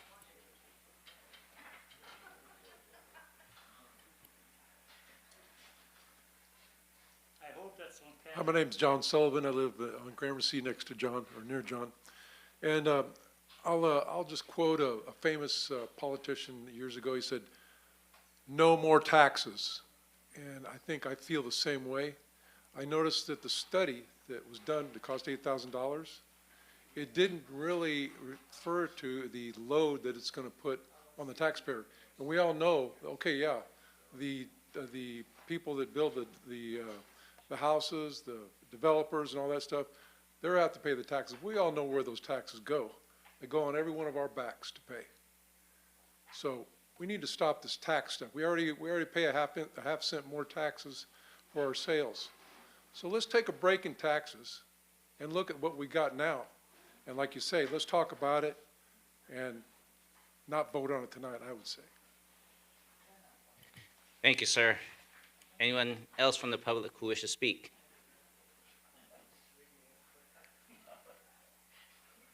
I don't see any, so let's bring it back to the council. How do you wish to proceed? Whoops. Sir, you want to come to speak? Yeah. Okay. Yeah, my name is Leo Goodell. I live over in Cabrillo for the last 40 years plus. My thing is, we can't do much as an individual city, but how about getting all the cities in California together and get a lawsuit against Newsom and the Democrats to stop all this mandates. One city can't do it, but an organized group of cities throughout the state should be able to do something besides sit there and just take it. Thank you. Thank you, sir. We do have an election coming next year, I think. Anyone else from the public? All right. Again, I'll bring it back to the council. How do we wish to proceed? Mayor? Yes. Okay, I'd like to go ahead and, I want to just address one comment. Our council and our city has been fighting back against the attacks from Sacramento on our ability to manage our own city's land use and zoning, and we will continue to do that. In fact, we've sued the state on a number of occasions, and we'll continue to do that as well. I also encourage you, there's a website for a group that I'm involved with who is fighting back and doing exactly what was described and getting all the cities to work together to fight what's happening. And if you'd like, you're free to go to the website, localcontrolca.com, and you can see some information there. And with that, I'd like to go ahead and make the motion that we table this item for tonight and return it for discussion at a higher level with our Finance and Government Operations Committee at some point in the future. Second.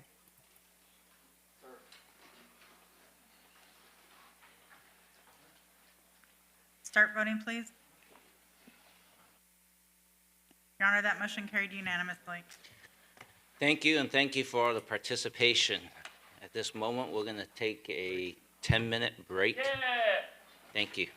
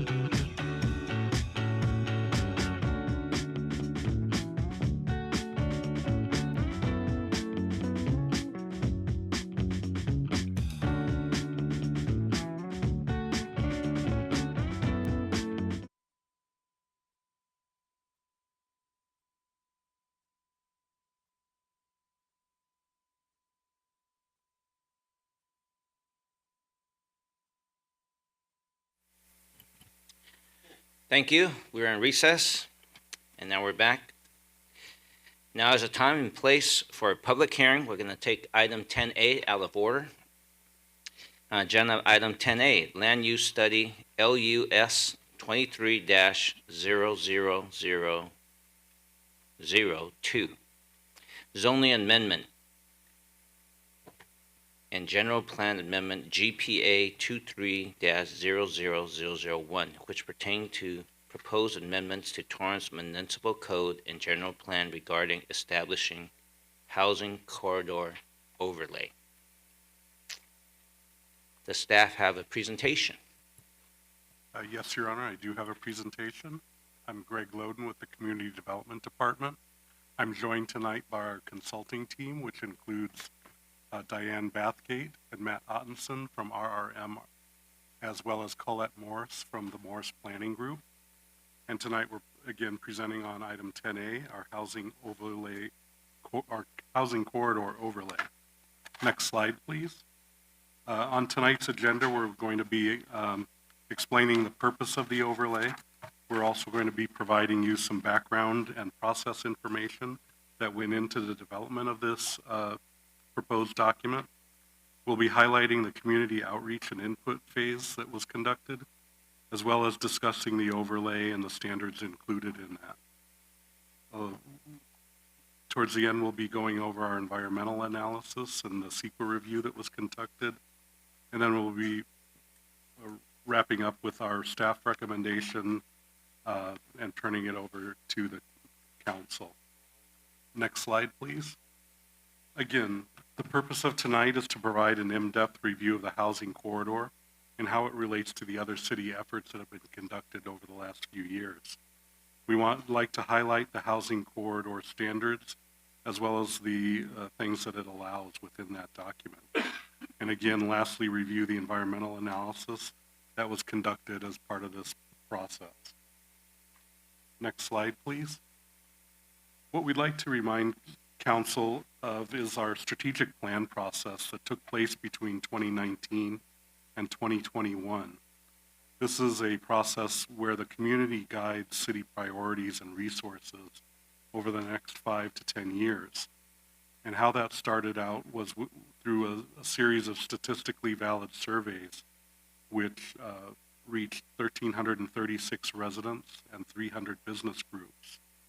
We also conducted 29 focus groups with over 435 participants, which represented youth, seniors, the business community, education, service groups, as well as cultural associations.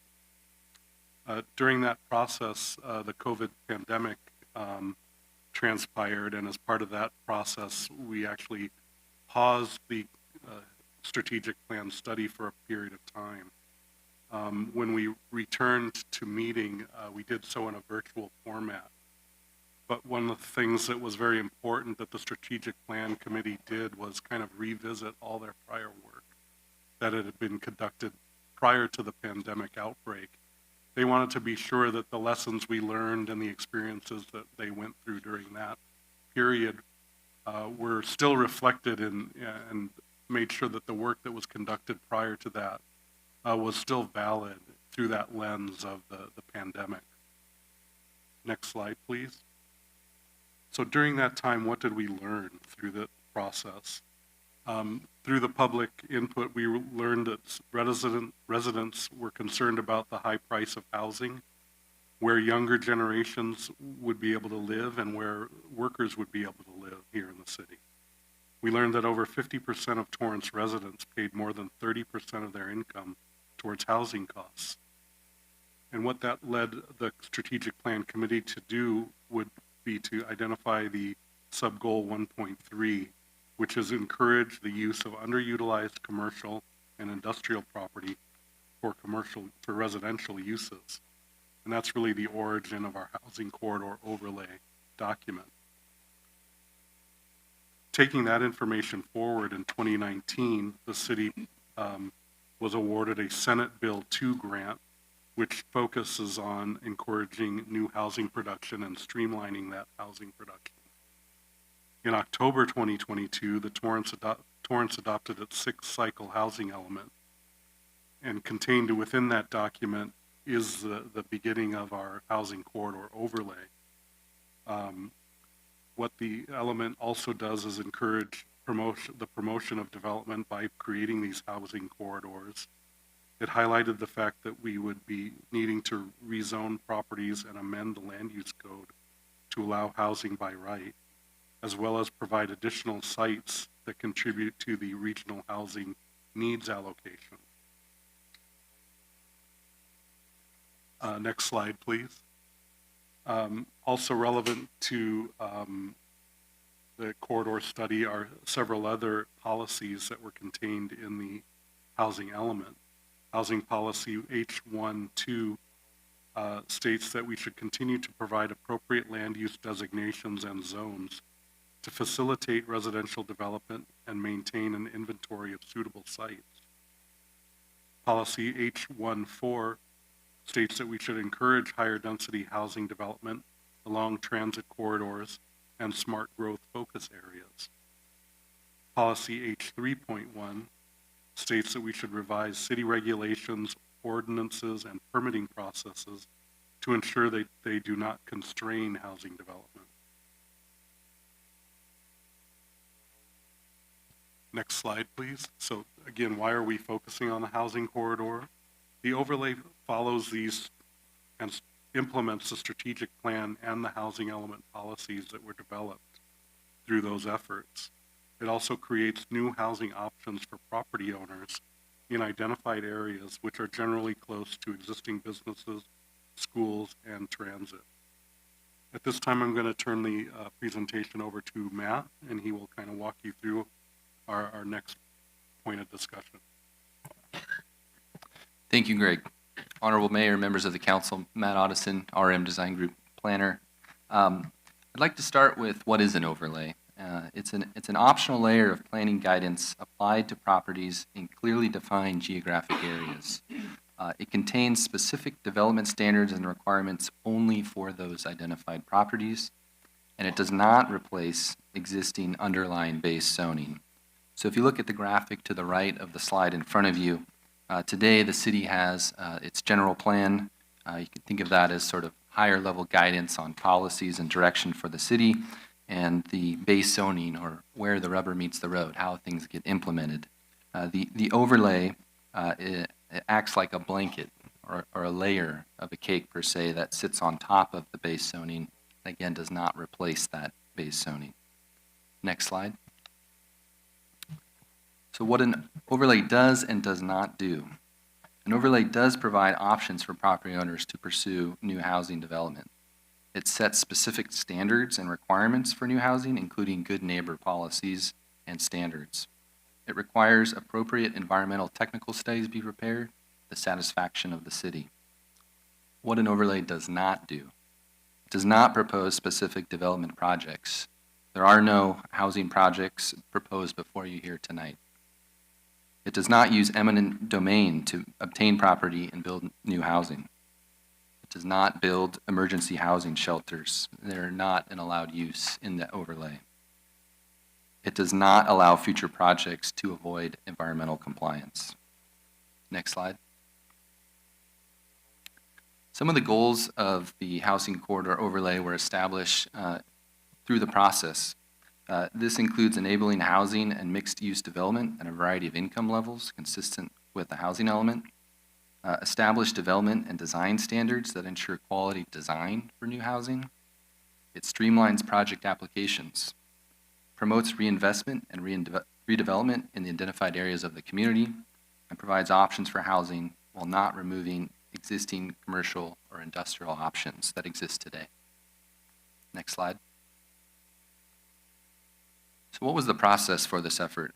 We really started off working with staff on a robust data gathering effort where we really dove into the city's existing general plan zoning code to understand what was on the books today. We also analyzed surrounding cities and what they're doing. During that time, we also worked with the Nadelson Dale Group to conduct an economic study to evaluate the feasibility of the different options for the housing corridor overlay.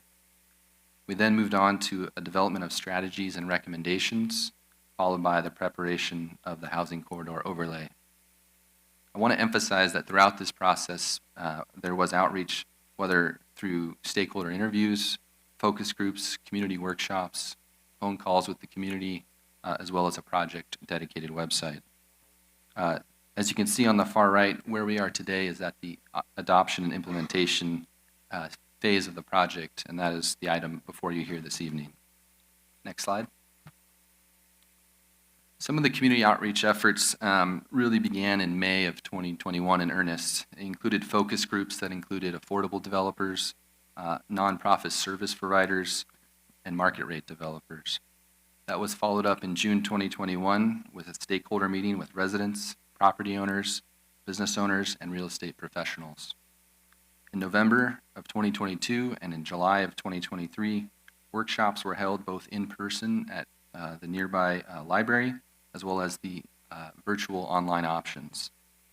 Throughout the project, city's project-specific website was maintained that include project materials and milestones for the project. An email list was maintained, part of the housing element as well as specific to this project that provided updates to those interested parties. I will note that since the Planning Commission meeting, staff has worked hard to interface with additional members of the community to collect additional input on the HCO. Next slide. Noticing for the project was conducted per relevant city and state laws, and noticing was sent out to both property owners within the HCO overlay as well as those property owners outside of and within a 500-foot buffer of the HCO overlay sites. So if you look at the graphic to the right as an example, the green properties are within the HCO overlay. However, the properties outside and in the dashed, which are not in the HCO overlay, were also notified. Next slide. Some of the themes that we heard from the community during the outreach process was the need for additional housing opportunities and home types in the city of Torrance, to require and ensure that environmental review and public notification processes were followed, to allow for commercial industrial uses to continue under the current existing zoning with an option to allow housing, to ensure compatibility of uses, and that current open space and parking requirements are constraints to housing development in the city. Next slide. So the housing corridor overlay includes 7 geographic areas, and we'll get into the more specifics of this map. I know this map is a little small, but you can see that in general, these are dispersed in different locations in the city and are generally located in close proximity to commercial areas, primary corridors, and public transit lines. They're comprised of multiple parcels of varying sizes and configurations, and I again emphasize that the housing corridor overlay does not replace the existing underlying base zoning districts that exist today. Next slide. As we got into the development of strategies and recommendations process, we realized that there was some context specific that related to each of these individual areas, and so we grouped them in order to address these site-specific context. This includes a variety of residential uses allowed within these different sub-areas, varying the density consistent with the housing element, and varying height and setbacks by these different context situations. The HCO also includes site and building design standards, minimum unit size requirements, compatibility and performance standards, as well as an optional community benefit program. Next slide. So diving into sub-area 1, this includes Gramercy Place, Prairie Avenue, and Spencer Street. In total, it's 15.8 acres and includes 26 parcels. If you look at the map at the top right of your screen, this is the Spencer Street area. The location is generally north of Spencer Street and east of Anza Avenue. If you look at the lower left, Prairie Avenue is generally located at the northeast corner of Prairie Avenue and 182nd Street.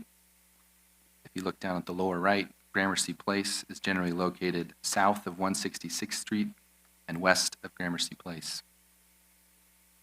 Key permitted uses in this sub-area 1 include residential single-family, two-family, multifamily, and senior housing, as well as mixed-use opportunities at only the Prairie Avenue location. Key development standards include density of 9.1 to 31 dwelling units per acre, consistent with the housing element, max height of 35 feet, good neighbor setback standards of 20 feet for a rear yard, as well as 10 feet for side yard when adjacent to R1 zones, and includes compatibility and performance standards. Next slide. Subarea 2 includes Border Avenue, which is adjacent to downtown. Includes 32.2 acres and 131 parcels. It's generally located south of Torrance Boulevard and north of Plaza del Amo, in between Cabrillo Avenue and Border Avenue. Key permitted uses include residential single-family, multifamily, two-family, and senior housing. Mixed use is also allowed. Key development standards, consistent with the housing element, density of 20 to 44 dwelling units per acre, max height of 50 feet, good neighbor setbacks standards of 20 feet when adjacent to single-family residential R1 districts, and compatibility and performance standards. Next slide. Subarea 3 includes Western Avenue, Maricopa Street, and the Lomita Boulevard, Madison Street areas. It includes 58.3 acres and 18 parcels in total. If you look at the map at the top right, you can see the Maricopa Street area, which is generally located north of Maricopa, west of Crenshaw Boulevard, and east of Maple Avenue. In the lower left, you can see Western Avenue, which is generally located south of Plaza del Amo and west of Western Avenue. Lastly, in the lower right, the Lomita Madison area is located east of Hawthorne Boulevard and north of Lomita Boulevard. Key permitted uses include residential single-family, two-family, multifamily, and senior housing. And mixed use is allowed except for a portion of the Maricopa Street.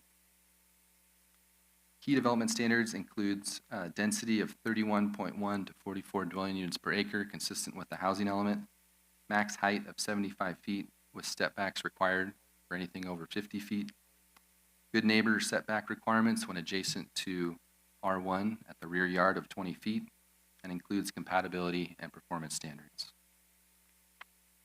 Next slide. So what would the future project review process look like? The HCO document establishes objective standards up front within the HCO document. Objective standards can be defined as avoiding subjectivity, whereby expectations are identified in order to be clear for applicants, staff, and the general public. If residential uses meet these development standards and requirements, they are allowed by right. If found to meet development standards and requirements, project would go to the building plan check process through a streamlined review. Next slide. As part of the future project review process, the city may determine that projects require additional technical studies be prepared. These could include water quality studies and plans, hydrology studies, geotechnical studies, acoustic studies, phase 1 environmental site assessments, and standard city mitigation measures, including those related to traffic. All of these technical studies, if they are required, would be reviewed by the city. Next slide. The HCO document also includes performance standards to ensure that any site-specific environmental concerns are addressed in compliance with relevant federal, state, and local city regulations by requiring water quality studies and plans, hydrology studies, geotechnical studies, acoustic studies, phase 1 environmental site assessments, and adherence to standard city mitigation measures as applicable. Next slide.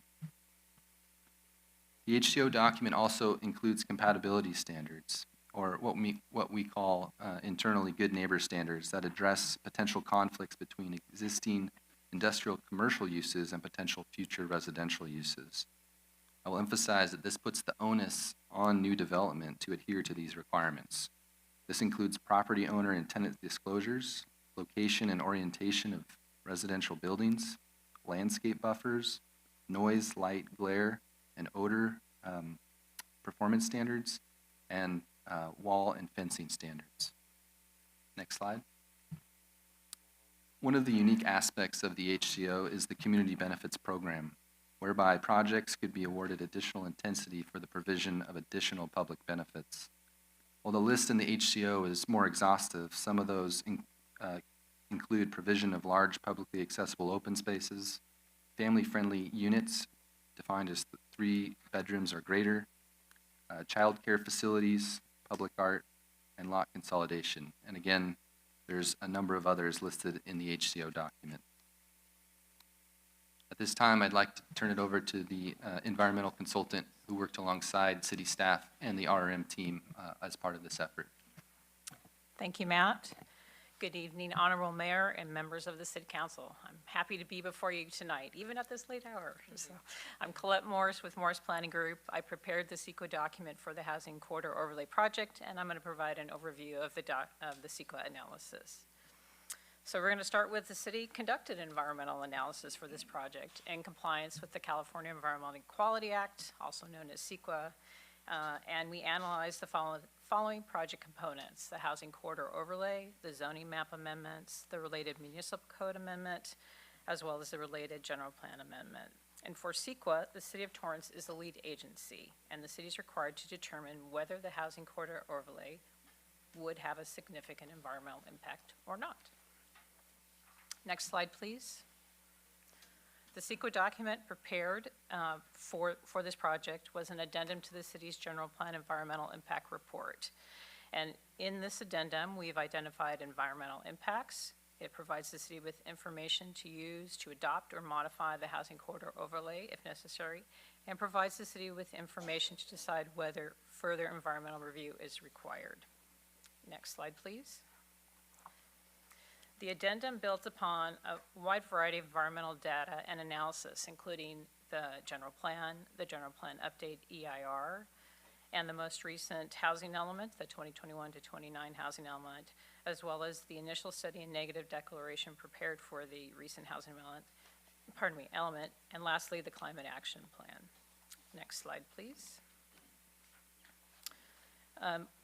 As Matt noted earlier, no projects are proposed at this time, so there's nothing being proposed. So we have these proposed regulations that could come into place, and just want to remind everybody about that again.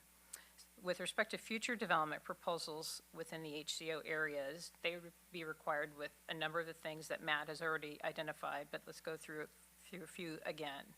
All plan check requirements and project-specific conditions, including required technical studies and applicable federal and state laws and regulations. The Torrance General Plan goals, policies, and implementation programs, the Torrance Municipal Code requirements, the HCO land use and development standards, which include site and building design, mixed use, compatibility and performance standards, as well as the standard mitigation measures, conditions, and requirements per the 2021 to 29 housing element initial study negative declaration. Those are included with the addendum as well. I just want to note that the addendum concludes that the changes associated with the proposed project would not result in any new impacts or increase the severity of impacts to the general plan EIR or the 2021 to 29 housing element initial study and negative declaration. And I'm going to pass the mic back. Thank you. Thank you. Next slide, please. So in summary, what the housing corridor overlay does is it follows and implements the strategic plan and the housing element policies which have been previously adopted by the city. It creates new housing options for property owners in identified opportunity areas while not removing existing commercial or industrial options.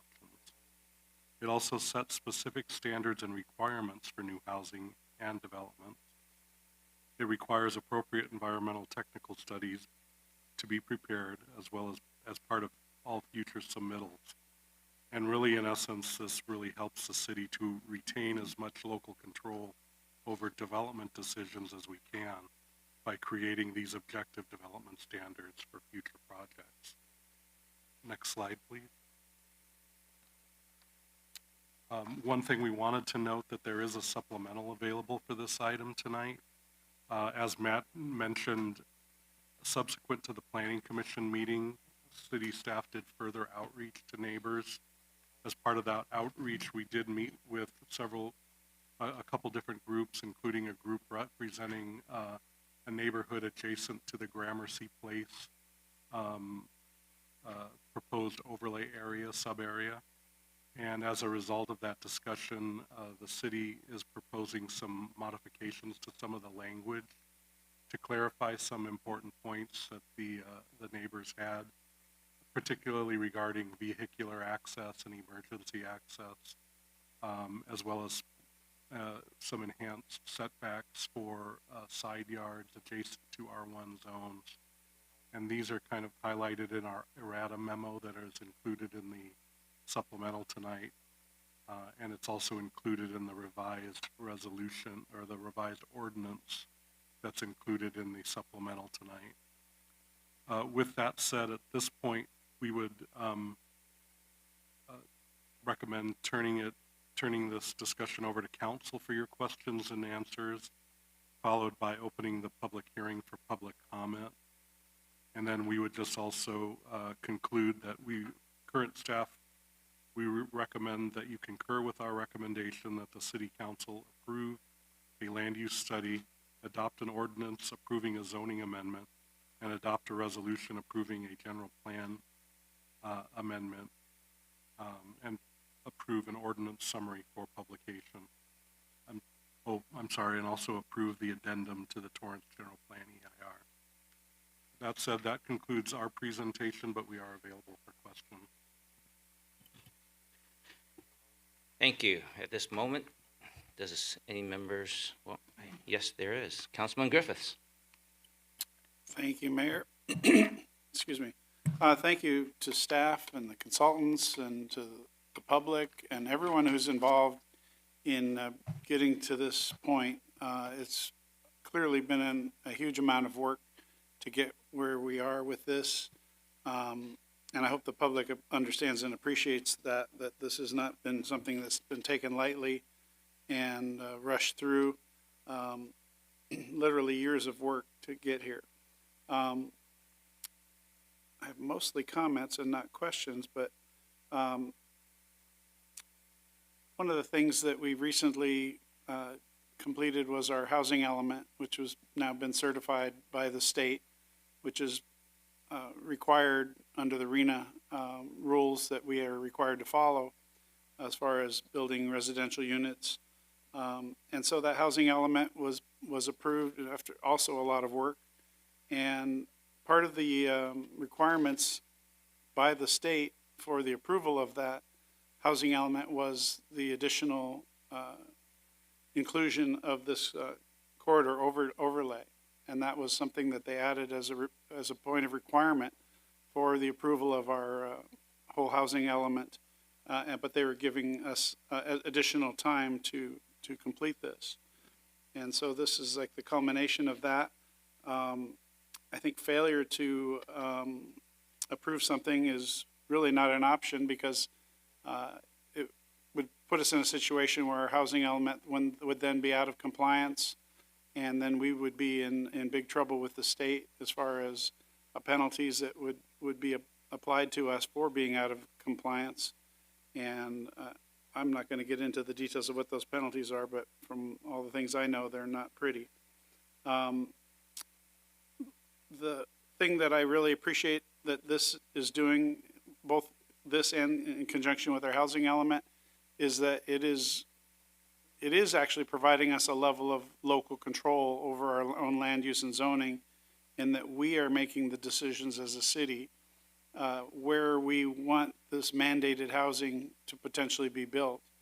And so by taking control and creating these locations that are identified in our housing element, and now with this overlay, we've made the decisions on where this type of housing can be built, although it's not our responsibility to build it. Although the state sets certain numbers that we're required to hit, it's not our fault that we might not hit them if the developers don't bring forward proposals. But we have to have shown that we've done everything in our power to provide for the opportunities for this type of housing to be built. And I think that our housing element in conjunction with this corridor overlay do that. Is this corridor overlay perfect? I'm sure it's not. I'm sure could have other things included in it, or there could have been other areas identified, or different areas identified. But I think the fact that staff worked really hard to identify these areas that meet a lot of the criteria that we felt was important as a city really is a positive for us. The amount of outreach that was done, in my opinion, was above and beyond the call of duty. And I'm looking forward to seeing that this get approved so that we can go on to bigger and better things. The state mandates us to do all this, and it takes a tremendous amount of energy by our staff, and it takes a tremendous amount of money through different grants and other programs to hire consultants to do all this work. And we still have to do the job of running our city. And so we'd love to get done with all of this stuff and move on with doing that stuff. I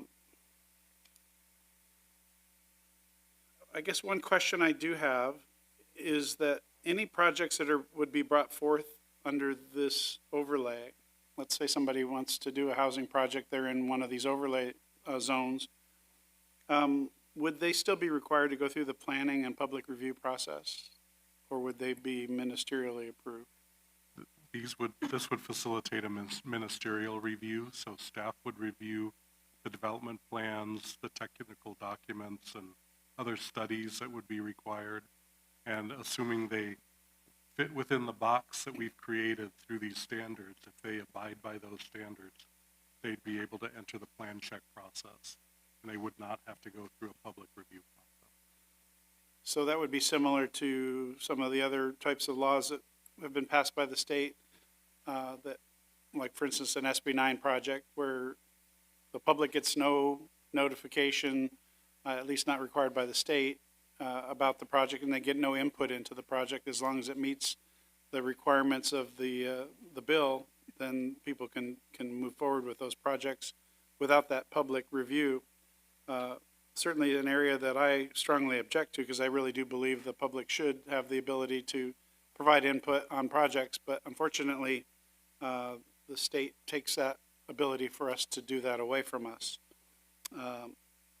And so that would be a concerning issue for me, but that also makes me feel good that so much work has been put into this, that if a housing project does come forward and it meets all the criteria of the overlay and our housing element, that we've done everything we can reasonably do within our power as a city to make sure that it's being done in the best way possible. We may not like it, but there's a lot of things that we don't like that we're being required to do. And so those are my comments for now. I wanted to make sure that people understood some of the issues that I know many of us up here are well aware of, but I want to make sure that the public seems to be lacking in knowledge of why we have to do a lot of this. And unfortunately, a lot of these bills coming out of the state are being passed without the benefit of public awareness. And so it's our job up here, in my opinion, to help make you publicly aware of why these things are happening. Because when a housing project goes up in your neighborhood and you don't like it, who are you going to yell at? You're going to yell at us. And as much as I would agree with you, there will be nothing we can do about it because these are mandated by the state. And so we've done everything in our power, and I compliment again the staff and all those involved to what they've done to try to protect the city as much as possible. But nonetheless, these projects will move forward. And these projects, I'm not saying there are any projects yet defined. There aren't, none that we are aware of here today. But this will allow projects to potentially start coming forward, and we inevitably will start seeing this kind of development happening. And all we can do is the best that we can do, and I think that these tools give us the best that we can do to manage that in a way that's reasonable for our city within the expectations of the state. So enough for me for now. Thanks. Thank you. Councilman Sheikh. Thank you, Mayor. Thank you, staff, for the presentations and also meeting with us to clarify some of the questions. I also like to thank you, all the staff members. We had conducted about 300 plus interviews. We had reached about 435 participants, 29 focus groups. It's quite a extensive approach, and you did whatever you could to gather the information and help the community understand what that is and how will that impact them and the mandate that we have to comply by. Couple clarifying questions for the community. Number one, city is not purchasing any of those properties, correct? That's correct. This would be allow existing property owners or future property owners the ability to pursue a different type of development than their current zoning exists. And city is not going to build. They're not into building any of those structures. They will just basically identifying the areas that they are non-resident areas, the industrial zones that we're trying to build to accommodate or fulfill quite a few requirements. The first question that I want for public awareness, when the standards were formatted for these designated areas, what were the methodologies adopted? When we move forward with the proposed development standards, we reviewed the existing code as it currently existed. We also looked at the context of the development around it and proposed standards that would help blend future development in better with the current surrounding development. We also had, as Matt mentioned, a financial analysis prepared to ensure that there's market feasibility of the standards that we're proposing. For instance, in one district, there are currently some provisions for housing, but what we have found through property owners coming forward is that the standards that exist currently don't allow them to make a feasible project. There's not enough intensity and density allowed that allow them to create a project that pencils out. So this is particularly true of the Cabrillo area. So as a result, these standards that we're proposing are slightly greater in density and greater in height that allows projects to come forward that actually would pencil out. So will that be correct statement that we studied different areas and see what will be the less impact on the traffic and making it to high density areas and make sure it's still balanced out? What we did was we as staff, we were aware of areas that have been sort of problematic for the time that we've been working here with the city, areas that sort of have a neglect in investment or areas where new projects are having trouble penciling because of the current standard.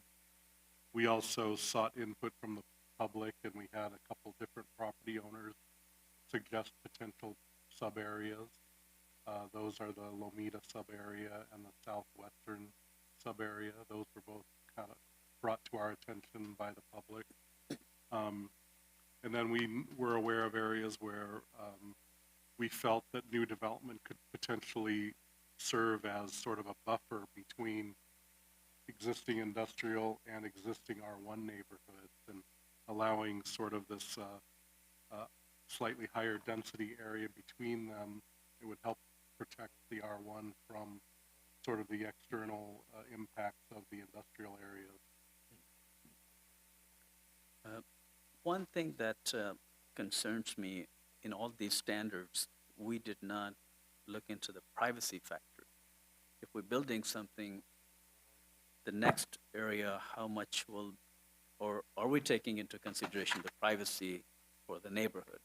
And if you can give me some example and elaborate that for me, please. Yeah, Councilmember Matt Otteson, RM Design. So the HCO does include standards that do address privacy. Specifically, this is page 39 of the document where it speaks to things like placement of windows or architectural screens, offsets of windows, landscape screens. So there's a variety of tools that have been built in that would be required for future development to comply with to ensure and provide avenues that address privacy concerns.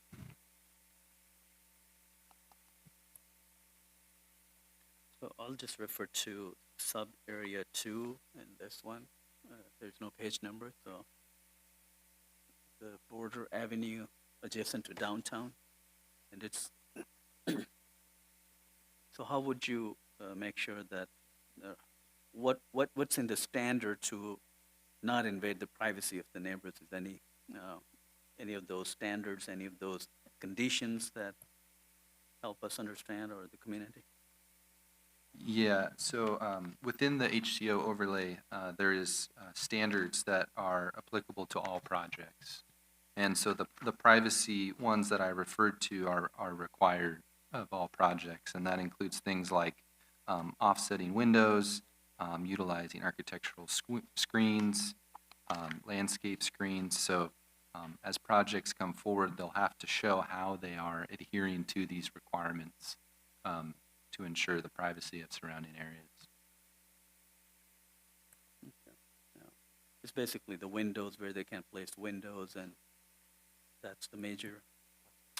Yes, setbacks, placement of windows, transparent or obscured glazing, architectural screens. There's a variety of tools here that have been integrated into the document.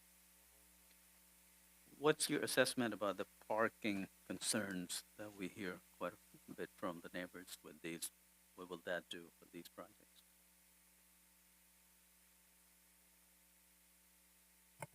Well, what we are faced with is balancing both what we've learned is that our current parking standards are actually a constraint to development.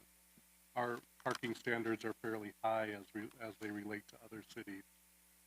And through our focus group meetings, developers have indicated, and we're aware anecdotally that these parking standards make it more difficult for housing development to occur. At the same time, the state has passed laws that restrict our ability to require parking if projects are developed within a quarter mile of a high-quality transit area or a half mile of a transit stop. So technically, we don't have we can't force people to provide parking on certain projects because of the state mandate. That's correct. Right. So what this document does is slightly reduce parking standards in certain instances, but because it's an objective standard, we're encouraging developers to provide that parking. But they're not required. We're going to, in consultation with any future project, staff will definitely encourage that parking be provided. We'll encourage that developers are mindful of privacy issues, that all these things are taken into account through our discussions with developers. But yeah, that's the kind of balancing act that we're faced with.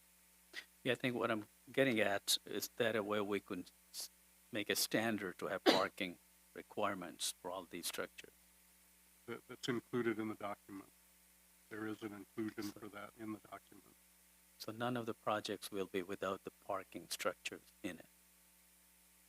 Well, it would be up to any individual developer to propose the project, and the parking that would be appropriate for that development. So if it were townhomes, they could potentially provide individual garages.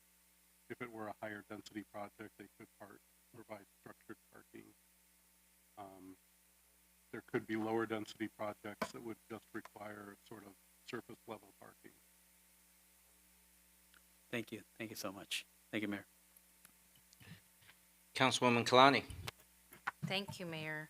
Kind of a comment and then a question. This has been a very, very challenging and difficult project, and I really thank everybody that's here and has been involved. really, if it was not for state mandates, I don't think that we would be here right now. And I would appreciate if you all just take that into consideration. This has been a proactive approach to finding balance to something that, again, is being mandated on us.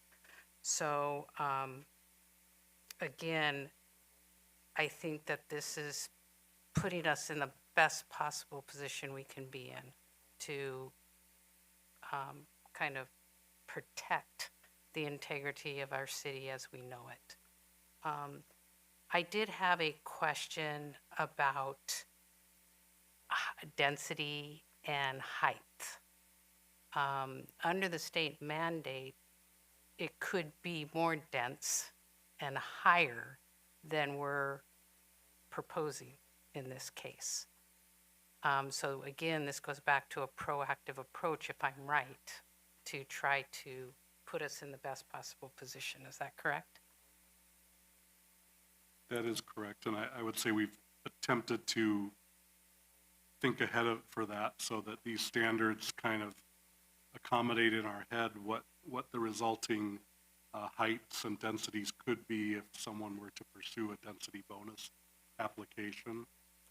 There's also safeguards in the document that if a developer wanted to take advantage of some of the community benefit program, they would not be able to double dip and do both the community benefit density enhancement as well as the state density bonus enhancements. They'd have to choose one or the other. Thank you. And also when it comes to the question about parking, they could have no off-street parking. Is that correct? That is correct for developments that are proposed within half a mile of a transit stop. So this helps as well with recommendations to keep cars off the street with parking suggestions. Perfect, thank you. And then one question from a community member is, if you're not within the 500 feet radius, how do you know about this in time to have a voice? Throughout the project process, we employed a number of different notification methods, including announcements were made at council. During the housing element update, which included this process, we did social media outreach. We did postings on the city notice boards and city cable announcements. There were a number of different outreach efforts. We also maintained an email list for those parties that were willing to submit an email, and they were able to stay apprised of the process through that method. So moving forward, who do they contact about getting their email on this list? They could contact the Community Development Department if they'd like to email our staff at cddinfo, cddinfo@torranceca.gov, and they could be included on the mailing list. Great, thank you. That's all I have, thank you. Thank you. Councilman Kaji. Thank you, Your Honor. I'm very much looking forward to hearing comments from the residents here tonight because I think that's most important for myself. I'm paying particular attention to the sub-area 1 area, which is on Gramercy Place. I know that area very well. I know that those industrial buildings, but I can already foresee looking at the proposed, development standards, 9.1 to 31 per acre, 35 feet in height, what the likely parking impacts will be on the folks on Taylor Court, Illinois Court, 171st Street. So I think it's very important, first for me, to hear not only from those particular folks, but also from the rest of you here. Now, you have heard from all of us that because of what Sacramento has passed and what has been signed into law by the governor, we have our hands tied behind our backs. However, I want to be very much, and I'm speaking for everyone else, we want to be as sensitive to all of your concerns as we possibly can within the law. But it's going to be tough for us. But if there's some way, and I'll reserve any further comments on the Gramercy SA1 for now. But I like to think that if we can, come up with some other solutions, and exactly what that means right now, I'm not sure. Maybe short of those property owners who are here, who live adjacent to these, to consider joining together and taking control of your own development next door to you. So you have that level of control as the local neighborhood developer. I just, I'll stop there, but I just like to hear public input first before I go forward on a decision. Thank you. Thank you, Councilman Kaji. Anyone else from the council have comments before Councilman Matucci? Thank you, and thank you, everyone, for the presentation and the hard work putting this together. I do understand that the state does require us to do certain things that I may not agree with, but it is what it is. I guess elections have consequences, right? I do have a concern about the height limits and the setbacks from R1 zoning. I know we might be a little limited as to what we can do, but if staff can please tell me what can we do when it comes to the height. There's some key development standards like in sub-area 2 that says maximum height 50 feet, and then the good neighbor setbacks 20 feet from the rear yard. But if you're going up 50 feet, 20 feet is not going to be much. You're basically looking straight into people's yards. But then also in sub-area 3, which appears to be larger parcels and bigger setbacks from residential. That one has a maximum height of 75 feet. Then the good neighbor setbacks, again, go back to just 20 feet. Can you elaborate as far as the height limits? Do we have any leverage or anything that we can do about height limits so that you're, maybe limited to three stories, 35 feet across the board? Or would that be too restrictive and not meet our RENA numbers? Well, what we've attempted to do is build in setbacks that increase adjacent to R1 properties. So, for instance, the document calls out that a rear yard can be 10 feet in certain locations, but if it's adjacent to R1, it needs to be 20. It also called for side yard setbacks at 5 feet in certain situations, but we're proposing to add the provision that it be increased to 10 feet if adjacent to R1. We've also developed the height limits and proposed limits that are, one, relate to the context of the neighborhood that exists. And it also sort of examines the standards that are in place on the properties currently. With most industrial properties, for instance, in the city, there is no height limit. The height's governed by the building code. So if you can meet the building code, you can build as high as you'd like on certain properties. So this actually kind of reins in some of that height that would be allowed adjacent to single-family residential. And as you did mention, that if we start reducing the overall heights, that would definitely impact the market feasibility of a lot of these units. So we'd caution against that. I mean, we identified these areas, but it doesn't mean we can't identify more areas. Is that? Yeah. So I mean, I would, in an effort to preserve, the neighborhoods as much as we can. I'd like to see us put height limits that, because, I mean, let's face it, I mean, you go 75 feet, you could be 100 feet away from somebody and still be looking straight into their home. Because we have to look at what's there now and try to fit it in. And I just find it hard to fit a 75-foot structure anywhere within the city unless it's completely isolated from single-family residential neighborhoods. I'm not saying that we can't build a tower somewhere. I'm okay with that. Just it seems to me that 75 feet in sub-area 3 starts being a little bit tall.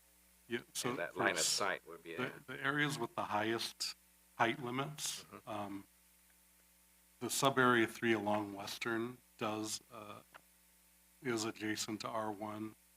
In most of the instances, they're separated by street widths of between 60 and 80 feet. So that also helps provide a buffer. But again, we've tried to propose standards that really relate to the context that the sub-district is located in. Yeah, then we also, we got to also calculate that, 75-foot structure, wherever you put it, I mean, even if it's 100 feet away, it's going to create a massive shadow over the neighborhood. And quite honestly, and I understand we put a lot of thought into this, but I'd rather see us identify more parcels, more areas with lower density and lower height, than try to lump them all into just a few areas. I mean, we are 21 square miles, and I don't think I'd want a 75-foot tower anywhere close to my neighborhood. And I don't think it's fair that these neighborhoods get the 75-foot tower. And I'm not saying that a 75-foot tower is going to be built, but this provision allows a maximum height of 75 feet, which worries me. Also worries me at 50 feet. And it also worries me at 35 feet, but I get it. We need to build units because we have to. The density, I think, 9.1 up to 31 dwelling units per acre. Like it was mentioned before, that's our number, but there's a low-income density bonuses and other bonuses that could bring it up to what? Do we have that number? I mean, I know, let's say that a developer wanted to come in and say, I want the maximum number of units. What do I do? Can they reach 100 units per acre and unlimited height and no parking, or?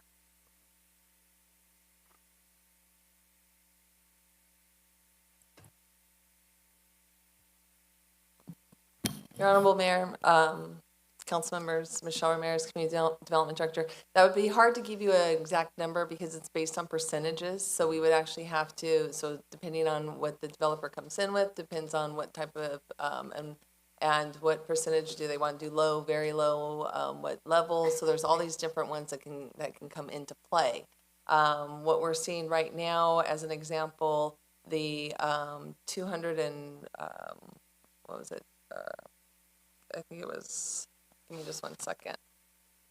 Well, just while you're looking that up, I wanted to point out that, I spoke to a developer that's squeezing 145 units per acre because of the high density bonuses.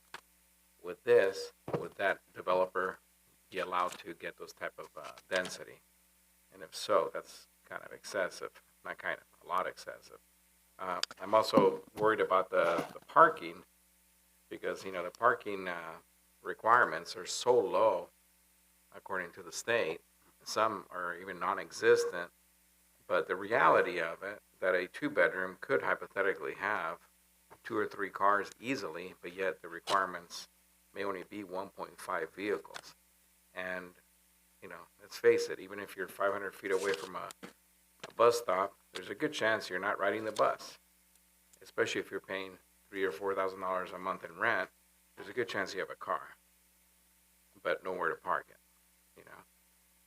So I don't know. I think I I know why we're doing this. I understand it. I agree. We need to identify areas, but I do worry about the neighborhoods that we're affecting a lot.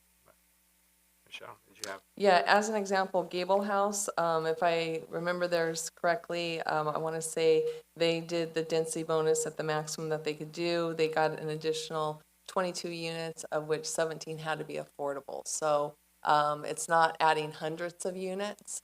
It's also, you have to remember that a lot of these properties, if they wanted to go that height limit that you're talking about, they're going to have to start getting more properties to do lot consolidation, because they're not going to be able to do this just on one parcel themselves. So they're going to have to combine parcels to bigger be able footprint. to do a bigger footprint, to do bigger units, to do higher, density.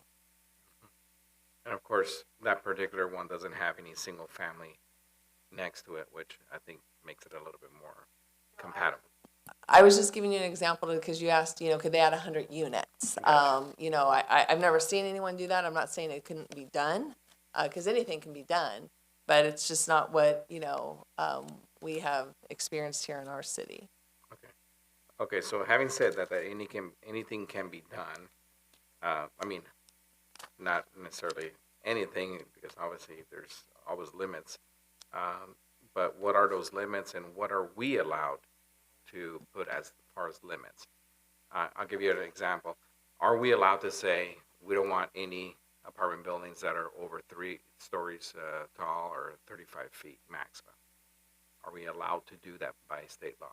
Because I mean, there's new laws every day that keeps on getting. Yes, there's nothing that's stopping us from doing that. However, as was mentioned earlier, it's just not going to make it feasible for these projects to pencil out. So then we're creating something that in the end probably can't happen. It can't happen because the land is too expensive? Because of probably the size of the land. I mean, again, to go the higher levels that you're talking about, it's going to require that lot consolidation. The three-story ones are going to be the smaller the smaller lots are going to be doing those 3 stories. So while there's a maximum that it can go to, it doesn't mean everyone's going to be able to reach that maximum. And Councilman Adams, there's also cost limitations on vertical, how high they go. And right now, with the cost of borrowing, there's also some limitations built in. Not that that wouldn't change, but Sure. those are also some factors.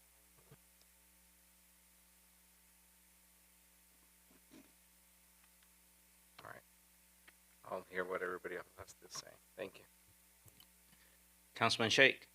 Thank you, Mayor. Just to piggyback, Councilman Matucci's, rather than designating 6, can we have like 10 areas with height limits? If the council wanted us to reconsider and add additional areas, then we would have to go back and start the process over. We'd have to relook at CEQA. We would have to reevaluate areas. Again, it can be done, but we would be starting this process over. And this project was funded by grant? This project is funded by SB2 funds. We have about $260,000 is what this specific housing corridor study has cost us. And if we start all over again, we don't have grant funding? No, we do not. Thank you for that answer. Thank you. Okay. Anyone else from the city council? I think we've been antsy to wait for the public, so we'll now take public comments on this matter. Each speaker will have up to 2 minutes to speak. Madam Clerk, has anyone signed up to speak on this matter? Yes, Your Honor. Gloria Gutierrez. I think I saw her leave earlier. Andrew Lynn.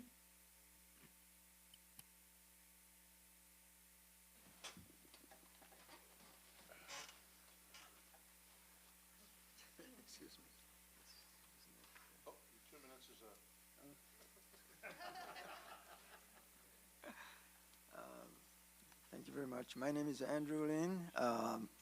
homeowner at Taylor Court since 1976. I received notice about the HCO zoning change in late June, about 2 months ago. For the first time, it's called the Gramercy Place, 10.5 acres. So I look at the report, HCO report, and it says in 2021, 2 years ago, there were meetings, and in 2022, and there were outreach meetings. But none of us were notified. So this report says residents were there. It's false. It's wrong information. It's misleading. There were 0 inputs from affected residents. That's why we're here. This is a faulty paper and false information with misleading statements. Our civil rights were violated. So I looked at the EIR report, looking for some evidence recommending 31 units per acre, but there were no numbers, no supporting evidence, no mention of how many units. 10 acres, 31 units would be 310 units, 600 cars, but they say no impact, no mention of noise pollution, air pollution, nothing. So anyways, this is faulty report and decisions based on these 2 faulty reports. We have faulty decisions. And they recommend to build this 3-story building with windows looking into our backyards, our bedrooms, invading our privacy. But civil rights guarantee our rights to privacy. This is the invasion of our privacy. We welcome sustainable growth like a general plan, but however, these 2 reports are faulty reports. We end up with faulty decisions. Thank you. Wayne Lee. Wayne Lee. Good evening. Thank you to the council for allowing me to speak tonight. My name is Wayne Lee. I live at 16604 Taylor Court in the city of Torrance, right there with the Gramercy Place, right on the corner. I've been living here for about 25 years. I was at the commission last month when we only found out about this a couple months ago. And I agree with what a couple of the council members were saying earlier this evening about the different parcels, other parcels in the city that can be explored. The public should have the right to know where they're going to be building these buildings at. I've been living in Torrance for a lot of years, and a lot of people in my community have done upgrades to their houses, you know, put in artificial turf, put solar on their roofs, put new roofs, stucco, the whole bit, to beautify the community a little bit. And our property values have gone up immensely in the last 5-6 years. And if you don't think that this isn't going to be a problem of having our property values go down significantly, then I don't know what is. If you're going to put a 4-story building in the backyard of my house where somebody's going to watch me 24 hours a day, I might as well just put a camera and have them, you know, put it on Eyewitness News. So I don't think that that's fair to the community, to us. Yeah, it's okay. You want to build, the state wants you to build all these buildings for low-income housing. Well, what about us, the single-family residents who already live here? Where are our rights protected? To have somebody watch us. Thank you, sir. Jennifer Cabezas. Thank you, sir. Your time's up. Yeah. I know that. It will be tomorrow soon. Next speaker. Jennifer.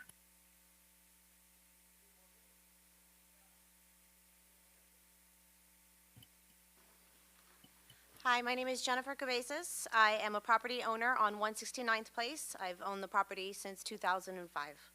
I will be reading a letter from another fellow property owner, Karen Lee.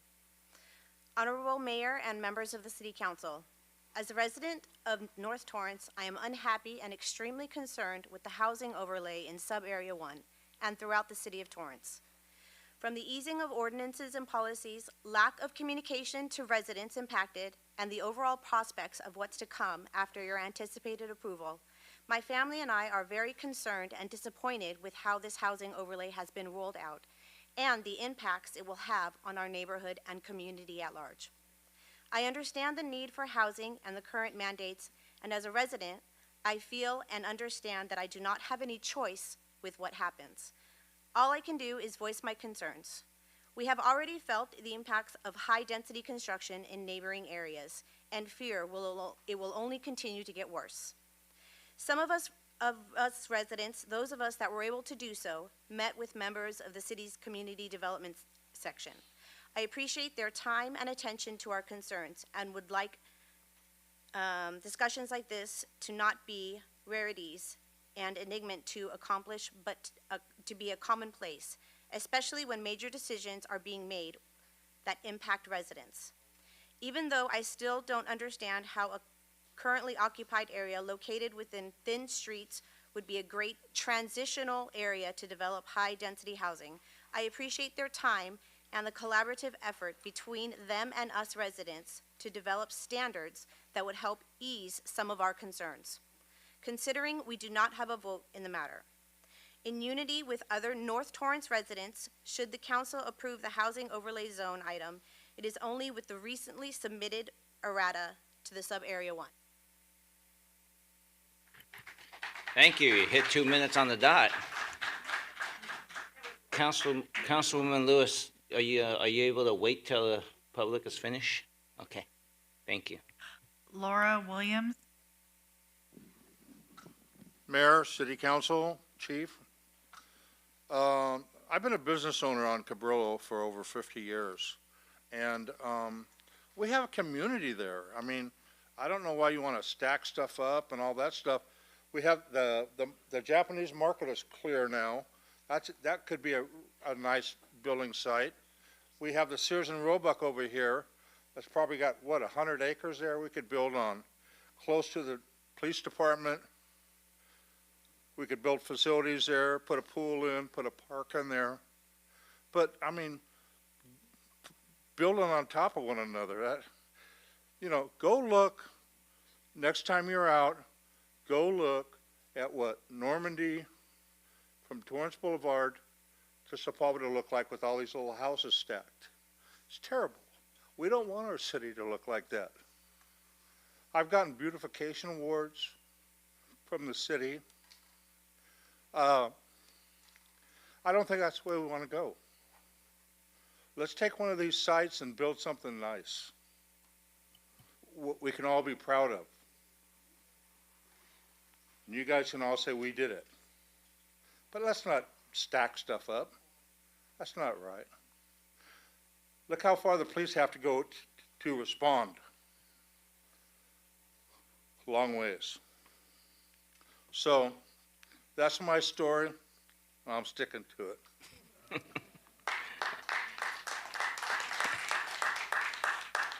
Laura Williams. I thought he was Laura. You look like a good Laura. I object to the overlay and encourage the council to not pass the item as it is, unless at the very least revisions for Gramercy Place that were discussed with the city be included, including reducing the density allowed, which I still think is too high to allow 3-story complexes next to mostly single-story homes, increasing side yard standard, which is still not enough privacy, and considering Gramercy Place the front and Illinois Court the rear, and most importantly, having vehicle access restricted to just emergency vehicles only with a Knox lock for the safety of the many children in our neighborhood. Increased traffic and parking are major concerns for us because, let's be honest, everyone in LA drives. I'm calling on the City Council to vote for land use studies, and while studies will be done for future projects, there should still be studies done before voting on how the new overlay would affect the residents. From sewage, our area already has a long time ongoing sewage smell from under the streets that the city hasn't been able to solve, to electricity and traffic and to schooling. How will our children's education be affected in these areas? Now, I hate to say this, but I must acknowledge that the 7 areas selected for these possible increased density homes in the housing overlay are disproportionately in North and Old East Torrance, which are generally not as high income and economic standing as other parts of the city. So I'm very disappointed in the council for either not realizing that or worse, not caring. I also learned about the public review, which I'm now calling for, and listening to some of the council members. I also am in favor of looking for more parcels to reduce densities in the area. I grew up in Torrance and chose to return after college and raise my children here, which is why I'm here now to protect our home and their futures. Thank you. Thank you. Doug Maupin?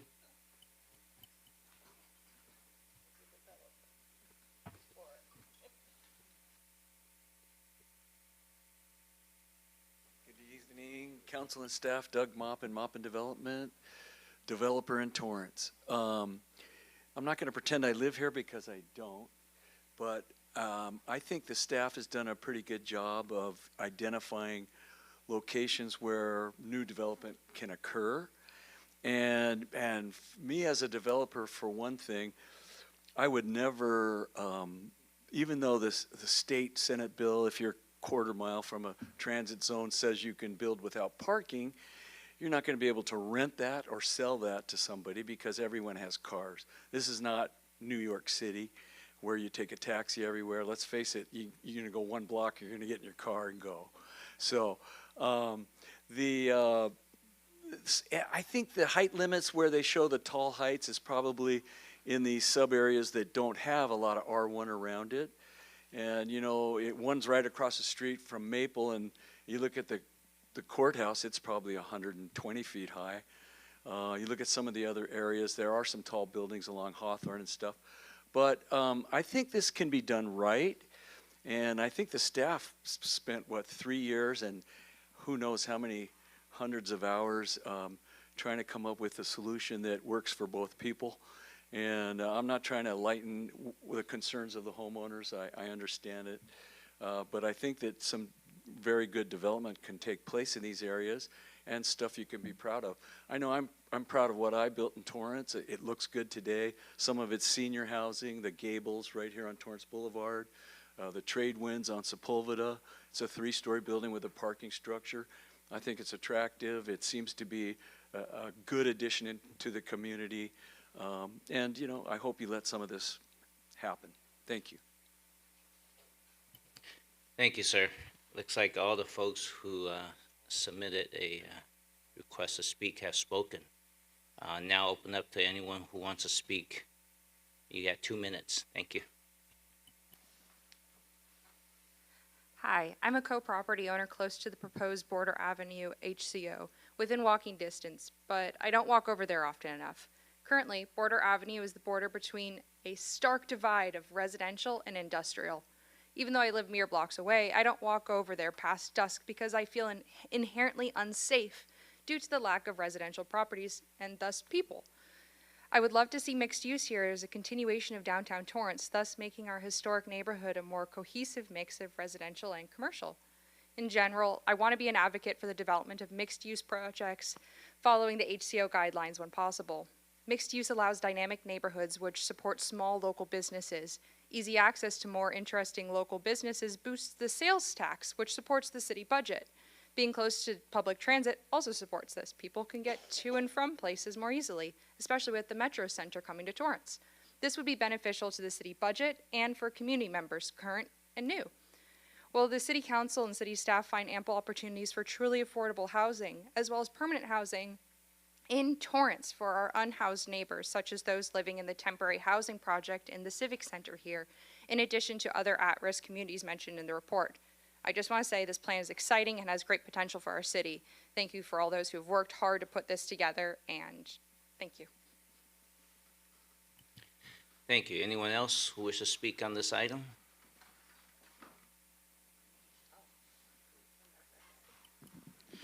Hi, I think the staff has done a really excellent job putting this all together. It's a tremendous amount of work. You don't hear this often enough, but thank you. I think this is, I am also close to the border and western areas. I think that those are great places to further develop, especially maybe selfishly putting customers into downtown Torrance, I think is a great idea. I think it's a place that people are going to want to live. And of course, sales tax is the #1 way that this city is funded. So putting new people and new development right next to where people can spend money is just a good idea. Based on what Councilmember Kalani said, it has balance, which is what this city was founded on. It was originally founded as this working class paradise with residential, commercial, industrial, all in this wonderful balance. But that was 100 years ago. And we have today less need for industrial and way more need for residential. So to keep this balanced city that we're proud of, to keep the original idea of having this area be that working class paradise where people can afford to live and exist and work all in this wonderful city, we have to build more housing. And these are, I can't speak too much for the Zone 1 area. I don't live near there, but 2 and 3, what I see and what's near me, yes, thank you. Thank you. Anyone else from the public who wishes to speak?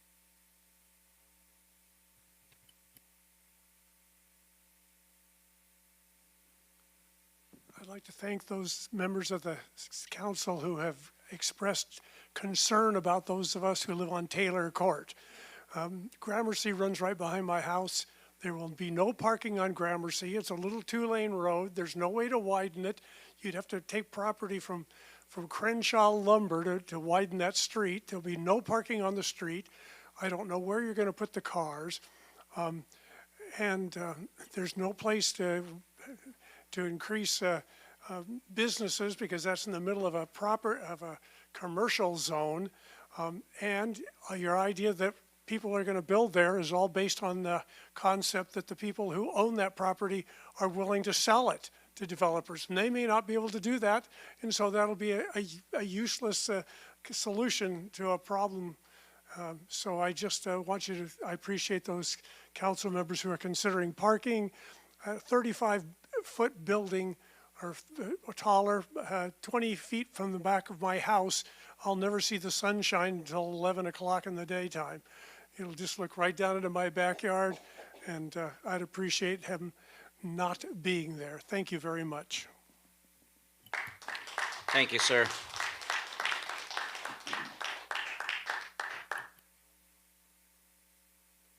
I'm Victoria Kidner. So if you look at the paper, I'm looking at the project on Prairie compared to the one on Border. I live 5 houses from the Tower Apartments. Let me tell you. So we talked about light and air. Those were words used. Single housing, senior housing. So when I went, I did meet with Greg and Kevin and Michelle. My concern is, so first of all, Cabrillo is almost all housing all the way to Carson Street to Plaza del Amo. So really talking about Border, I don't really know why Cabrillo is included in that. It already has housing or is zoned for housing. On the booklet that's out there, it says it goes to Carson Street, this zone, but it really goes to 213th, which is not. This is nearly a 15-block area, like city blocks, not little parcels. So did I mention Tower Apartments, mixed use, where we're going to have all this great stuff, so everyone's going to go over there, but now they're going to change it to housing because nobody will put businesses in there. I'm not against housing. I don't want Tower Apartments all the way down Cabrillo. If they're going to tell us townhouses, there's already townhouses there. They're going to build like that, that would be great. But because I met with them and I said, how can they keep them from, because the tower were 5 separate commercial pieces of property that were bought and built into one giant thing. There is no light, there is no air. There's only one parking spot for most of the units. I live on we live on those little streets. So what are they trying to mix? Old Torrance with the giant possible. Thank you.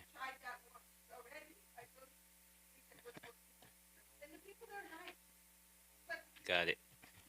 Thank you. Anyone else from the public who wishes to speak?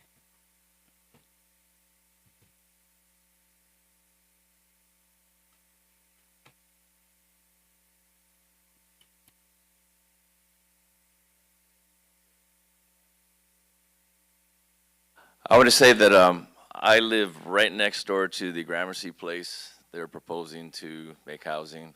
I wrote a letter to, I think, Mr. Loden, I believe. My concern is, like what Laura said, is the traffic and stuff like that.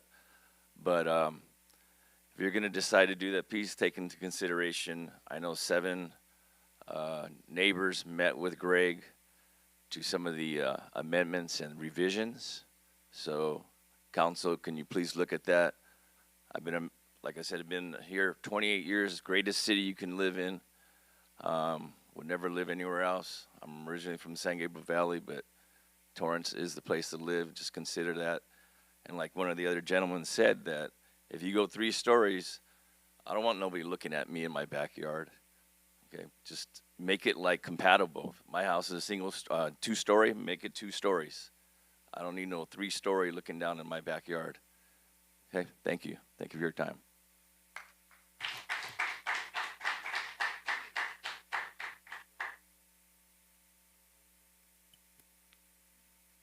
John Sullivan, I wanted to talk about the Cabrillo area, and I realize that you know, I know we need this housing, and I'm for that part of it. That whole area I thought was a historic overlay. I'm not sure if it stretches all the way to border, but that may be combining 2 overlay sections in there somewhere. The other thing is the 50 feet. No, we're not doing 50 feet, not 75 feet. That's not right. Okay, you got 2-story houses in that whole area, and you're going to throw 3 or 5 stories. Have you been down to Lomita and Crenshaw? Have you seen that thing on the corner? What about those poor people that live east of that? They'll never see the sunset again, ever. So let's think about this for a minute. Let's do something right. Do it right. Don't be freaking stacking this stuff up so high that nobody can get around it. That's about it. I feel like the parking thing has got to be brought into the picture too. Let's look at the places that you built there. Instead of the teachers' credit union, they got what, one parking space or 1.5? Now they got to park at the park, park the cars at the park across the street, and now that's going to take away the use for the citizens. So let's think about that kind of stuff too. You're going to take and put 30 units on a plot, and everybody's going to have a car, so there's going to be 2 cars per unit. That's 60 cars. Come on, really?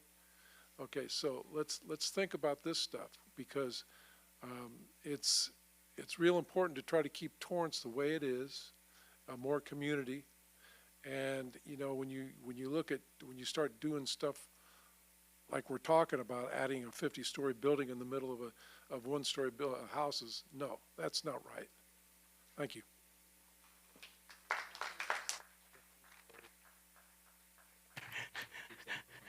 We didn't say 50-story buildings, did we? Okay. Okay. I know it's getting late. I'm still paying attention. All right, well, it's good, Mayor. Listen, so you already heard me speak earlier, and I'm just going to reiterate what John was saying, because I live on the same street on Gramercy, and we are in the Ulster District, which is historic. So we all have single-story homes there, most of us. There's only 2 on the block that have 2-story.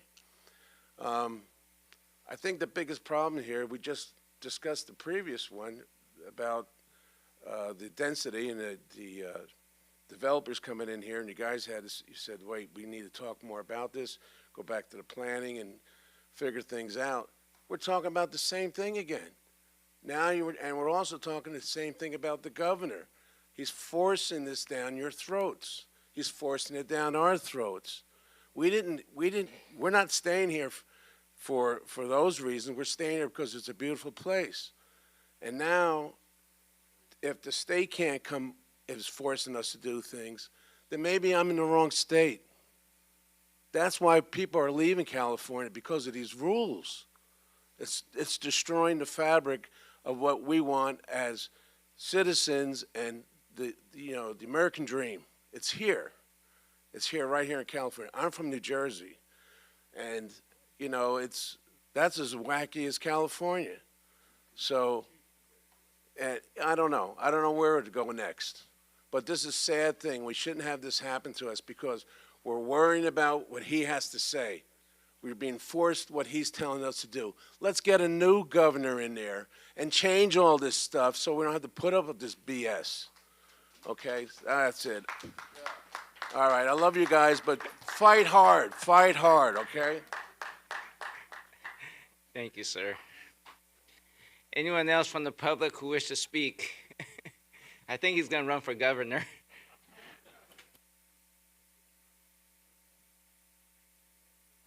Yeah, I'm Leo Goodell. I live over in Cabrillo over 40 years now. First of all, the overlay area, there's absolutely no reason that they can't find more areas. All of the areas are in Old Torrance and North Torrance. 90% of the areas are North and Old Torrance. They need to find areas in West and South Torrance. There is absolutely no reason they cannot find overlay areas. Whoever did this and started this did not look at the whole city of Torrance. They spent all their time looking at the poorest area and trying to make it worse. For 40 years, the area in Old Torrance has improved, and now they're trying to ruin it by putting 30-story, 30-foot, 50-foot, and 70-foot buildings in our neighborhoods. So, and the other thing, with the report on the environment, that there will be no effect, environmental effect is a joke. The traffic will be worse, the noise will be worse, there's detrimental environmental effects, and whoever did that study, I don't know what they were doing. Thank you for listening.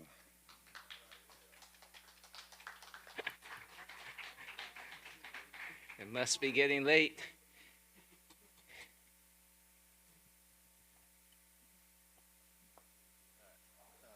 Thanks for letting me speak. I'll keep it short. I'm going to come at this at a little different perspective because you've heard what the community thinks. For me, we heard a lot about affordability. What kind of protections are we going to put in place from large investment firms coming and buying this property up? It's going to be a lot of money.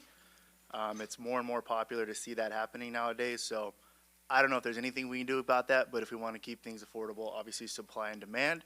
If a large company comes in, buys it up, they're going to just develop it up, and we don't really have much of a say out here. And then to the community outreach, obviously with the work they did over a couple of years was an amazing job. I find it hard to believe that I live in one of the 500-foot perimeters. Like a few others, I found out about 2 months ago about this. I will say, and this is nothing to the council members, but if it was an election year, I would have seen hundreds of flyers and everything else. So I think we could do a little bit better at an outreach, at least put a program together for us. That's it. Thank you. Thank you, sir. Anyone else from the public? Oh, pork chop. You want one near your house? This is Andy Porchop, as you might know. I just like to tell you, you overlooked a one important area in the city of Torrance. You try to ruin the already ruined downtown. You try to ruin the North Torrance, the poor people. But I have to tell you something. Torrance Airport. Imagine you come home, fly in with your own airplane. So the north side of the airport and the south side could be built 100 feet, doesn't matter, because the airplanes, they just come between them, and it would be a good buffer zone for the neighbors, because the sling is very noisy, very noisy. Now, when Sling moves in, first of all, we would sell it, these apartments or units, you know, these are big units, thousands of units, on north side and south side. We would let the Sling Pilot Academy student live there.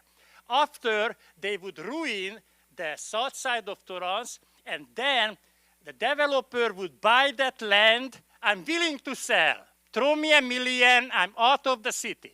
Understand? So they would bring in more development and more people, and the property values would go up because they would pay me $2 million just to build. So this is very good. So remember, Torrance Airport, north side, south side, Sling Academy. You know, this would be a buffer zone, housing for the Sling Academy. And lots of people would come from South Africa to invest in the city more, you know, because it's very easy to start a business from South Africa. Thank you, sir. You're welcome. I have another location. If you give me 2 more minutes. No. I have other good ideas. Please. Yeah. Write them down, make 10 copies. Listen, everybody likes it until it's in their own backyard. And I know what it's like to live near apartments, being a homeowner. And over the years, the apartments and cost of living in California has just gone, it's just skyrocketed. So these 1 bedrooms are being shared by 2 people. And that means 2 cars. If it's a 2-bedroom, sometimes there's 3 cars, 4 cars. These poor people that are living in their single-family homes on their streets are going to get inundated with people parking and blocking their driveways, taking up room. I'm just saying that you should consider their feelings. They've been here for so long. This is our city. And you're building, I mean, I know you got to do it, but you're building them for people that haven't even been here. We're the city. So maybe since, you know, they're not here, they're not us, why don't you find somewhere like on the border of Wilmington, you know?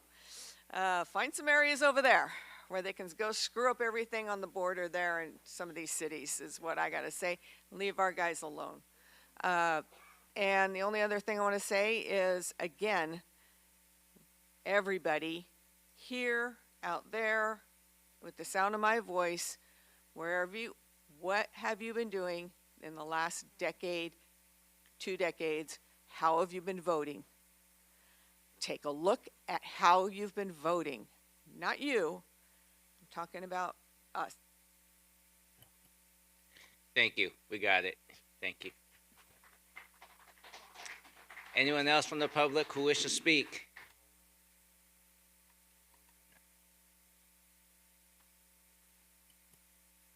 Evening, Greg Sujucci. I'm a resident in the sub-area 1.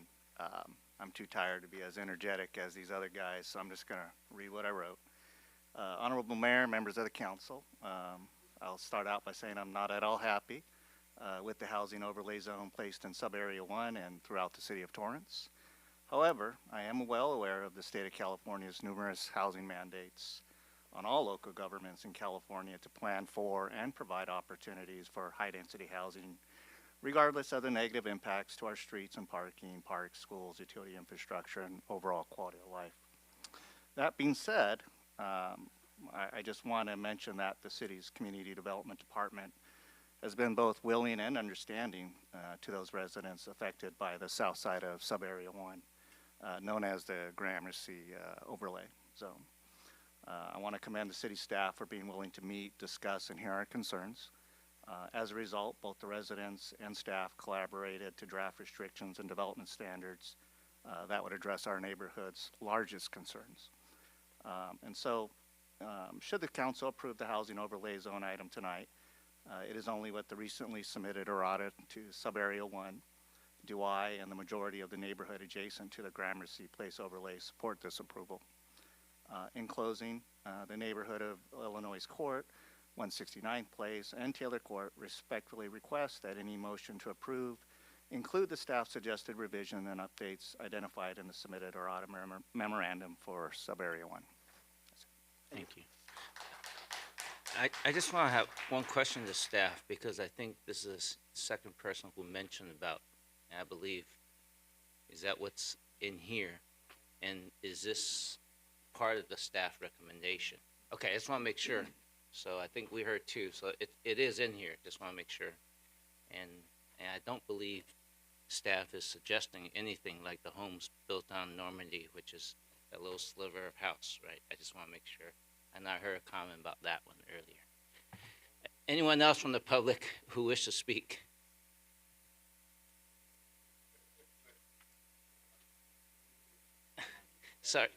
Sorry, sir. He already came and spoke. Sir, sorry. I know. If I start that, everyone else will start up.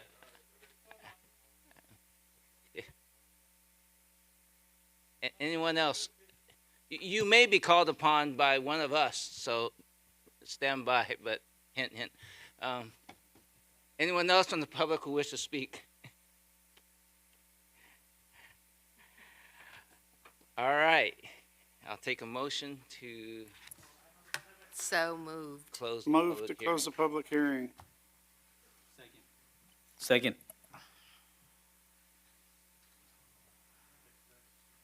He got his. You already spoke. Start voting, please. Your Honor, that motion carried unanimously. I think Councilwoman Lewis, you're the first one who clicked in. Thank you, Mayor. I'll take your hint to the gentleman who wanted to ask a question. You can come to the mic and ask one question. No, I can recall him.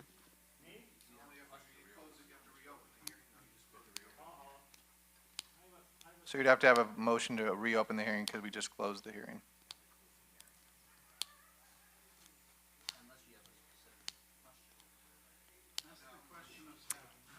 You know what? You'd have to reopen the hearing because we closed How, the hearing. how about I just do this?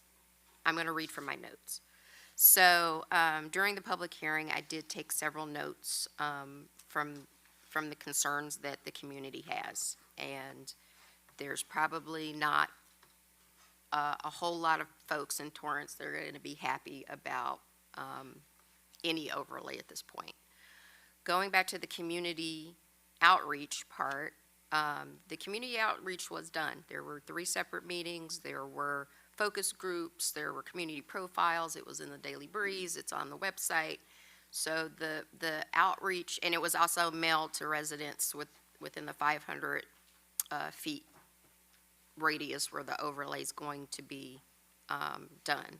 Part of the overlay in sub 1 is actually in my district, and when I first read it on the agenda, I was like, where are we putting those houses? And I actually had to go down the street so I could remind myself what it looked like. And I remember a while back when I moved into that neighborhood, there was a parcel of land, and then I looked back a couple of weeks later. It seems like it went up so fast, all of a sudden, there's 12 homes in what used to be an R1 lot, and double-story homes, which was an R1 lot. So no one's going to be happy. We don't have a choice on what decisions we can make because the state, that is what the state mandates us to do, and there's no further expert on state mandates in housing than Councilmember Griffiths. Another person indicated that it seemed like all of the sections were done either in North Torrance or downtown Torrance. I can tell you without a shadow of a doubt, I have an apartment building being built in my district right now that I couldn't say no to. There's another one that's going in Councilmember Matucci's near Gable House Bowl that we couldn't say no to.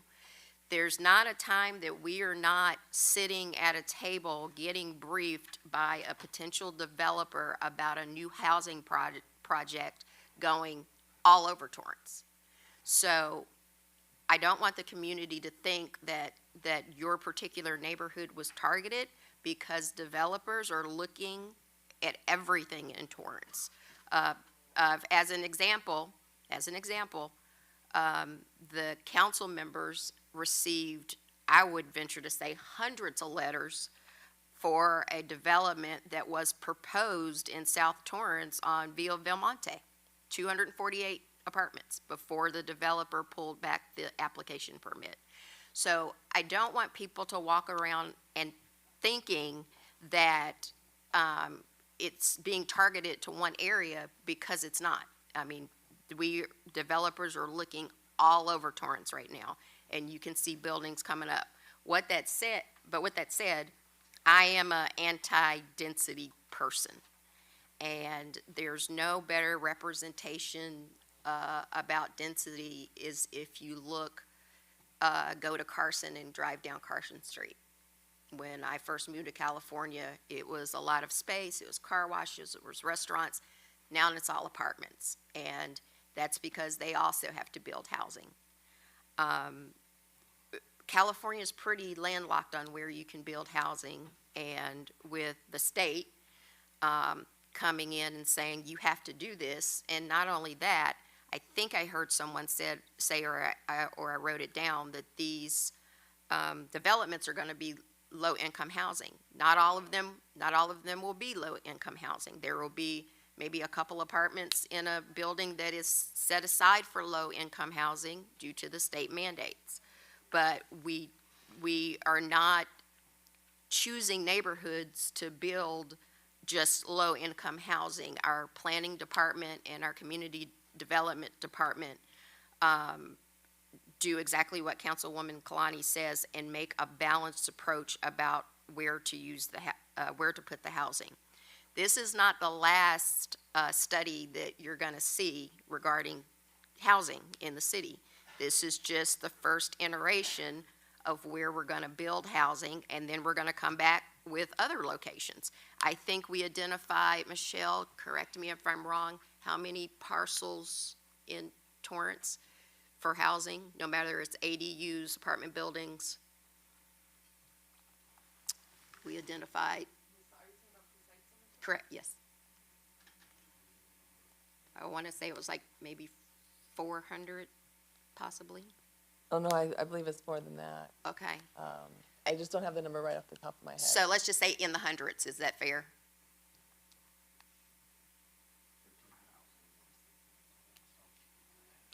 $1,300? Okay.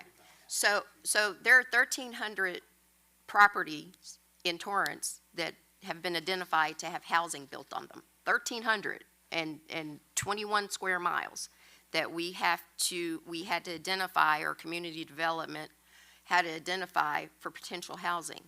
So when you walk away tonight, I think Matushi says it best, nobody's going to walk away happy. Please don't think that your particular neighborhood was targeted for this. It's just a start on what we have to do for Torrance. And it's gonna get, I believe, worse before it gets better. So I just wanted to let all of the folks that came and spoke so passionately know that we were listening to what your concerns are. We have the same concerns. I don't think that there's anybody on this dais that isn't in opposition to all the housing that we are being mandated to build. However, please keep in mind that if we don't do it, then we lose our ability to make decisions for Torrance. That means the state comes in and they'll go, you will build there, and there's nothing that any one of us up here can do about it. What are we doing? We're fighting back, and I'm sure Councilmember Griffiths will get into that, so I won't steal his thunder. But from a local control perspective, I much rather point out locations where housing can be built than losing the ability to do so from the state because we didn't follow through. So I just wanted to make that very clear, because I heard everyone passionate When I first read this, I said, you know, why are they in my neighborhood? But we have to do it, or they're gonna come in and do it for us, and I don't think anybody in this room wants that to happen. Thank you. Thank you. Councilman Griffiths. Here comes the thunder. Yes. The state's taken away the American dream. The American dream, as so many people have envisioned it, is to buy your nice single-family home in a single-family neighborhood. According to the state, that's not allowed to happen anymore. The state does not want to see single-family zoning, period. That's not a decision we made. That's a decision the state legislature made. Torrance, as much as we would like to see it stay the way it is, cannot stay the way it is, not by our choice, but the state insists that we build or provide for the ability to build 5,000 residential units. I can't repeat that enough times. 5,000 residential units in the next 4 years. Where are we going to put all those houses? And if we don't, as Councilwoman Lewis said, if we don't, the state will take away all our rights to manage our land use and zoning and allow developers to come in and do whatever they want, wherever they want. That's the rules that we now have to live by, not by our choice. We all here have voted to oppose these bills that are being passed in Sacramento that are impacting this. Every single one of you who may own a single family home in an R1 zone property, if you think your R1 zone property is allowing for protection of a single home, you're wrong. The state took that away from us years ago. We are now allowed to build up to, with the passing of SB 9, Senate Bill 9 in 2021, we are now allowed to build 6 units on what was formerly a single lot R1 zone property. And that can be done anywhere in our city. It's not necessarily just in North Torrance. Any single family home lot in our city can now have a lot split and 2 and 3 units on each lot could be built under the rules of SB 9. So we don't want to do these things. We don't want to do the housing element that, you know, we have this housing overlay, which is just a piece of the whole pie that the state's requiring us to do. Hopefully, those who are complaining about this corridor overlay, you've looked at our housing element and complained about that too, because that dictates where we can build all kinds of stuff. Not we, the developers can. And so this is just a small addition to that the state is requiring us to do, because apparently our housing element didn't include enough space to build the amount of housing that they would like us to build. So, as mentioned here earlier, our hands are tied. We don't want to do this. We want to say no, and we have said no. Unfortunately, the consequences to us saying no are something we don't want to see you have to live with. Does that mean you're going to be happy? Absolutely not. When I first saw that these changes were happening here in our city council, I got so upset about it, I said, I got to do something about it. And I've been working my butt off for the last 3 years trying to fight these bills in Sacramento. And I'm doing it without a single penny to help me. So to say we're not fighting against what's happening is just a bunch of hogwash. We're doing everything we can. We need you guys who are voting for the elected officials in Sacramento who are making these rules to speak up and use your voices and your votes to do something about it. And unfortunately, most of the public is sound asleep on this issue. And until they see that the 5-story building goes up next to their house and there's nothing we can do about it, they're not going to wake up. But when that does happen, they finally will, but it will be too late. The only thing that I have some positive feelings on is, even if we pass this overlay tonight, it's not going to get developed tomorrow. It's not even probably going to get developed for 10 maybe 15, even 20 years. Because these property owners have to decide to sell their property first. And if they don't want to sell their property, nothing's going to get built there. It's going to remain the way it is. So by passing these overlays, it's not going to change anything, certainly not right away. Now, some of these property owners are going to sell their land, and some of them will be sold to a developer who wants to take advantage of those. And this is the thing I hope and pray for every single day. I hope that at least when a developer does come into our city, that they're going to be smart enough to realize that, as someone up there said earlier, I'm not going to build a stupidly designed housing project where there's no parking for cars, because nobody's going to want to come and rent that because they want a place to park. And if they're stupid enough to build a housing project without parking, well, unfortunately, there's not much we can do to stop it. But I'm hoping that if they're going to want to rent their property, they're going to provide the stuff that the people need. If they need parking, they're going to want to put parking into their projects. So I'm hoping, and this is my biggest hope, is that we get smart developers who come into our city and at least build smart housing, and not the greedy developers who are coming in here just to make a quick buck, do all the bare minimum requirements that the state says that they have to do, which is no parking, which they can maximize their profits, take the profits and run. We don't want that here. We don't have a whole lot of say in it. And so we need you as our public to speak up and to let the developers, when you hear of something going on in your neighborhood, pound on those developers as much as you possibly can. Try to bring them to their senses and get them to say, you know, we want Torrance to be a reasonably nice city. And as I heard over and over and over again, and I want Torrance to stay a nice city. But the state doesn't disagree with us. They want our city and every city in California to densify. And that's their one-size-fits-all bills that they've passed that affect every single city the same. So, unfortunately, yes, we don't like what we're doing here, but we are required to do it. And if we don't do it, the consequences are going to be worse than what you're complaining about here tonight. So I will be voting to support this overlay tonight. I hate it as much as most of you do, but we have to do it. And I'm really sorry about that. Thank you. All right, Councilman Matucci.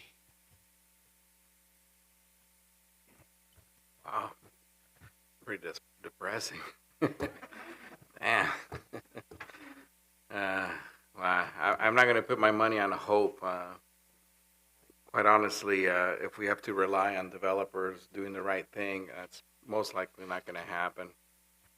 If they can build a two-bedroom unit and only give one parking space, they're still going to find somebody to rent it, even if they have to charge a few $100s cheaper than the neighbor next door. They're not going to get it rented, and the neighborhood is going to get impacted negatively, instantly. So I have a question for staff. The overlay, is this required for us to meet the minimum RENA requirements? So without this, are we out of RENA compliance? Your Honorable Mayor, council members, Michelle Ramirez, Community Development Director, it is one of the components of the housing element that says that will assist to meet our RENA numbers. So if we do not, then it is a component that HCD could come back and state that our housing element is now non-compliant. Okay. I would also like to say one of the, we heard a lot about privacy and people looking, in the back. One of the things that our plan does state is that, they have to have obscured windows. So we can just if that is at the will of the city council, if they wanted to state as to add that if the back of the unit or any unit faces a residential area where it abuts it, that all those windows must be either obscured or at a height where somebody cannot look out of it. That would be an easy fix that could be done if that was at the will of the council. That's fair, but it only really addresses one of the two probably major components, which is the light and air, privacy factor, right? So you still have a big building right next to you, but I do appreciate that input. I think that's important. One of the other things, I was surprised to see the planning commission not agreeing with staff. And I sometimes, when I see those split decisions, I always have to wonder what happened, what was discussed, what was missed, in the discussion on the planning commission. So when I see those conflicting, recommendations, then it does raise a red flag.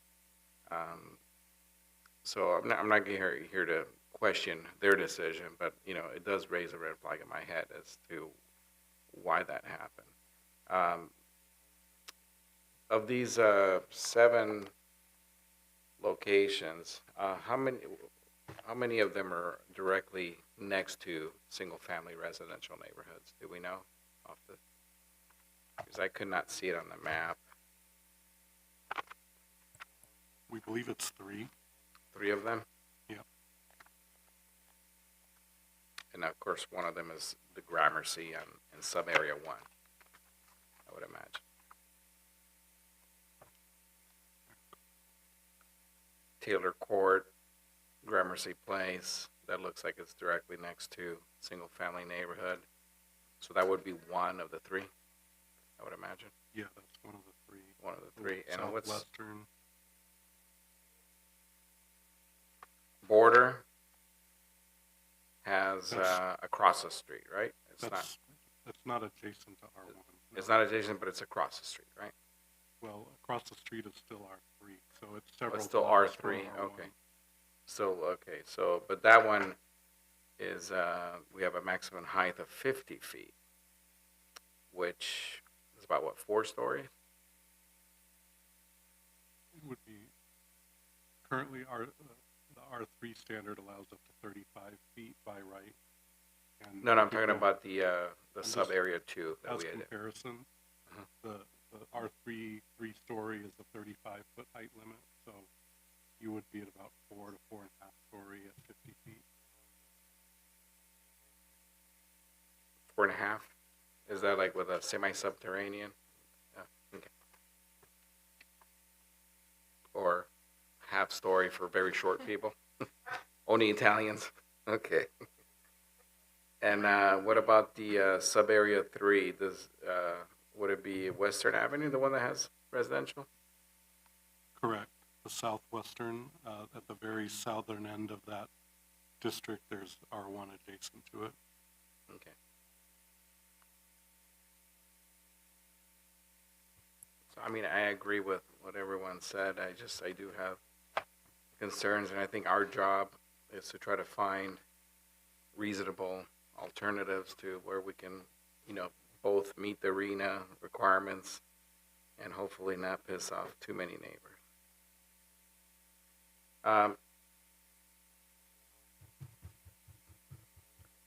not necessarily opposed to going back to the drawing board. I think we only have really one opportunity to do this right. And because once we identify these, whether they're going to be built 10 years from now or 20 years from now, they're going to eventually be built. That's just the way we got to look at it. And so if it's not us, maybe our kids are going to have to deal with it. So we want to leave a better Torrance for our kids, not a 75-foot building next to them. So I'm not necessarily opposed to going back to the drawing board, unless, Sacramento's going to start knocking on our door for whatever reason. But it seems like, we have projects in the pipeline that don't directly affect single-family neighborhoods already. At least that's what I've been, the ones that have been presented, and some of them have already been approved, seem like they're chipping away at that number quite a bit. So when we keep on saying 5,000, I'm sure we're not at 5,000 right now.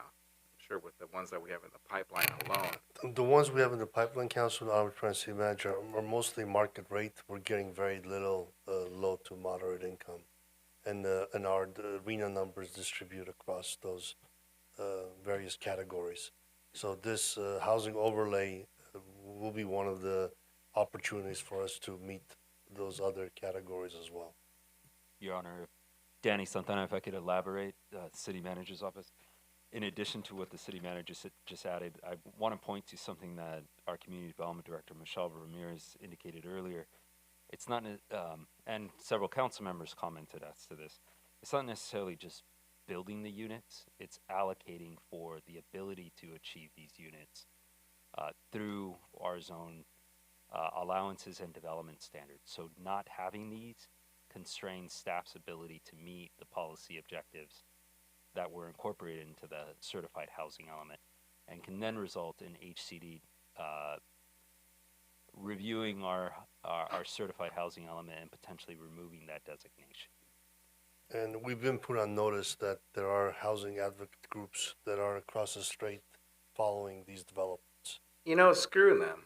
I'm just for, You know, for the screw record, them. You know, for the awareness. we have a constant gun to our head. You know, if it's not Sacramento, it's some group. You know, breathing down our neck. It's like, you know, there comes a time to where we just, we just really have to put on our boxing gloves at this point. You know, I mean, it's getting to be a little ridiculous. You know, with the, constant threat. You know, what about the residents? You know, what about the residents? And their well-being. You know, quite honestly, like I said, I really don't mind going back to the drawing board, investing whatever it takes to get it right. I just don't feel comfortable with the height. I don't feel comfortable with 3 to 5 story buildings being built right next to single-family residents. Obscured glass or not, I mean, it's huge structures, and I understand it's Sacramento, they're putting a gun to our head, then these organizations all breathing down our neck, but I think the right thing to do, in my opinion, is to go back to the drawing board, identify more locations throughout our city,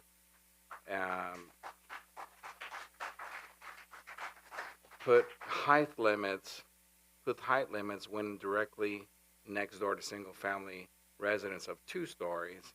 Then if you want to go higher in areas to where single family are not present, to where you have R3 zoning next door, if you want to go higher, that's fine. But when you have single family neighborhoods that are been like that for 70, 80 years, I don't think it's fair that whether it's 5 years down the road or 20 years down the road, that we build these huge structures just because Sacramento told us.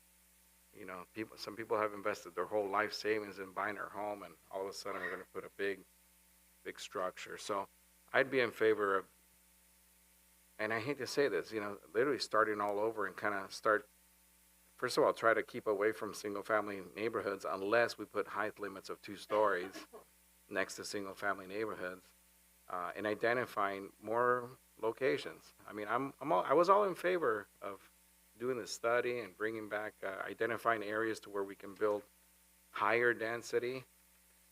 But when I start seeing the 75 feet, 50 feet, and right next to single family, we're gonna have to pump the brakes on this one.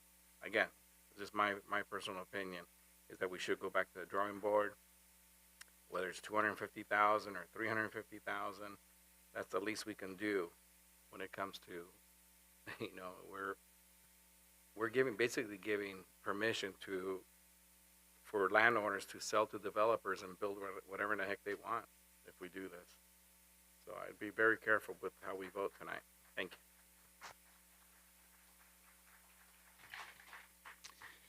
Thank you. And I'm sorry, Aram, I didn't mean to snap at you. I was just, What? Sorry. Go ahead. Yeah, I think I just want to jump in just for some thoughts for staff before I call on Councilman Kaji. I was under the assumption that staff already scoured our 21 square miles of the city. I think some of the questions we have, are there other areas?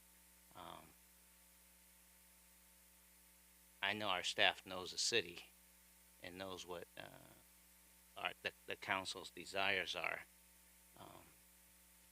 I know there's a suggestion to start over again.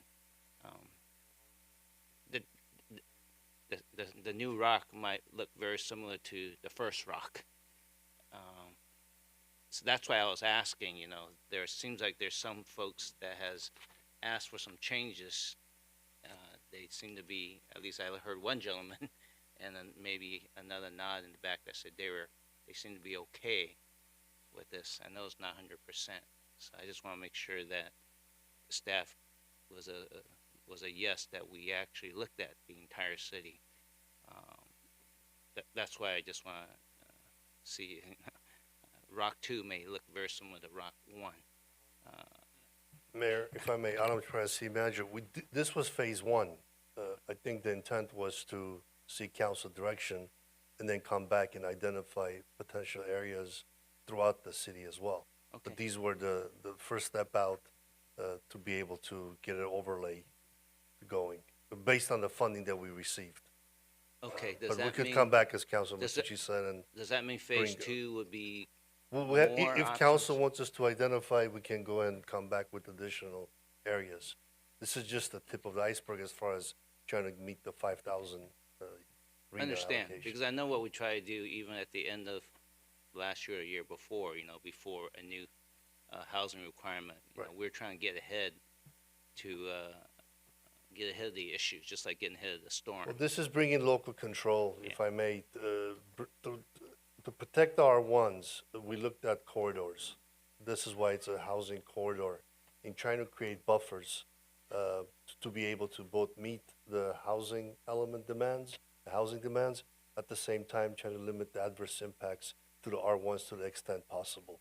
That's really the intent of, at least from the staff perspective, realizing the challenges faced by the city through the legislative actions in Sacramento in trying to find that balance between maintaining our unique character of the city and avoiding these high rises in residential neighborhoods by looking at all the different corridors, realizing we need to be mindful of the impacts to those neighborhoods. Our goal is to limit, to the extent possible, these external forces impacting R1 development. Understand. I think what I think I heard you say, that this is phase 1 of what we're doing, which means there could be potential other areas. Just want to make sure that's what I heard. Yes, Your Honor, Danny Santana, City Manager's Office. So this is an assessment as to whether council likes this approach of, rather than waiting for a development project to come to the city is attempting to identify where housing interests should be directed, and to take advantage of very clear development standards, on environmental allowance that avoids CEQA litigation.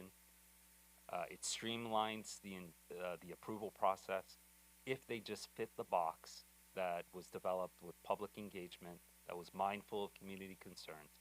And if council likes this approach, staff can be directed to come up with another list for a potential phase 2. Now, we don't have funding for that. Staff can look to see if there are grant opportunities, or we can look for other sources to fund those efforts. But really, this is staff trying to identify. Our number is 4,939. That number is tattooed into our head because, one, the city council directed staff to fight that request, and we appealed that process through the entire RENA adjudication process, and the city council continues to do so through litigation.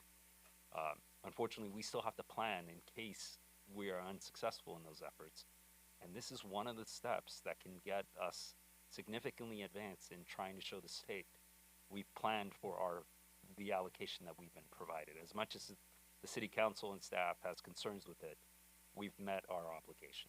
Okay, thanks.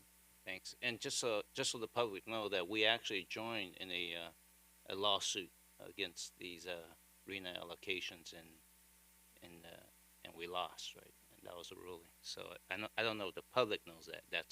We actually did join in a lawsuit. Councilman Kaji. Thank you, Your Honor. My concern about this, well, first of all, thank you, staff, and also to the consultants for working on this housing corridor overlay. Looking at our RENA mandates of 5,000 units, I think I'd like to suggest that we focus on placing housing density in the areas that are least impactful to our single-family homes, which are along our major corridors, Hawthorne, Crenshaw, Sepulveda, those streets, which have commercial properties, which now under state law do allow for residential overlays. The projects that are currently in the pipeline or being approved are primarily market rate projects in which we do not impose any affordable housing requirements. So I think what we're seeing are purely market rate units being approved, but unlike, let's say, a city like Los Angeles, where they may require a 20% set aside for affordable or low-income housing, we haven't done that. So I think I'd like to suggest, coming in behind Mr. Matucci, while I appreciate this effort on these recommendations, I would rather shift our focus to those areas that are in which single-family homes are least impacted, that are commercial properties that can become mixed use under state law, but will also, by adding that density, I think we'll be able to more quickly meet our RENA mandates and remove the pressure on our single-family neighborhoods. Does that make sense to folks? So, while I appreciate and all the effort that's gone into this, I'd like to suggest that if we do a reset, we do focus on those areas that can best contain the density. If I may, your mayor, council members, those areas that were just brought up actually already allow mixed-use developments in them. As well, and if they don't allow it by right, then they're allowed by a conditional use permit now. So that is why they weren't considered, is because they are already allowed. You understand my emphasis? Absolutely. Okay. So if my thought is that if we can densify those major streets quicker, then it takes the pressure off of these areas identified in this study, which, as some of us have commented, they may not come up for development for a long time.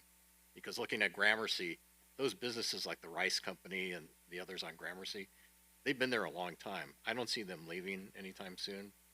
Who knows?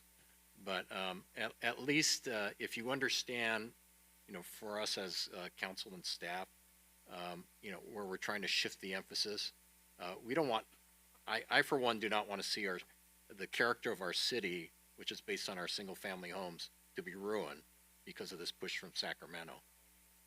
So, yeah, I know it's happening, but if you can kind of understand how we're trying to move this direction, and but thank you again for your public input. Thank you. Councilman Sheikh. Thank you, Mayor.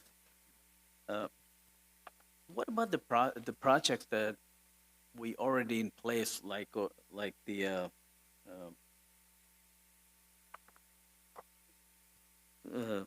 yes, Sears and Montgomery Ward, and also some other that we identified already?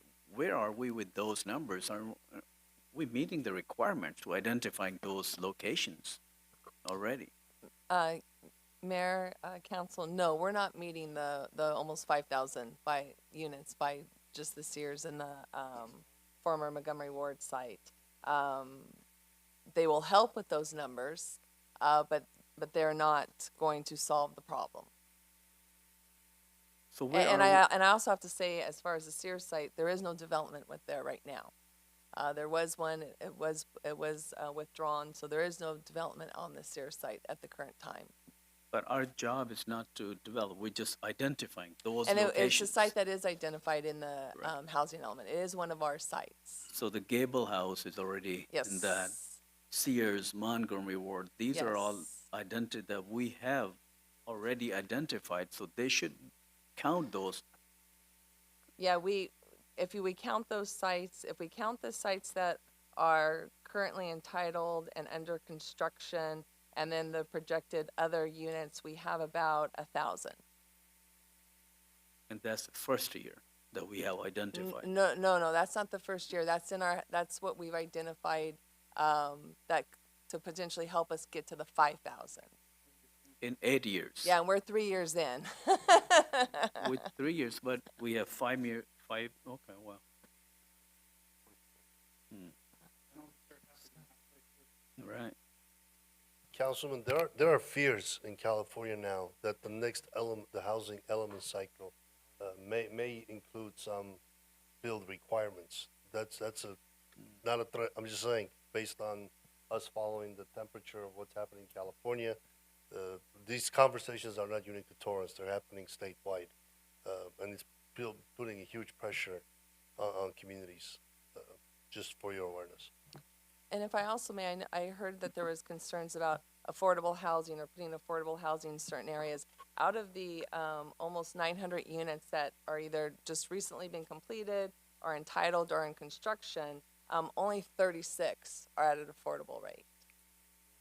So most of them are market rate housing, and while out of the 5,000, half of them are about market rate we have to produce, there is an interest for still the market rate housing, so this is still going to probably be higher income housing that is coming in here. So if we put restriction on the heights right now, the one that we have, and just work on finding other areas, I just do not want this entire study go haywire, wasted. Well, if it was the council's desire to state for those 3 sites that but residential, where maybe maybe if you have 50 feet instead of the first 75. 50 feet that abuts the residential can only go up to maybe 35 feet, but then because some of these properties are quite deep, then we can stagger it so as it gets closer to the front of the street, it can go higher. So that is something that you can consider. Okay. I would not suggest making it all one height of 35, because I think that would potentially cause some problems for us, but there are other areas of the city where we've already done this, where we've staggered housing where it's next to the residential, so it's, at a smaller height of like 35 feet, 3 stories, and then it can go taller up to the 50 feet or whatever it might be. Okay, thank you. Thank you, Mayor. Councilwoman Kalani. Thank you. Thank you, Mayor. I'm sorry to continue with this line of questioning, but when a project comes under this proposed overlay and it meets all the requirements, it gets approved, it can still be appealed, come back to council? No? No, because it's No. it's because it's by right, there is no appeal process. Okay. And going back to a 6,000, my neighbor's 6,000 square foot lot, what can they do now without having to come to the city? I mean, without having to go through the planning commission or the council? What can they do now under the current laws? Whatever the current zone allows. No, but can they do 6 Yeah, units? yeah, they could divide it, and they could do an SB9 project and divide it. So if I have You're talking about single-family homes. I have a single family Oh, home. okay. My Yes, neighbor, they could actually do an SB9 project, and they could split the lot do into 3 on a 2, lot. and then they could build their unit, their ADU, and a junior ADU. That looks down into my yard. Yeah, because you can do the ADU on the 2nd floor. That is With correct. no appeal rights. With no appeal rights. And no- And much closer. The setbacks are much smaller. So I guess I just keep going back to this as a way to kind of control it a little bit more. I certainly wouldn't want that to happen next door to me. So that was just my questions and comments. Thanks. Councilman Griffiths. I would very much like to say no to this and throw it all in the trash. Unfortunately, after all the years I've been working on all these housing laws, I know better. We can't throw this in the trash, not because of the amount of work that was done or not because it doesn't pick the right areas in our city, but because the penalties if we don't do this are too severe. This overlay is required to keep our housing element in compliance. If we don't pass this corridor overlay, our housing element goes out of compliance, and I would like to ask staff to tell me what the builder's remedy is, because that's what happens when our housing element is out of compliance. And if staff doesn't want to, I'll do it. You can share with us what the builder's remedy is? Your Honorable Mayor, Council members, Michelle Ramirez, Community Development Director, obviously we can be sued. We can have our housing element decertified. We can have the state come in and take over our housing development and dictate what we can and can't do in this, and the council has no rights at all to housing development. There are some cities right now that are facing lawsuits with HCD that are going through. There's another city that's just close by to us where they had denied a housing project, and HCDs came in and told them if they don't approve it, they're going to take it over, and that went back to council, and the council did approve it.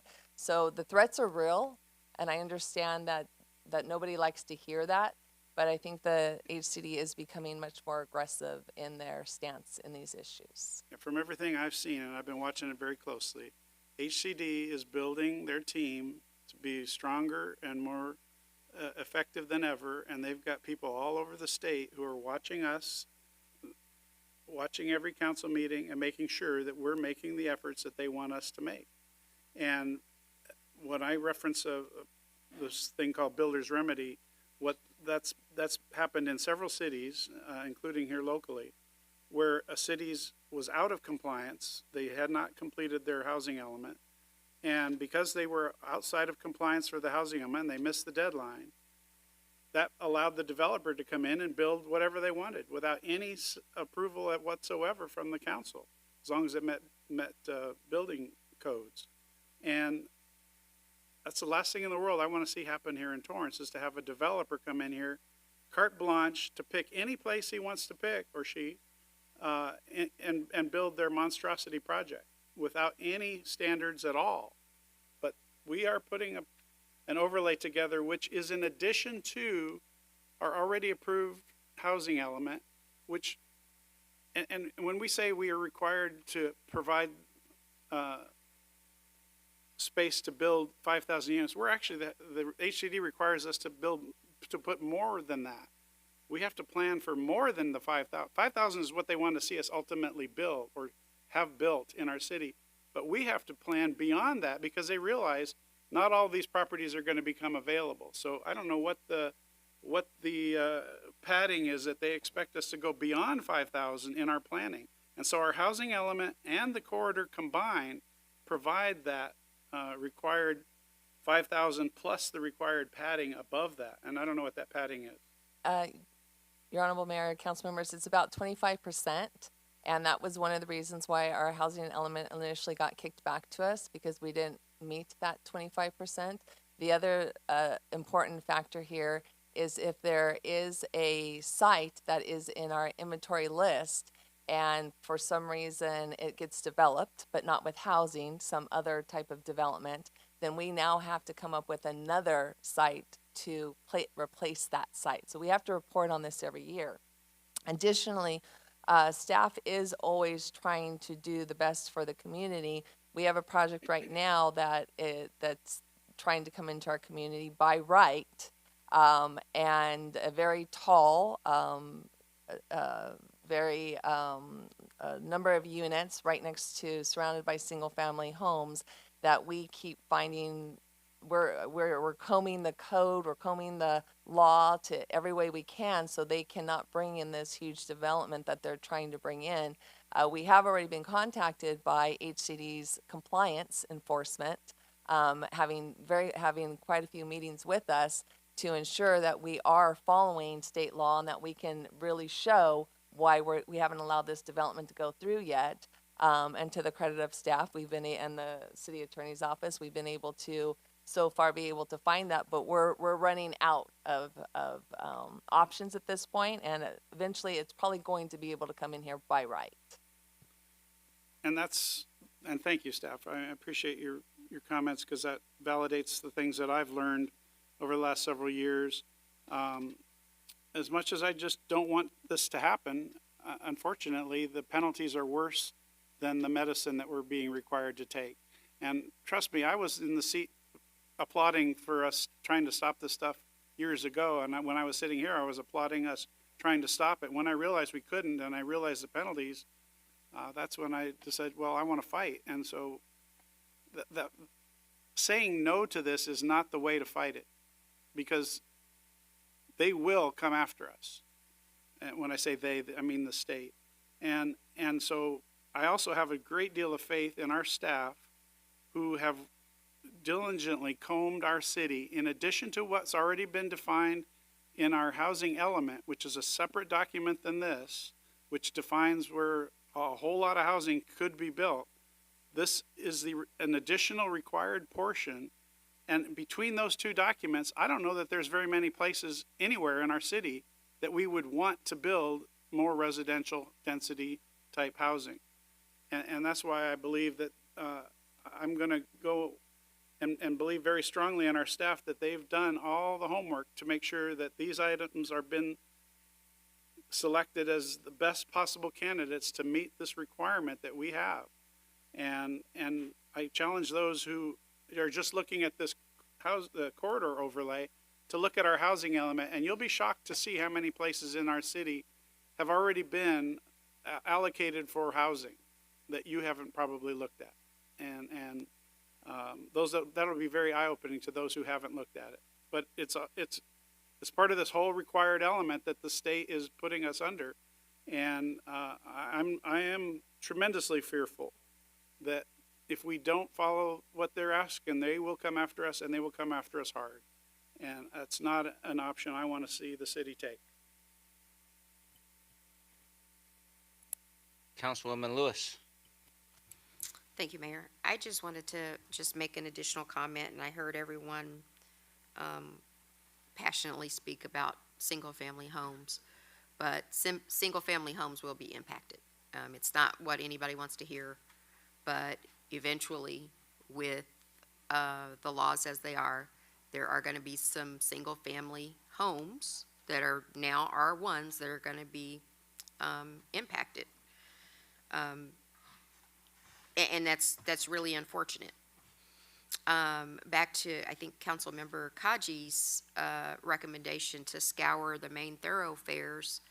I was just going in my mind, and most of the main thoroughfares already have higher density apartment buildings there. So, try to squeeze another unit on to Anza or to Ocean, or in District 3 near the Garnett, Emerald, Spencer area, where there's already a higher density apartments, or in North Torrance with, something's coming in on Wet 86 or RBB. And that is going, or Artesia, that is going to make us go into neighborhoods that are currently R1 to find the room to build the housing. So I just wanted to just realign some expectations. It's not what anybody wants to hear, but it may not come to you today, but it may eventually get there, so we can stay in compliance with our housing element. Thank you. Thank you. Councilman Matucci. All right, sorry. As we talk, more ideas pop through your head that may work. I don't know.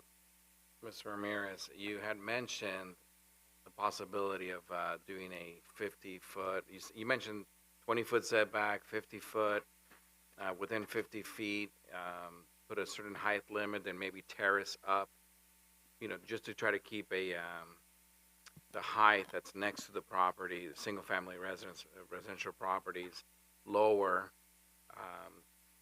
Can you explain maybe how maybe something like that could work.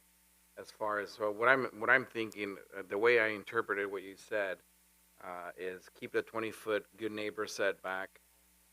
Do a we'll call it, say, 2-story maximum within 50 feet of the property line, and then they can stagger up to or terrace up, whatever it's called, terrace up to whatever the height limit might be, 35, 50 feet, whatever it might be.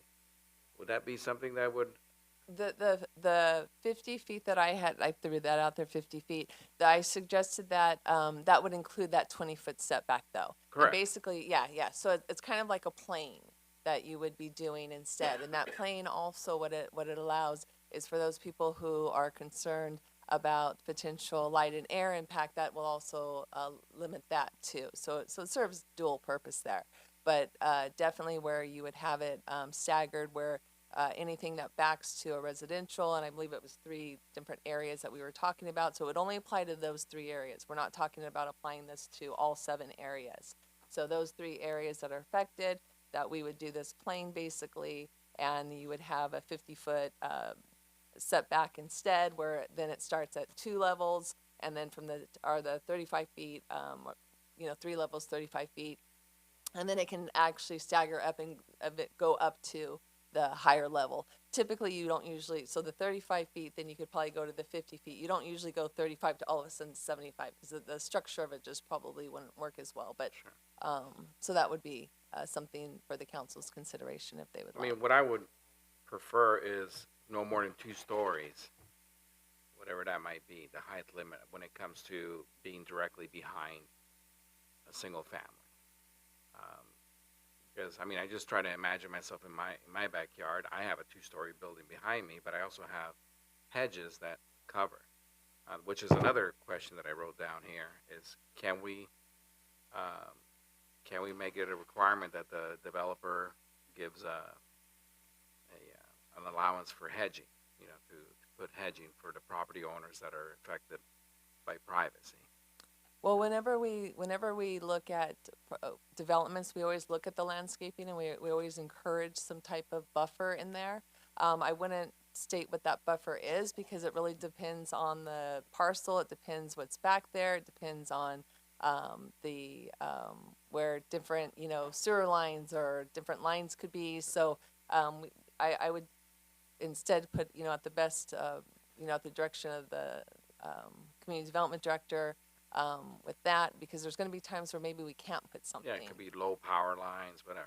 Yeah, there's so we can't commit to that, but it is something that staff always looks at when a plan is submitted. All right. And the reason why I think 3 stories or 35 feet is better, because it's going to blend better when you're starting that raise. If you're doing the 2 stories, unfortunately, if someone has 50 feet, I could see someone doing 2 and then going to 50. That's going to make a development maybe not as appeasing. Yeah, but the thing is, if we're going 35 feet, 20-foot setback, it's pretty much what we're already on paper now. No, we're saying 50-foot setback. Oh, 50-foot setback. Yeah. Ah. Okay. Or well, within the first 50 feet would be the 3 stories. Yeah, but that's what so that's what I'm saying, is that if we have a 20-foot good neighbor so setback. then the 30 feet after that. Then 30 feet after that, but Yes. that's pretty much what's on paper correct. now. Yeah. So that's the problem. That it's exactly what's here then. Well, now. no, not, because right now they could go do the 50 or 75 or whatever the full height is. Well, on the sub-area 1, it said maximum height 35 feet. Am I reading that wrong? Or? No, you could be right. I don't have the sub areas with me right now, so that might be an area where we would leave it alone then. Yeah, that's huge. That's huge. I just thought. Now, another thing that, we have all the industrial areas. Where am I? Maple, the whole industrial area, which most of it is actually right next to residential area. I'm just surprised that we haven't identified, big chunks of that area, because a lot of it is, I don't want to call it underdeveloped, but a lot of it doesn't really. A lot of the industrial, I'm sorry, it's so late. I'm losing my train of thought. But a lot of those industrial buildings are not built to today's industrial standards. You know, they're too low, or, you know, not enough, truck, docks, whatever. I'm surprised that we haven't really identified in this report some of those areas, because those are huge parcels. They're away from residential, single-family neighborhoods. Like polypeptide, that area? I think staff trying to understand which part of Maple you're referring to. No, right here, like where Galaxy Center is, those big industrial Polypeptide? areas. You know, a lot of them are low-profile industrial, which is really outdated. But I'm just kind of throwing it out there that, you know, we do have quite a bit of. Yes. One of our areas is along Maricopa, but we've held the line at the railroad tracks.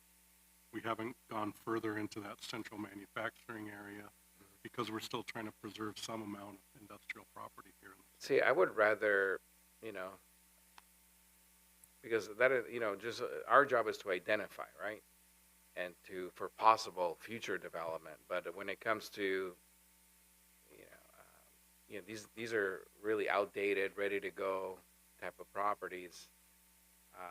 It would basically affect hardly any residential areas, and same thing with traffic flows and everything else. I would think those areas would be a lot better than right next to a single family residence, you know.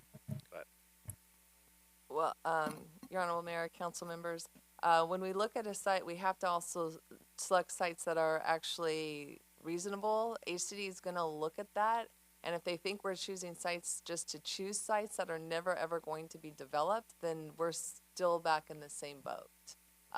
When we submitted our housing element, there were actually sites that we did select that they actually took out because they did not believe that we would make those ever housing. But we have houses along Maple Avenue to say that we go from single family to higher density residential instead of industrial. I mean, I don't know how much more believable that could be. Maple Avenue is a beautiful road, and yeah, and as was stated, there is still industrial areas that we still need to maintain. And so we don't want to, I mean, industrial is on the boom. That's probably one of our hottest developments that we are getting right now is industrial. how about if I told you that I prefer that we maintain the single-family neighborhoods versus the industrial? In a sense, you know, we have actual real families living in these properties. An industrial building, if they have to move a block away, it's just part of doing business, you know, or if they do move out and rebuild somewhere else, it doesn't necessarily affect, you know, the families that have lived there for many years. I just feel like the spots that were, especially the ones in sub-area 3, 75 feet, and you're literally right next to single-family neighborhoods. You're over on 100 Western feet Avenue. away from, with the Sorry? Maricopa frontage is over 100 feet. And the reason that was selected is because we already have an incursion of residential along that street frontage. So it's a natural progression to see that move forward along Maricopa. We wouldn't want to hopscotch industrial and place residential back within the industrial area. This would sort of be our first step in allowing residential along that entire corridor. If it started to work, then in future phases, it could expand further north. Yeah, but I mean, this neighborhood here, we do have single family, beautiful single family neighborhoods, and across the street we have some townhomes, a few complexes that I guess at one point might have been even industrial. Then after that, we have more industrial. Why not expand into those neighborhoods to where? That's what we're doing. And the first phase is along Maricopa. That would be that edge. That would be the new edge of the residential district. And if it worked, it could progress further north. But we wouldn't hopscotch industrial to place residential deeper into that industrial area. Yeah, I'm still, you know, the height limits really, I think that's really what's bugging me, right next to the single family neighborhood. I mean, other than that, I mean, I get it. We need to do it. We need to identify. But I mean, if we can get it down to 2 stories, within 50 feet, keep it at 2 stories next to the single family residence, R1 zoned areas, That would be along Western, where's the other one? After further review, Gramercy. we've shown that there's two areas that abut R1. It's the Gramercy and the Western. Those Gramercy are the and only two Western, that right? abut R1 residential. Okay. Yeah, Um, because the one on Border is actually across the street. Correct. Gotcha. Okay. I mean, if those two sides could be limited to 2 stories within 50 feet of the property line, I reluctantly vote yes on something like that. But putting anything bigger than 2 stories next to those properties, I think would be a disservice to our residents. I think out of 7, we just identifying We the had- 4. They're okay, right? Well, actually 5 technically that are okay. 4, I thought 4. 3 are within the residential area. No, 2. Okay, so Yeah. 5 are okay, so only 2. Okay, so that's a good start, phase 1. I mean, if we cut out the 2, Is that no, what he's I talking don't. about? I don't necessarily want to cut it out, but if we can do the setbacks, then if we do the setbacks, I'd be okay with it on the Gramercy and the West. Western Avenue. But I understand, it's one of those, it's a double-edged sword, right? But, and if we don't meet the arena requirements, then I would suggest that we continue looking for more sites, but not. Yeah, I think Gramercy and Western Avenue, if we can get those setbacks and the council would agree to that, I'd be voting yes. Okay, I think we're getting closer. Make sure you remember what you just said. Yeah. Councilman Griffiths. All right. A question for staff. In our housing element, which I don't happen to have a copy of here in front of me, are there already some areas that are designated for housing that are 50 feet height allowed that are adjacent to residential R1 neighborhoods?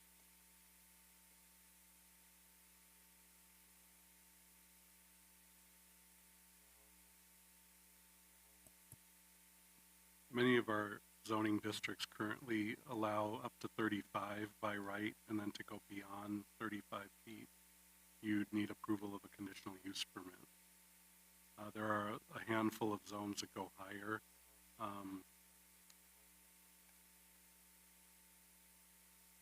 I can't tell you the adjacency to R1 though for Yeah, I those don't particular have the ones. information Yeah. here either, but I would suspect that there's a likelihood that there probably is some stuff in the housing element, which is much more comprehensive than this overlay.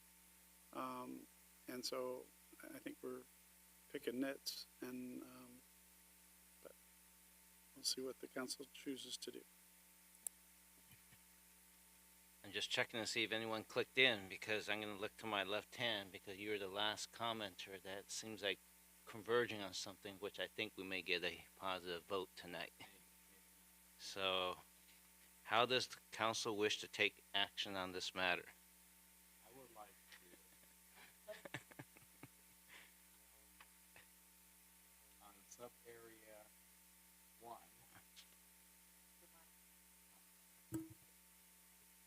I'm not loud enough.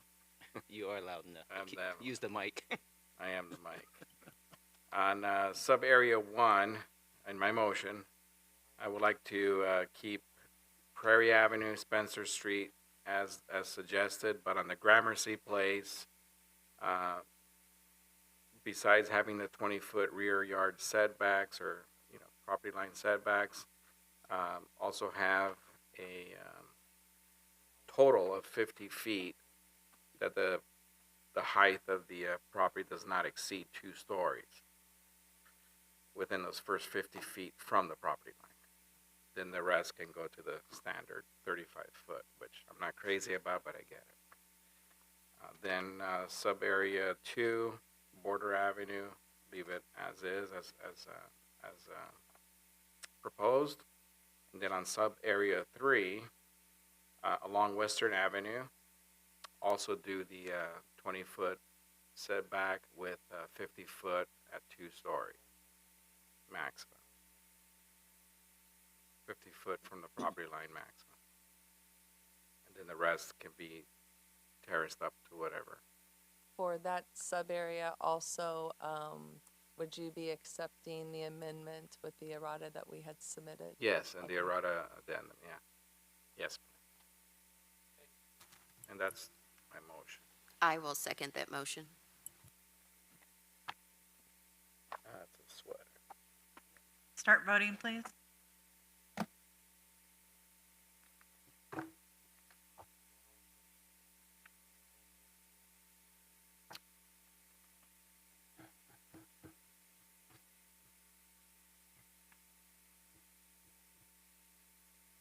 Your Honor, that motion carried unanimously. Thank you, guys.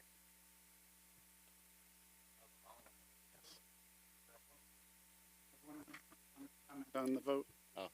Councilman Griffith, If this was, what was approved, if it's denied, we could come back and modify it to resubmit. Is that correct?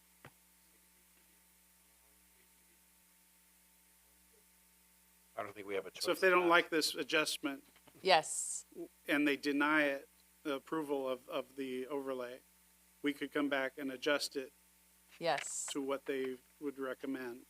yes. And we have time to do that. I believe we do. Okay. I don't think we have a choice, Yeah. right? If they deny, it's gonna come back, right? But we don't want to fall out of compliance with, Right. with our housing element. This will keep us in compliance. Councilman, the concept of a housing overlay was included. I don't think the specifics that you approved tonight were detailed. However, as a result of today's decision, there may be a request to Correct. modify. As such, we'll come back and give you some other alternatives to meet that initial spirit But- of compliance. Perfect. Thank you. Thank you. okay, it must be getting late. I think what, we need a number and title for this. Am I correct, City Clerk? We need to adopt a resolution and then a ordinance number? Okay, Your Honor, the first is a resolution number 2023-89, a resolution of the City Council to approve a general plan amendment, amending the land use element to establish the corresponding general plan land use designations that will implement the housing corridor overlay zone as amended. The second title is ordinance number 3922, an ordinance of the City Council of the City of Torrance, California, amending section 91.3.2 regarding districts established, section 92.5.11 regarding side yards and court width, section 92.30.9 regarding building setback requirements, section 92.20.4 regarding multiple family dwellings, and section 93.2.3 regarding multiple family residence, and adding section 91.2.178 regarding major transit stop, and 91.2.179 regarding high-quality transit corridor to Article 2, definitions, and creating Chapter 1, Article 51 of Division 9 regarding HCO, Housing Corridor Overlay Zone of the Torrance Municipal Code as amended. May I do it all in one motion, or do I need to? One motion? Okay, I move that we adopt resolution 2023-89, ordinance number 3922. And the ordinance summary? And the ordinance summary, yes. And the addendum. And the addendum. I second that. Start voting, please. Your Honor, that motion carried unanimously. All right. Thank you, everyone. That was a tough one.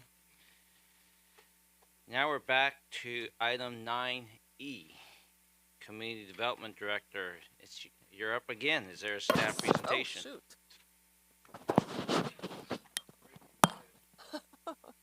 Thank you. Good evening, Your Honorable Mayor, members of the City Council. Michelle Ramirez, Community Development Director. At the City Council meeting of June 20th, 2023, staff was directed to develop a policy for the placement of banners on streetlight poles owned by the city that aligns with the guidelines already established by Southern California Edison, otherwise known as SCE. Just as a reminder, there are currently 10,066 light poles in the city, of which 9,988 are owned by SCE and 78 are owned by the city. SCE already has guidelines in place for the installation of signs and banners on its lights as well as the type of allowable signs and banners, which include non-electrified traffic regulating signs, American flags, neighborhood watch signs, and city-sponsored events. As to the 78 city light poles, similar to SCE guidelines, staff has developed a city streetlight pole banner policy, otherwise known as banner policy, to allow only banners that display a city-sponsored event. A city-sponsored event is defined as an event or activity that is approved and organized and/or co-organized by the city. Examples include, but are not limited to, the Armed Forces Day Parade and Celebration, Farmers Market, and the Hometown Heroes Military Banner Recognition Program. Additionally, the banner policy would allow the following types of flags to be displayed on streetlight poles: American flags, state flags, POW flags, U.S. military flags, and the City of Torrance flags. The banner policy would require a revocable banner application be submitted for approval by City Council, and unless otherwise approved by Council, the banners would only be permitted on streetlight poles located within commercial thoroughfares that contain the necessary hardware for the mounting of a banner and not within residential zones. Only city staff or a city authorized agent would be allowed to install, maintain, use, repair, and remove any City Council approved banners on the streetlight poles. There are a number of additional guidelines included in the city banners policy that also align to SCE guidelines. At this time, staff would recommend that the City Council adopt the attached resolution, which establishes a streetlight pole banner policy for city-owned streetlight poles located within the city's public right-of-way.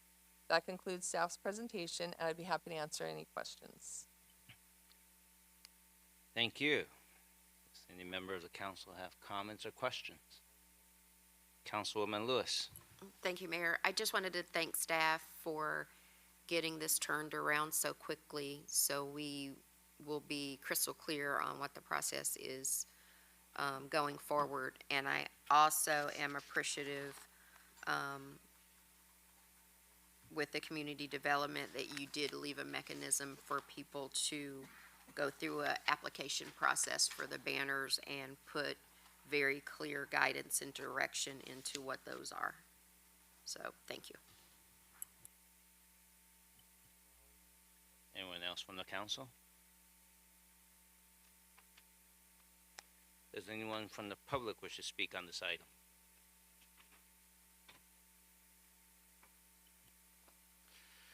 Hey, everybody. Adam Schwartz, just representing downtown Torrance and our desire to look nice and to be able to decorate. I understand that there's some issues around having, you know, total carte blanche approach. Anyone can put anything up. We don't want that. You don't want that. We're definitely clear on that. The very simple solution to this is state and national holidays can be city-sponsored events. Why not?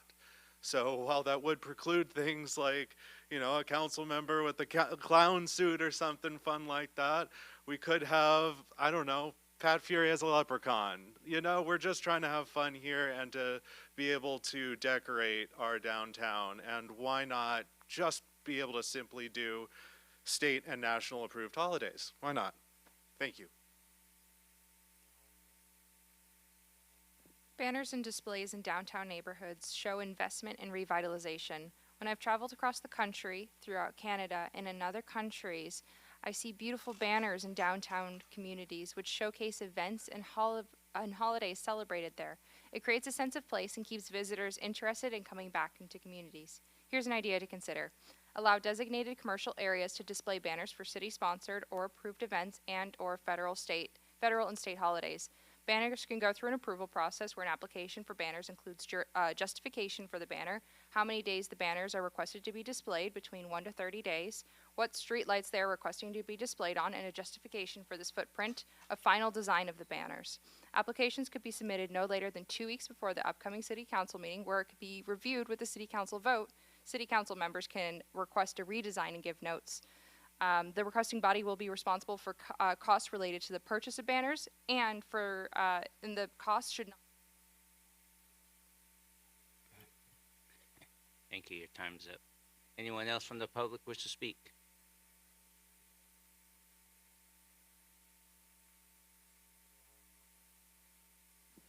when you brought this up before, I think you had concluded to make it a very limited display for the American flag, the hometown heroes, and any city-sponsored events, I guess. What this young lady, I believe, is proposing is just a slippery slope so that the LGBTQ can put up their flags and these other people can put up their flags and this one, and then if you don't approve that flag, you're a racist, and then if you don't approve this flag, you're a homophobe, and it just goes on and on and on. I hope you stick with the original decision that you made before, and let's just get it done. Thank you. Anyone else from the public wish to speak? My name is Andy Porkchop. I would like to say that only I heard there's 3 events, you know, I don't want to repeat it, city-sponsored events, you give out permits, but, and only the city can put it on. So then why do you have a permit application anyway? So that's a good thing, it's a good sign. You leave the window open to grab some money from idiots. They're gonna think that you're gonna approve it.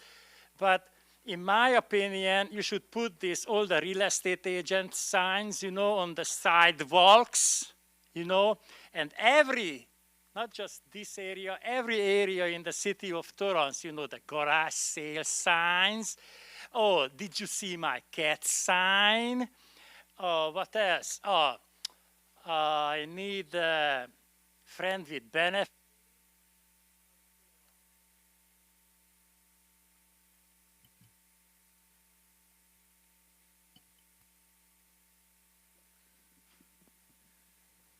My name is Janet Payne. I'm glad to see some consistency with what SCE says can go on their polls. And, but I find it kind of confusing. It's limiting signs or banners to non-electrified traffic regulating signs. Well, I've been driving around Torrance, and I sure do see a lot of different things on the poles. And I think we need to be careful what we say we're going to put on them or what's already on them. They have parking lot signs. That's not regulating traffic. They have bus stop signs. That's not regulating traffic. And I know this is specifically aimed for banners, I believe, but I don't think you should mix signs and flags with banners. And I think you ought to be. Thank you. Anyone else from the public wish to speak?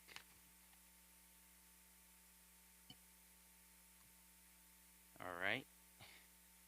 We'll bring it back to the council. Councilwoman Lewis. Thank you, Mayor.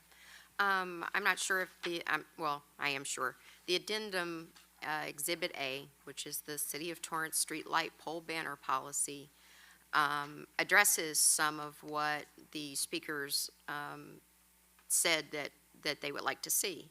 So under the guidelines, the application must be submitted a minimum 60 days prior to the proposed installation. Anything after won't be accepted. Then it has to come to City Council for approval. Just to clarify for the public, the flag poles owned by the city will still remain American flags, state flags, POW, military, City of Torrance. It also addresses who can put up the banners and even the size of the banners and the fact that the types of mounts for winds that are coming through. Number 14 on the policy says what the fees are in order to do the banners, including staff time for an agenda preparation for city council approval. So I think with this policy, and nothing can go on an electrified sign. So I think this policy covers most of what the concerns were for the folks who spoke, and it still remains very clear with a process on if there's a banner that, that, you know, you want to hang for whatever reason, there's a clear application and approval process in this policy. Thank you.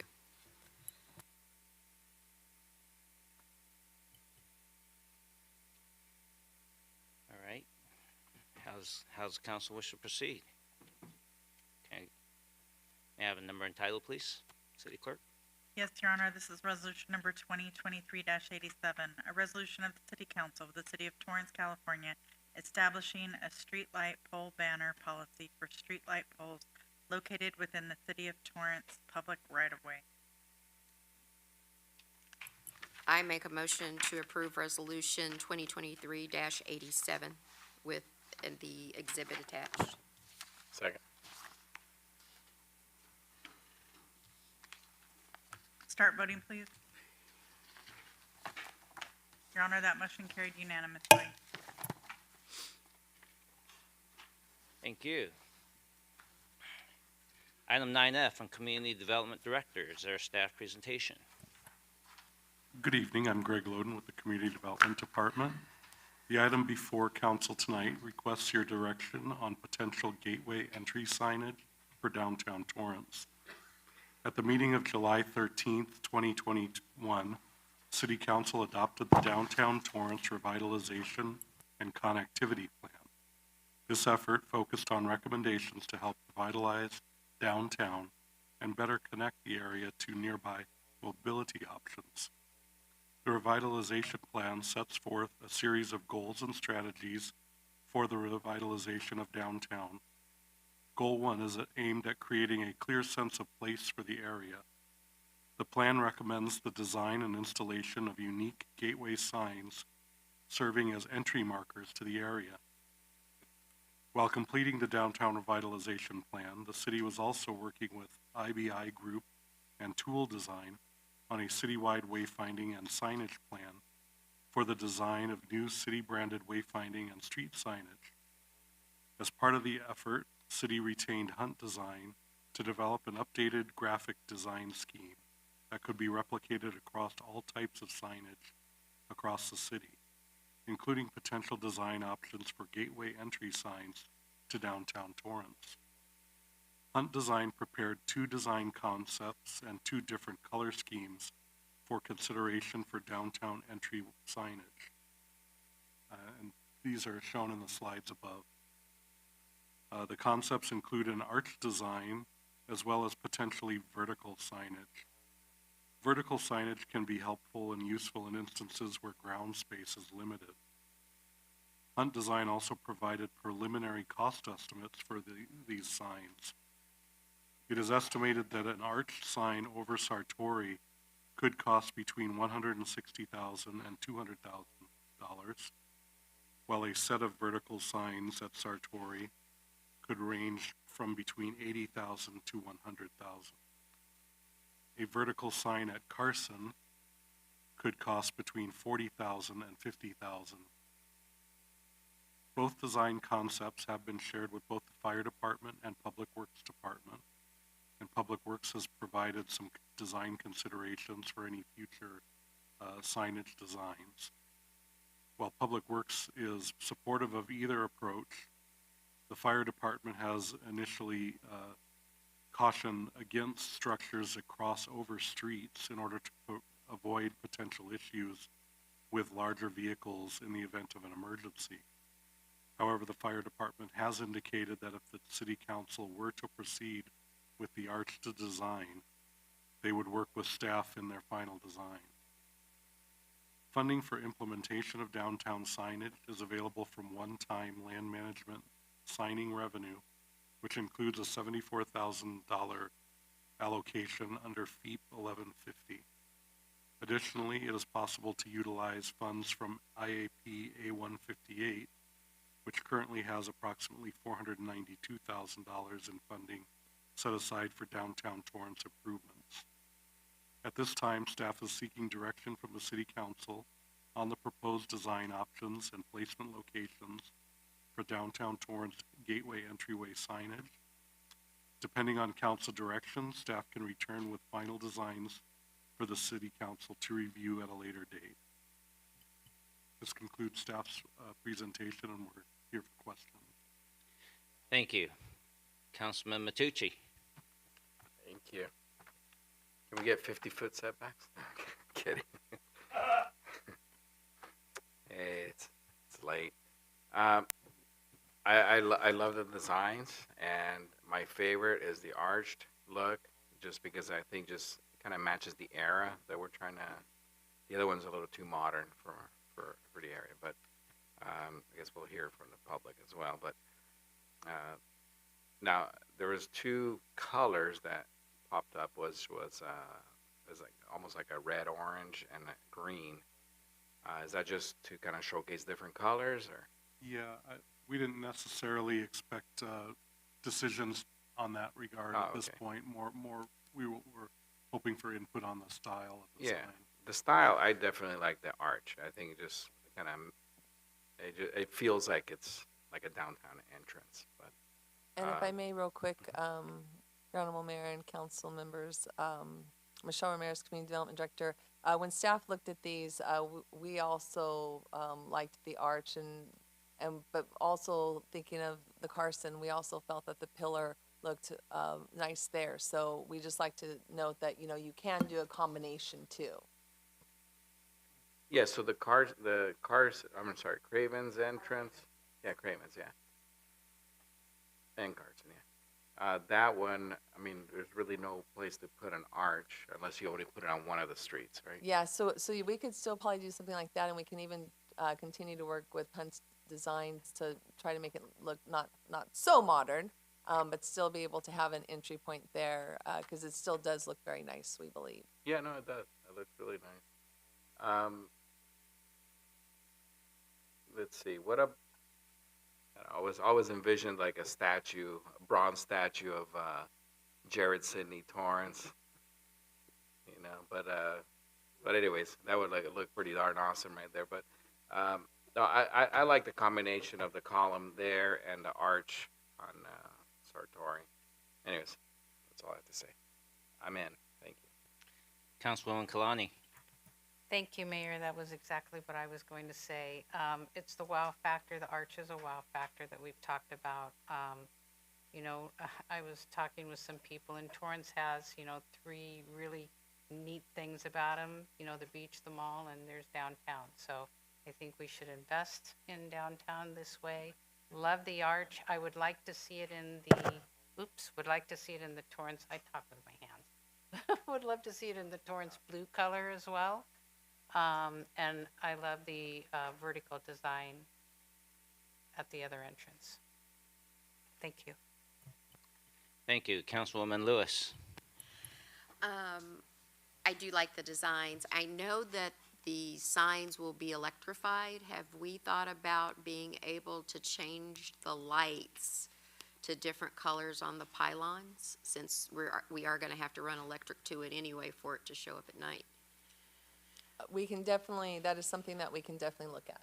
Okay, I think that would just be a nice touch to be able to change the colors depending on where we're going, and also I just think it would be fantastic on the pylons for the archways, and then on the wayfinding signs.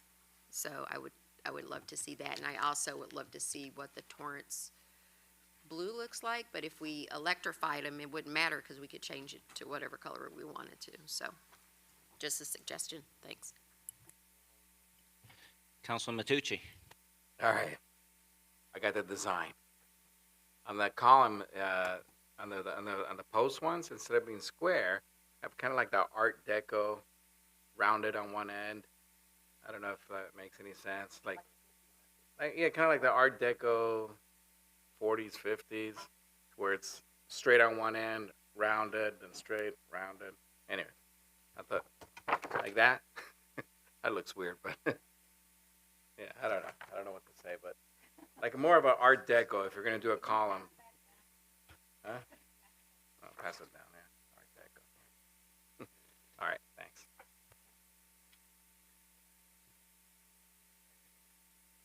And know we're cooking sausages here right now, looks like. And anyone else?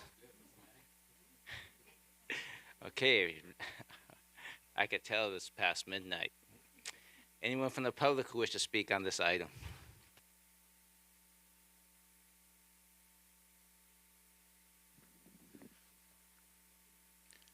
Hi, Adam Schwartz, member of the DTA staff. You did amazing with this again. This looks fantastic. Really strongly pushing for that arch, especially. That just looks amazing. It's eye-catching.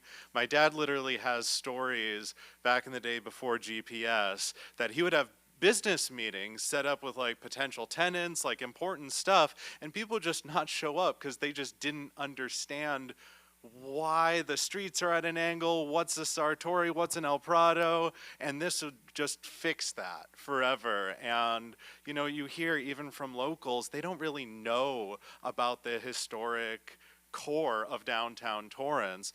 And with this, you can't miss it, especially right at that Sartori and Torrance intersection. Beautiful. Councilman Matucci, I love the idea of the Art Deco-ish thing. Let's make it historic. Fantastic. A+, thank you. Well, he basically just stole everything I was about to say, but this packet is amazing. Thank you for all the hard work. I could tell a lot went into it. I also love this rendering of another arch going over Cabrillo. I think that also looks fantastic. And then having those Art Deco individual signs over the secondary entrances to downtown Torrance. That way, no matter where you are trying to enter that triangle, you know where you are.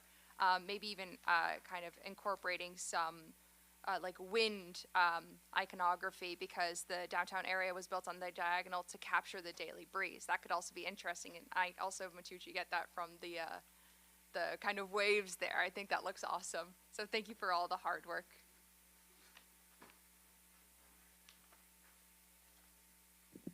Great. The one thing I'm really glad about is we're not going to call it Old Town.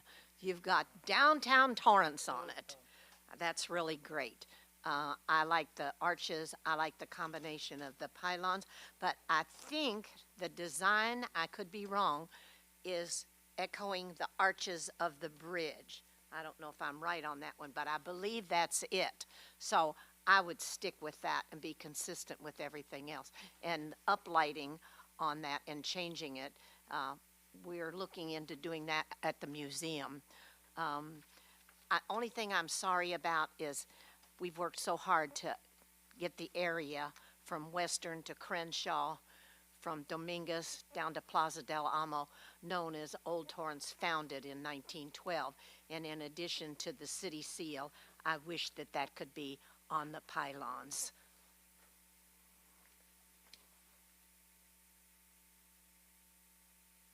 Good morning. Anyway, Debbie Hayes, just Debbie Hayes. Anyway, I wanted to thank everyone for your hard work. I think it's fabulous that we're finally going to have something iconic to identify our original footprint, the downtown area of Old Torrance.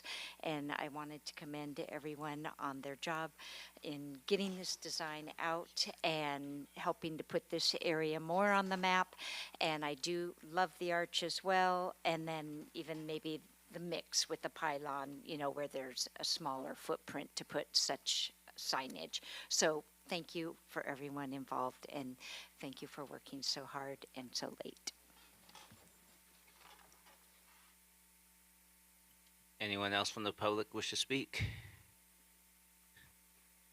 Someone that lives in downtown Torrance. Hi, this is Porch Up again. I just would like to add up to this design, just like Matucci. You would miss an opportunity not to have a sling aircraft on the top. A sling has like 3 models, and one here, a different one here, and on this one, 2 of them from each side, so the fire truck can go through, and the empty stores there, Sling could have a showroom selling the Sling airplanes. That way people would buy the Sling airplanes, come to downtown Torrance, and they would go to the Sling Pilot Academy and ruin everybody's life in South Torrance. And this is just great. But with the Sling planes would be the greatest. How does the council wish to proceed? I'd like to make a motion, Mayor.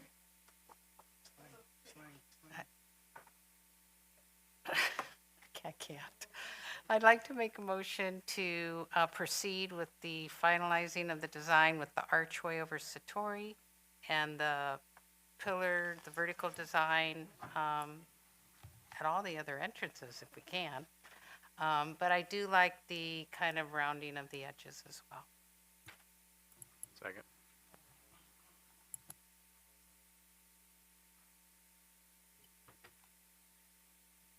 Start voting, please. Your Honor, that motion carried unanimously. Item 9G from General Service Director. Is there a staff presentation?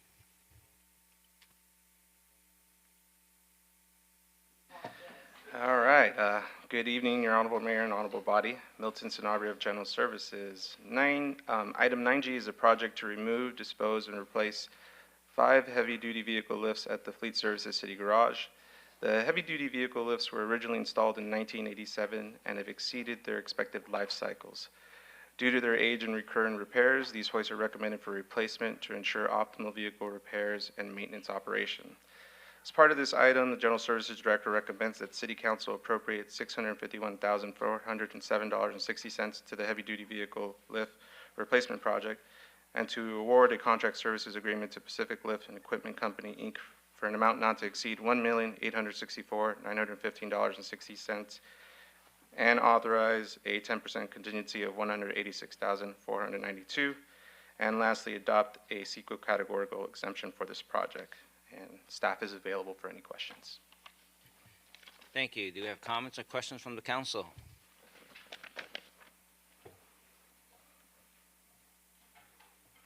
I don't see any. Any members of the public wish to speak on this item? Hi, this is Porchap again. I wasn't going to talk on this one, but you guys spent 2 hours on the other thing. I don't know why, celebrating yourself. Some of you came back 6 times to tell us the thing. We cannot do nothing about it. Well, you can do something about it. You can have these new jacks and whatever is it, because I used to work in a garage, and this jack followed me, and I was lucky. I grabbed the 2x4 and put it up there. So, well, anyway, I'm still alive, so it's unlucky for you. No. But we need to be able to safely jack up this big, I don't know how many ton vehicles. So I'm all for this one. And if I just may have a request, you know, I'm getting old and tired of crawling under my car. If I could use it sometimes when I need an oil change. Does anyone else from the public wish to speak on this item? If not, I will take a motion to concur with the recommendation of the General Service Director. Move to concur with staff recommendation. Sorry, I didn't see that. Oh, no, it's okay. Councilman I Tucci. clicked in just a couple seconds. Go ahead. No, I just had a quick question, just for clarification for the public. When they look at this item and they see, well, what's going on? We didn't go with the cheapest one. Can you explain how we? Yeah, so this was through an RFP process, and one of the criteria that was being evaluated was timeline. And this proposal actually was one of the shorter timelines and gave us the lifts that would be fully turnkey. So that was one of the determining factors, along with some other fleet-specific things that we were looking for, wheelbase and just the concrete that was going to be poured in the area. So. Okay. Yeah, because there's quite a bit of difference between the bids, and so obviously there's quite a bit of a difference between the bids. Correct. So some of the proposals that we had evaluated only accounted for minimal work, did not account for the removal of the existing lifts that were on site, and some of the electrical was not going to be taken care of. It was so part of this was to really evaluate the proposal to make sure that what was being selected is a turnkey solution for our fleet services. Yeah, and what I would ask personally from staff, and I'm sure we all probably all agree, is that we don't wait till the last second to go out to RFP on anything that needs to be replaced. And the reason, obviously, if time was of the essence, it's because we maybe didn't do it soon enough. But I'm sure there's a reason behind the fact that you had to do it quick. Yes, correct. And we look to plan out a lot of these RFPs with plenty of time in advance to avoid being in a situation where we're having to award to someone that maybe isn't the ideal solution for us. Right. All right. Well, I appreciate it. Thank you. Okay, Councilman Griffiths. I still motion. Concur. Second. Start voting, please. Your Honor, that motion carried unanimously. Thank you. Item 9H from City Attorney. Is there a staff presentation? Only if the council wants one. No.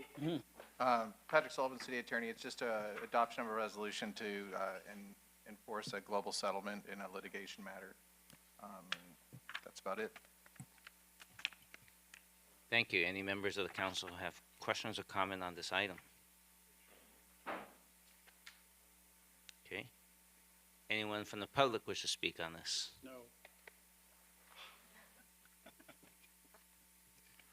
Well, I was studying this thing, I looked them up on the map, and what I don't understand, who has the easement there? There is, the house is so close to each other, I couldn't even walk up there.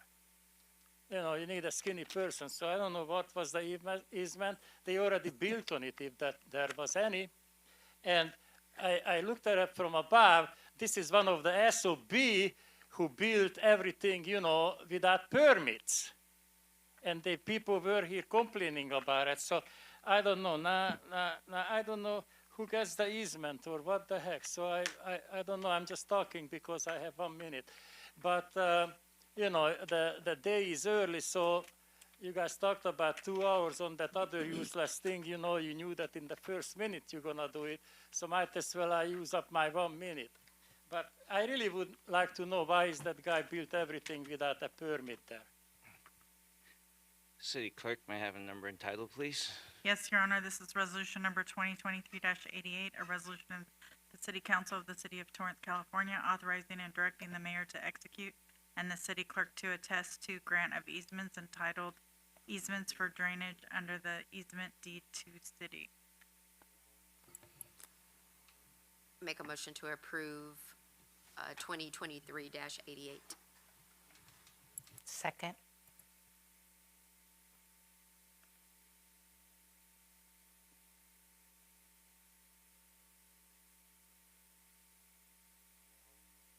Start voting, please.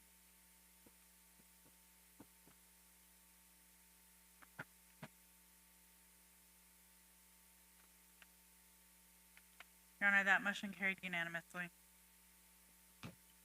Thank you. And there's no agency agenda, no second reading. We're moving on to oral communications number 2. Are there any members of the public who did not speak in oral communications number 1 who wish to speak now? You have 1 minute.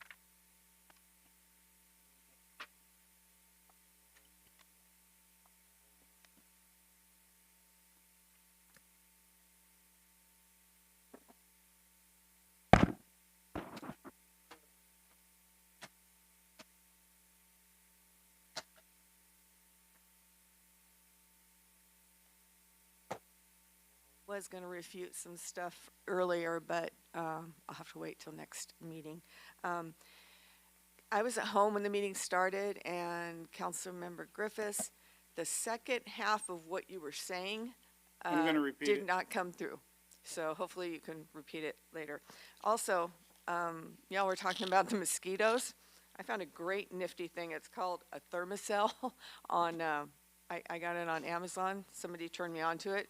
It's this little thing, and it keeps a 15-foot radius, and you will not get bit by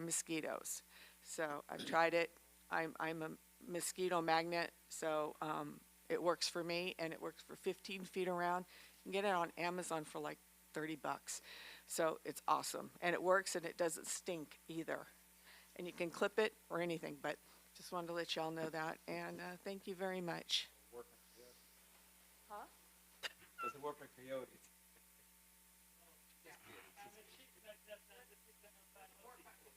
Okay. Anyone else from the public who did not speak in oral communications number 1?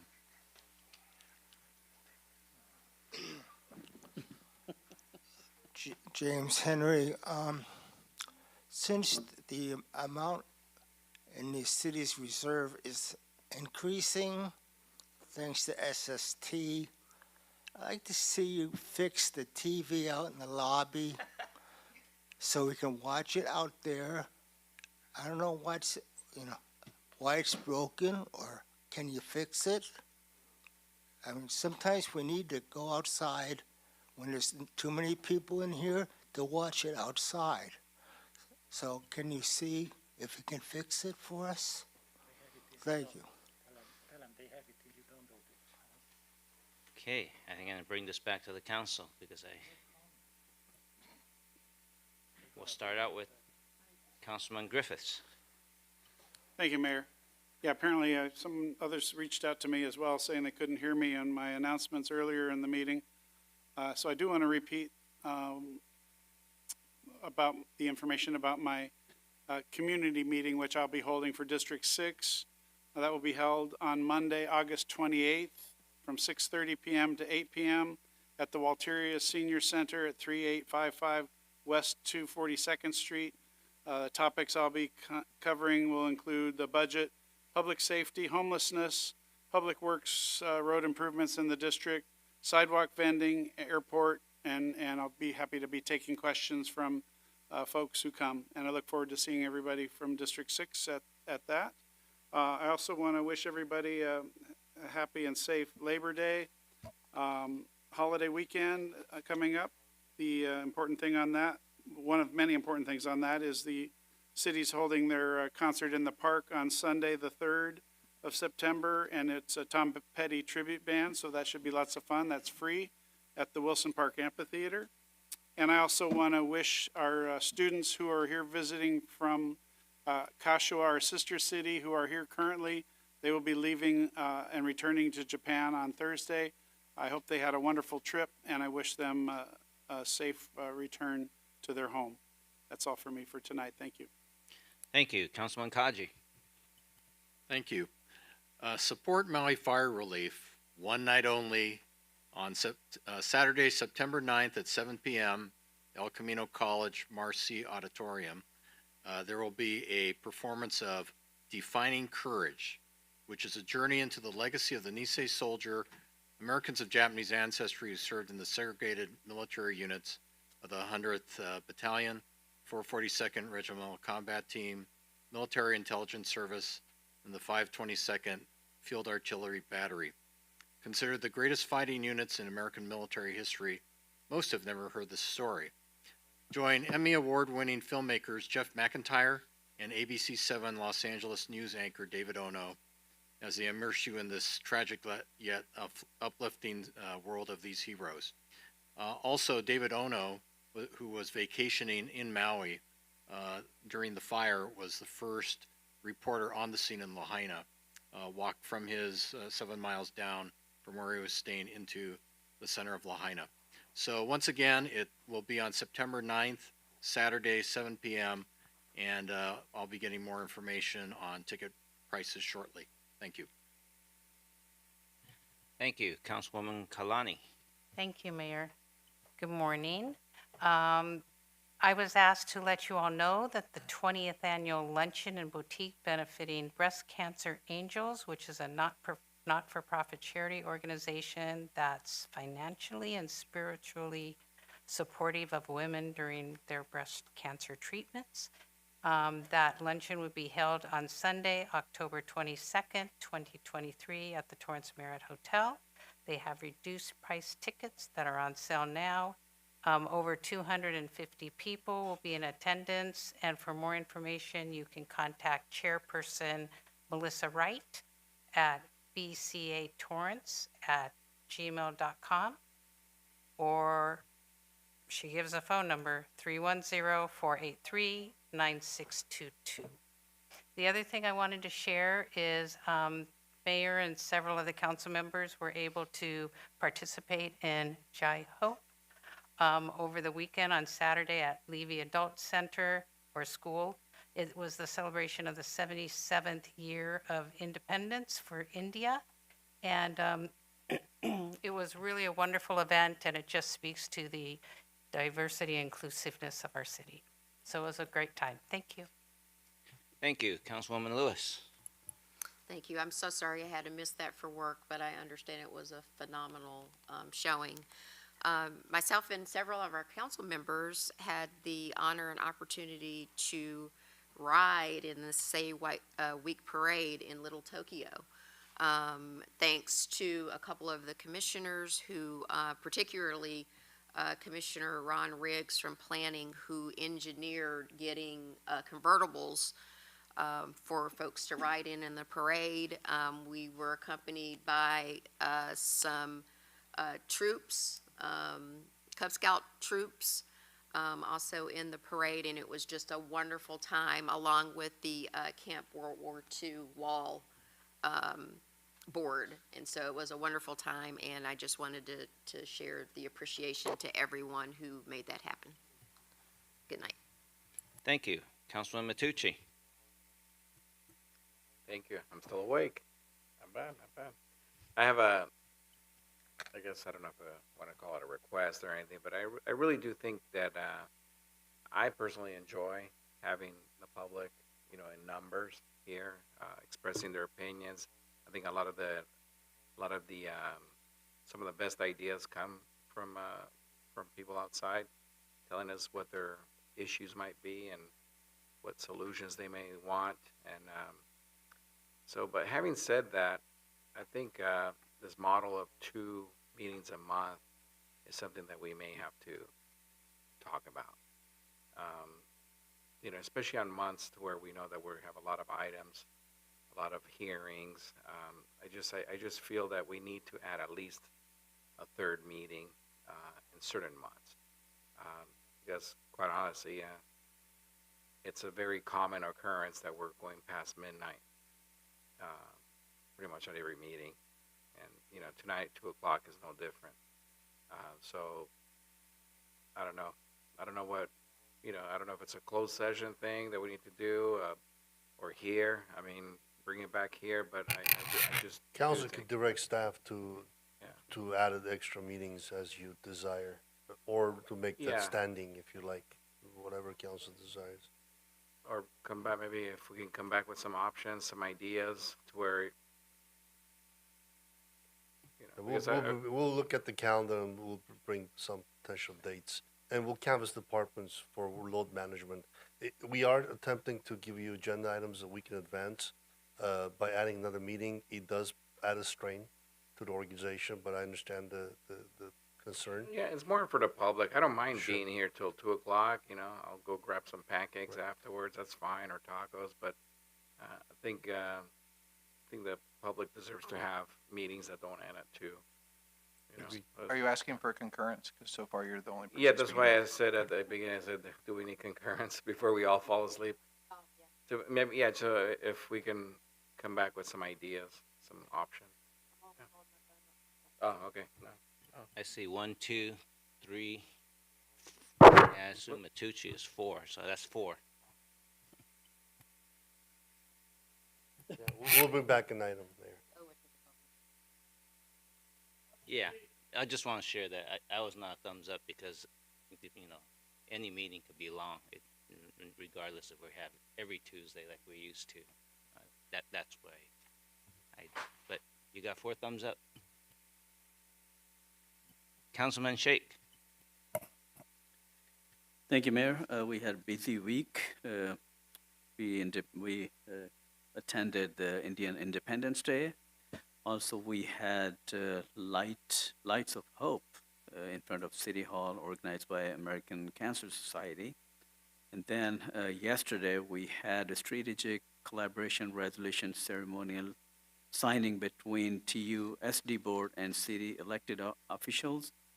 And I want to thank Councilman Matucci for his contribution to the successful collaboration. Also, I have another item that I'd like to get concurrence to bring back an agenda item to reconsider the ban on touch and goes that was considered during agenda item 9A on July 25th, 2023. Do I have a concurrence?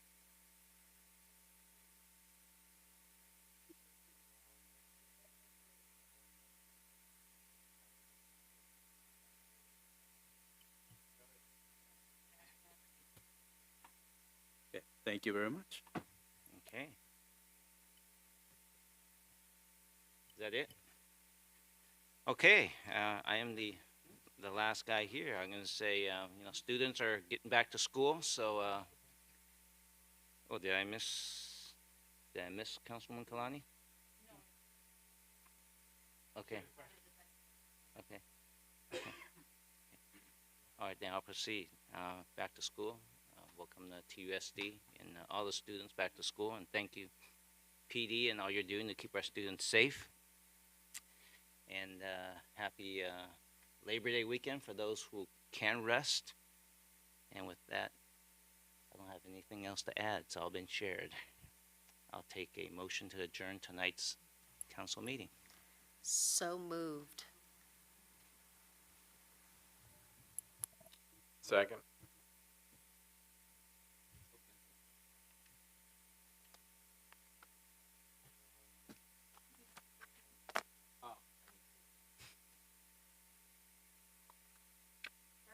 Please. I'm good. Your, that motion carries with council members Griffiths and Shake voting no. Those two will stay tonight. Good night, everyone.